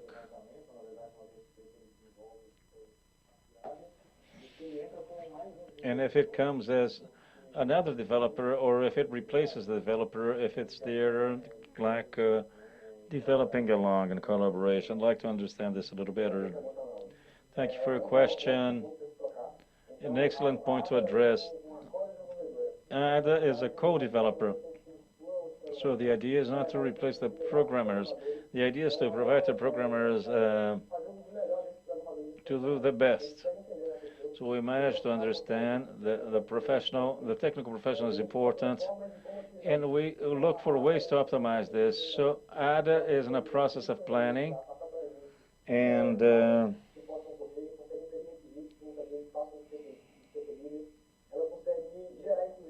manages to include initial codes, and we spare the professionals from doing this in an initial manner. So we provide to the professional a complete process. So the idea is not to replace the programmer, but to better use the programmers we have, to have them more focused.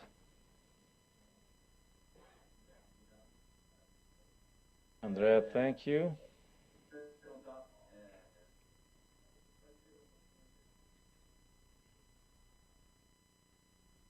I'd like you to describe the profile of your client. We are today with ADA. We launched it like a year ago, the end of 2019, and we managed to put it in the market.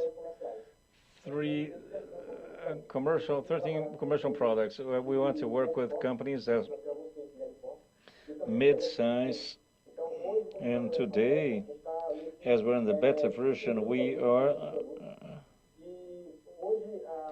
today our work is more related to B2B. We're focused very much on medium and big companies.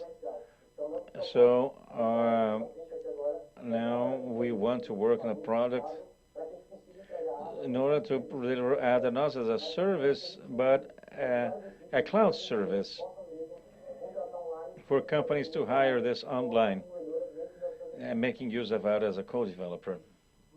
And finally, Felipe, please. Well, thank you, Andrea. Congratulations. My doubt is regarding how much today you're more in a service model, consulting versus a product that is actually scalable. Well, the company, ADA is our first product. Me and my partners, we wanted to focus on the ADA product. So we work with ADA, not with service. So we're initiating a partnership with the company, which is another company, so they can make use of ADA at the test moment. So today we still work delivering the product through ADA, but also our proposal is to finish this totally. The majority of the development comes through ADA, and what is left is freelance programmers. So the idea is really to focus on ADA and let this other company work with teams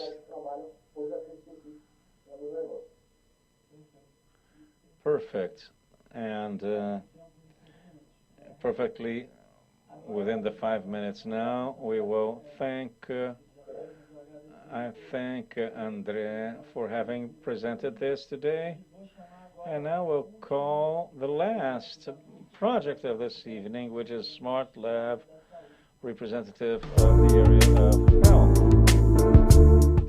Qual foi a última vez que você foi ao médico? When was the last time you went to the doctor? Segundo o IBGE, em 2019, 76% dos brasileiros admitiram ir ao médico pelo menos uma vez nos últimos 12 meses. Mesmo assim, cerca de 70% das causas de morte no Brasil são por doenças crônicas não transmissíveis que são preveníveis e tratáveis. Então foi vendo que as pessoas estão indo ao médico, mas que o número de causas de morte por doenças preveníveis e tratáveis continua muito alto, que nós pesquisamos e encontramos algumas barreiras que impedem os médicos de mudar esse cenário no Brasil. Então os médicos eles têm um volume muito grande de informações acessíveis em inglês que eles podem utilizar, mas eles não têm tempo de acessar as informações, porque é humanamente impossível eles atenderem todos os pacientes e ainda assim lerem, filtrarem, entenderem e aplicarem no seu dia a dia essas informações. Além disso, os exames laboratoriais eles não são nem um pouco visuais e nem intuitivos.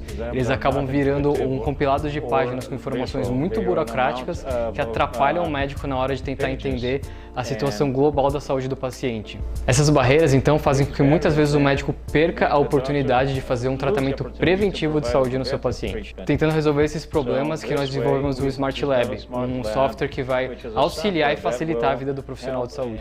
No Smart Lab, o médico usa o PDF ou uma foto do exame do seu paciente e o software extrai todas as informações automaticamente por meio de um algoritmo de Optical Character Reader. O Smart Lab então cruza as informações e fornece indicativos e diagnósticos para os médicos. Tudo isso é salvo em um banco de dados e é gerado um relatório completo com informações muito mais visuais e intuitivas para os médicos irem além dos valores de referência. Esse relatório mostra os diagnósticos não só clássicos, mas também os preventivos e mostra sugestões de exames complementares que podem ser muito relevantes para a situação atual da saúde do paciente. Ele utiliza valores otimizados da literatura médica mais recente e disponibiliza toda a fonte de literatura utilizada para mostrar ao médico como que o Smart Lab chegou nesses resultados. Para monetizar com o Smart Lab, iremos vender o software como um serviço. No começo, queremos focar em vender diretamente para médicos e nutricionistas, cerca de 600 mil profissionais ativos. O preço mínimo do nosso software vai ser o plano anual por R$ 99,00 mensais. Então, atingindo 1% desse mercado, já teremos um lucro bruto de mais de 7 milhões de reais anuais. Para o mercado, os nossos concorrentes são softwares de consultório e softwares hospitalares. Os softwares de consultório, eles não auxiliam o médico na parte de diagnóstico. Eles apenas possibilitam o upload de exames e o médico criar um relatório e fazer um histórico da saúde do seu paciente. Já os softwares hospitalares, eles são embarcados em equipamentos muito caros e apesar deles auxiliarem um pouco em diagnóstico, eles são de doenças muito específicas. Então o paciente que já está ali naquela situação, ele está doente e perde a parte de ter a prevenção da saúde. Então o Smart Lab ele é diferente porque ele é direcionado para o médico. Ele vai ter toda essa extração dos exames laboratoriais e o médico vai conseguir fazer um compilado da saúde atual do paciente. Tudo isso foi desenvolvido por mim e pela minha sócia Paola. Eu sou engenheiro de controle e automação e faço toda a parte de desenvolvimento do software e de business. Já a Paola é mestre em farmácia e faz toda a parte de pesquisa científica e do banco de dados diagnósticos. O nosso mais novo membro é a Priscila, que é formada em marketing, e ela vai fazer toda a parte de marketing e design do Smart Lab. Nós estamos nos estágios finais do produto mínimo viável e esperamos nos próximos 6 meses conseguir introduzir e validar o Smart Lab. Com isso, nós vamos poder adaptar o software conforme as necessidades do mercado. E conseguindo validar no Brasil, nós podemos escalar para qualquer outro país do mundo. Estamos aprendendo muito com as mentorias e workshops da HackBrazil para montar o nosso plano de negócio da forma mais eficaz e escalável possível.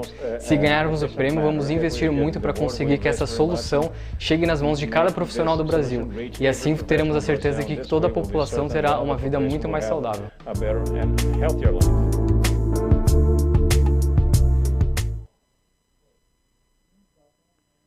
Very interesting. Another interesting project now we call Eduardo Belo. So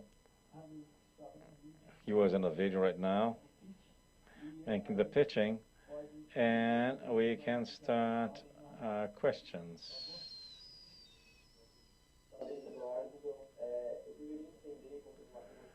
I'd like to understand who, if it will be the doctors who will pay for the product, and what do you believe they are the best payers for the solution? Well, In the beginning, we think about selling directly to the doctors because we want to adapt the software so they feel comfortable using it. So we want to have a software dedicated to them. But in the future, we intend also establish partnerships with health insurance plans. But the main purpose is that every doctor manages to use the software, more people will be provided care in Brazil. 3/4 of the population lack health insurance.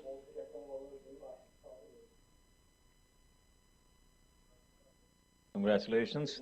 The question is about the part of diagnosis intelligence. I think that would be, how do you want to guarantee this?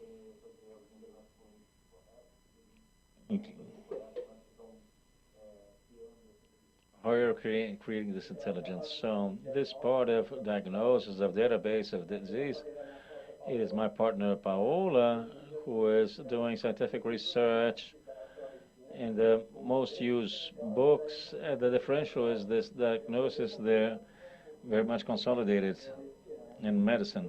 So what we will do is that we'll make the suggestion of diagnosis, which will be quick, and the doctor, with his ability, his knowledge, he will take the symptoms and see what diagnosis makes sense to him or not. So our tool is to make more agile the medical consultation, but it's not a tool to be used only for diagnosis. It will be for the doctors to feel more at ease and be able to remember every possible diagnosis. Eduardo, good evening. Congratulations for your work. And this part of the target audience, I have a doubt regarding this. Now the focus regarding the doctors. Why you thought about the doctors and now not the clinics?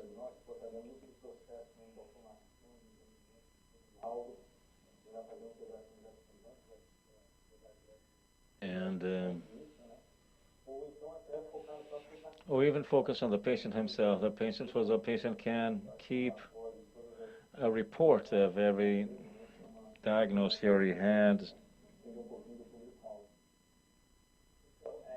So, as I said, the doctors, in order to reach a bigger number of patients, well, the clinics, we thought about clinics, but actually they have a model of theirs, and their model follows every norm. Perhaps it will be an extra cost, won't be that interesting, because it is the doctor who has to make the diagnosis. The clinic only needs to provide the report.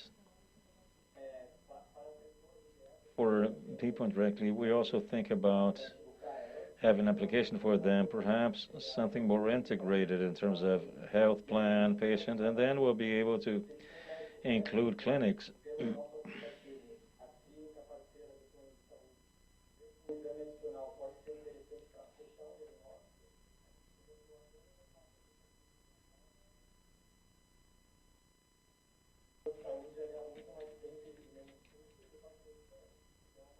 So it is a long-term idea.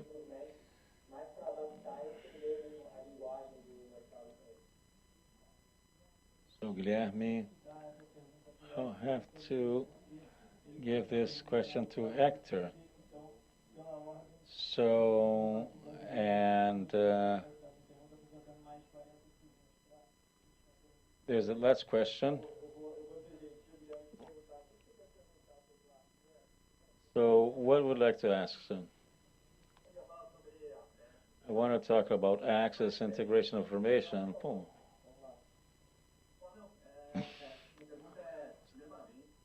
My question is, if you think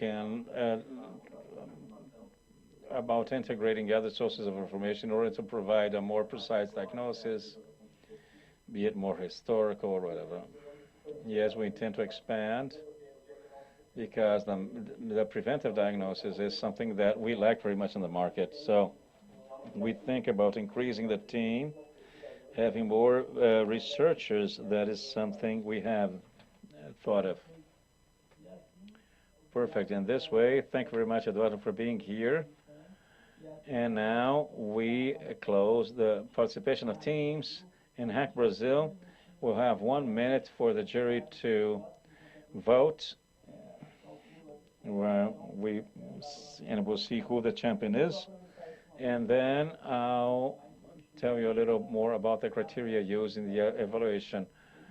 They were briefed with criteria they will have to use in this evaluation, and the criteria was very much connected to the capacity of the project, the execution of the project itself, if the project is scalable or not, several criteria related to operation of the company, the future operation of the company. And also, we also selected criteria on the pitching. The criteria on the pitching are more related to communication and how the teams managed to communicate the idea of the project. And then considering this, the jury are voting now, and when we have a system of points, but the vote will be secret. And when I have the results, we'll define who will be given the award of 25,000 real to develop the project. Production, we already have the result, not yet.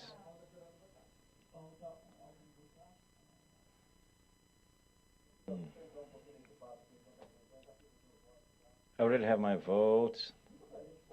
Explain to us the idea of Brazil conference behind developing, promoting HackBrazil. So I see after Brazil, HackBrazil within Brazil conference as a right arm for transformation in Brazil. In general, here during 7 days, we'll be having a dialogue to transform HackBrazil. Is a direct way of having an impact on the Brazilian reality through the development of teams and also through these 25 real. And we're talking about entrepreneurship and innovation at the end. And we have research showing the 3 biggest global crises we had, especially those that reached the United States, and coming out of crisis had much to do with entrepreneurship. So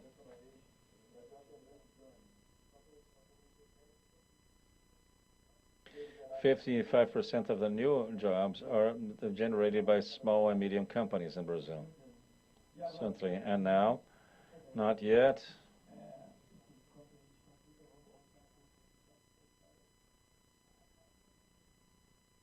And the factory as well has such initiatives. I know the Boticário group also has initiatives like that.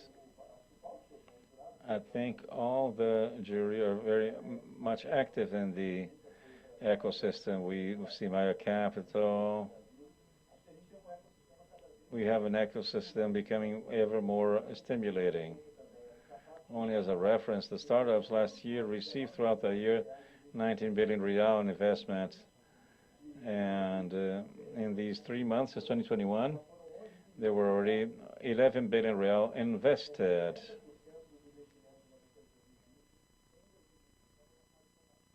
When the market is mature,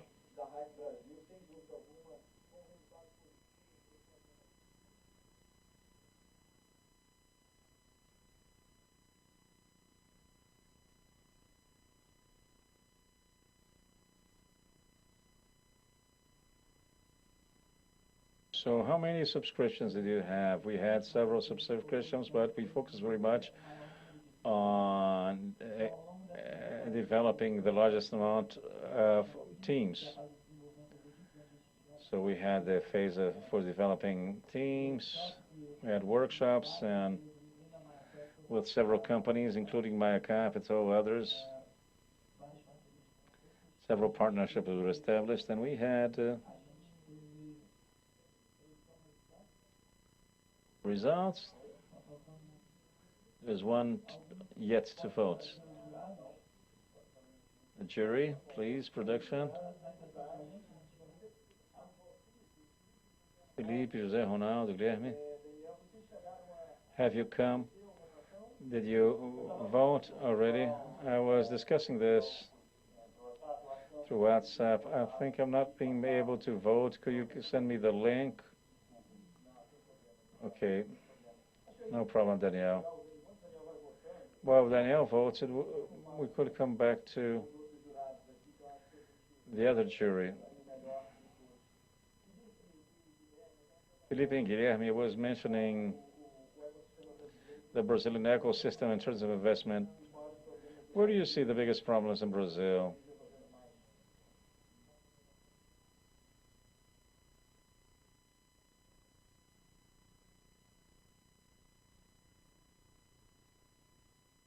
Our view here is,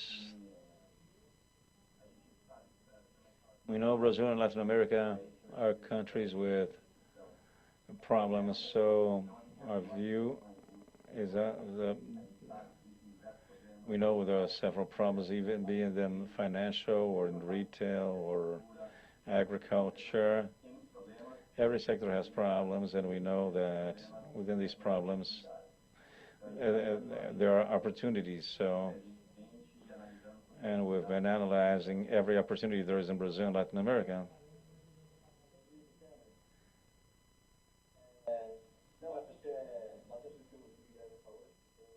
I think there is a point I'd like to say that there are several problems which are Brazil problems, real Brazil problems. And if you try to copy a model from abroad, it's not so simple. Or even a foreign company trying to come in is not so simple. We believe very much there are very Brazilian problems that will be solved by Brazilians.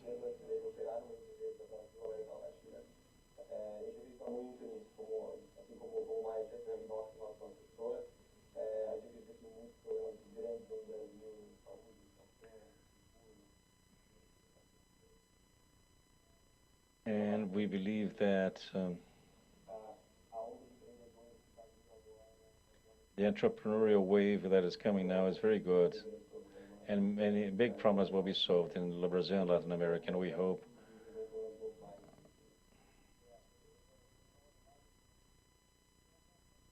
Ronaldo, can you tell us a little about, did Danielle manage to vote? No, not managing. I'll open my vote here through the chat. But anyway, I can send my votes through WhatsApp.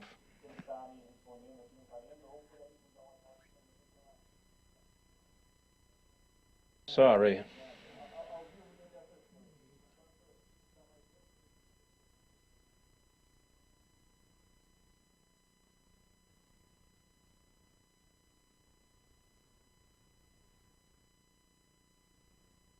How do you see this relationship with startups, providing solutions to the market?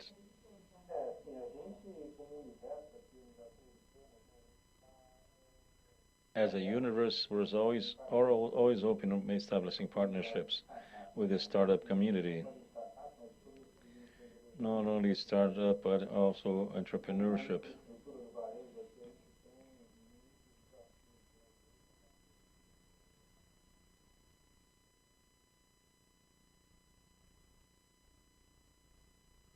So we have been in this process of acquisition in the past years.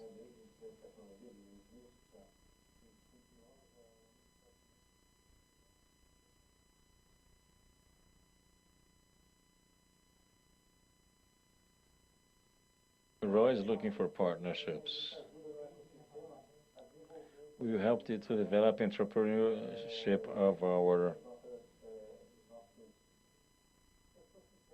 the people who want to sell within our marketplace. So we help in this process. Brazil really is broad, as was said. Challenges are big. So this partnership, direct partnership, is essential.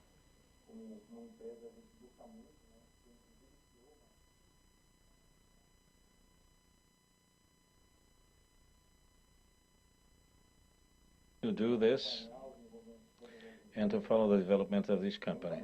And we're open in order to make this contribution.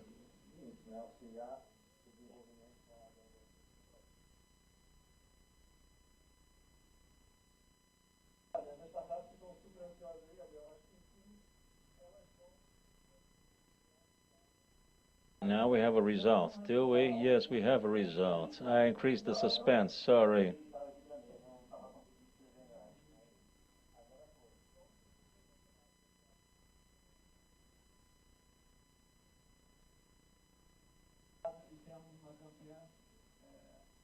We have a result. We have a champion now, a winner. So the winner of HackBrazil 2021 is Austic. Please, João Leandro.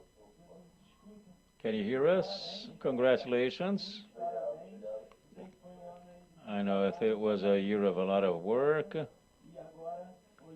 now you'll be compensated by the award of 25,000 reals. How do you feel? We are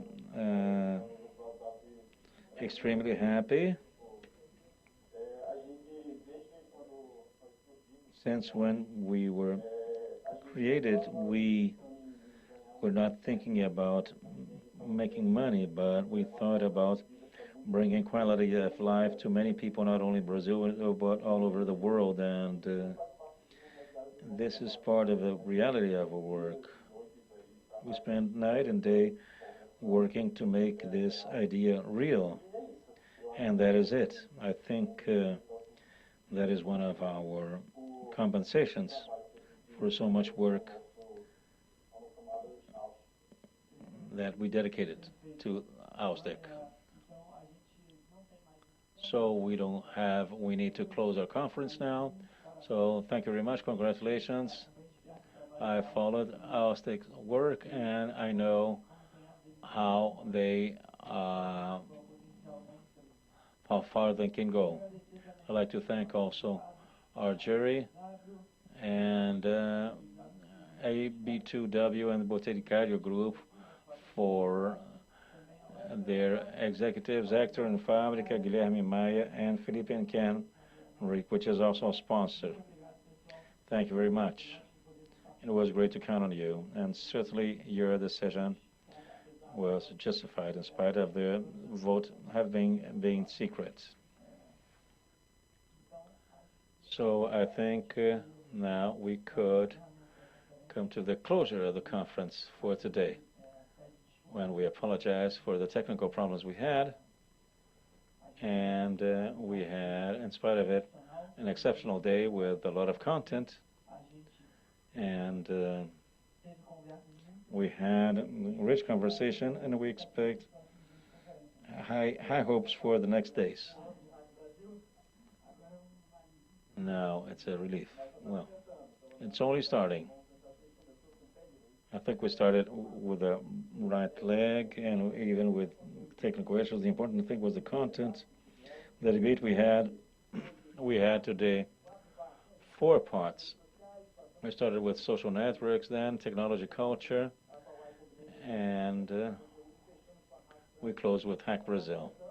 So it is only starting. We have the whole week of content, so we can talk about relevant themes, diverse themes, to discuss this Brazil we want. And as I said, it will be closed there on Saturday. We still have another 6 days of conference. Please share, have access to the website, www.brazilconference.org. There you see the speakers, the agenda, the event.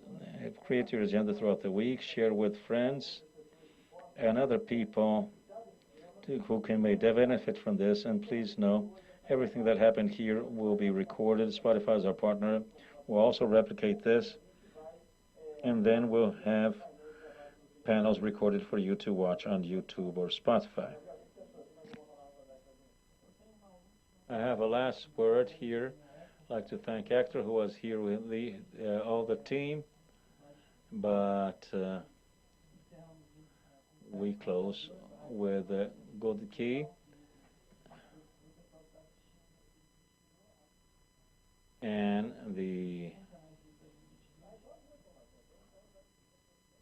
there is already subscription for the second semester. Okay.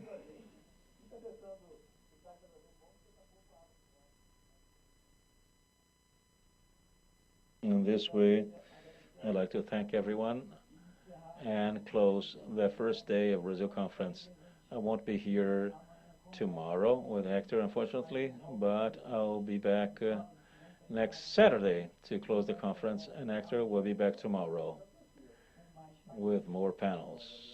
Very good, Gabriel. Thank you very much. Good evening. Good night. I'd like to thank, it was a great day. Thank the Brazil conference team, which is not here in Rio de Janeiro. Thank you very much for the production. We still have a long week, and then announcement. We know what we're going to go through in Brazil. Brazil conference wants to support one of the initiatives. There are several others very much focused on helping through in this moment of hunger Brazil is going on. You'll see here, you may access movimentouniãorio.org, movimentouniãorio.org, which is the movement where we're collecting baskets to donate to people. This is very important. We have hunger. Hunger is a problem as well.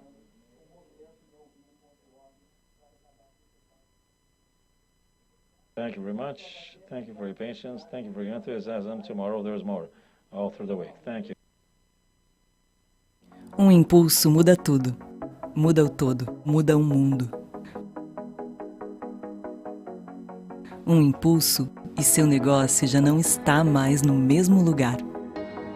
E aqui, todo mundo, startup e grande corporação, vai concordar. O cenário de inovação é um cenário de incertezas. E faz sentido que seja assim. Se é inovação, é porque ainda não foi feito. Na FabStart, acreditamos num futuro em que startups e corporações aqui no Brasil se tornarão benchmarks de inovação para o mundo. E a FabStart, protagonista dessa transformação. Já deu para imaginar o que esse impulso pode fazer por você?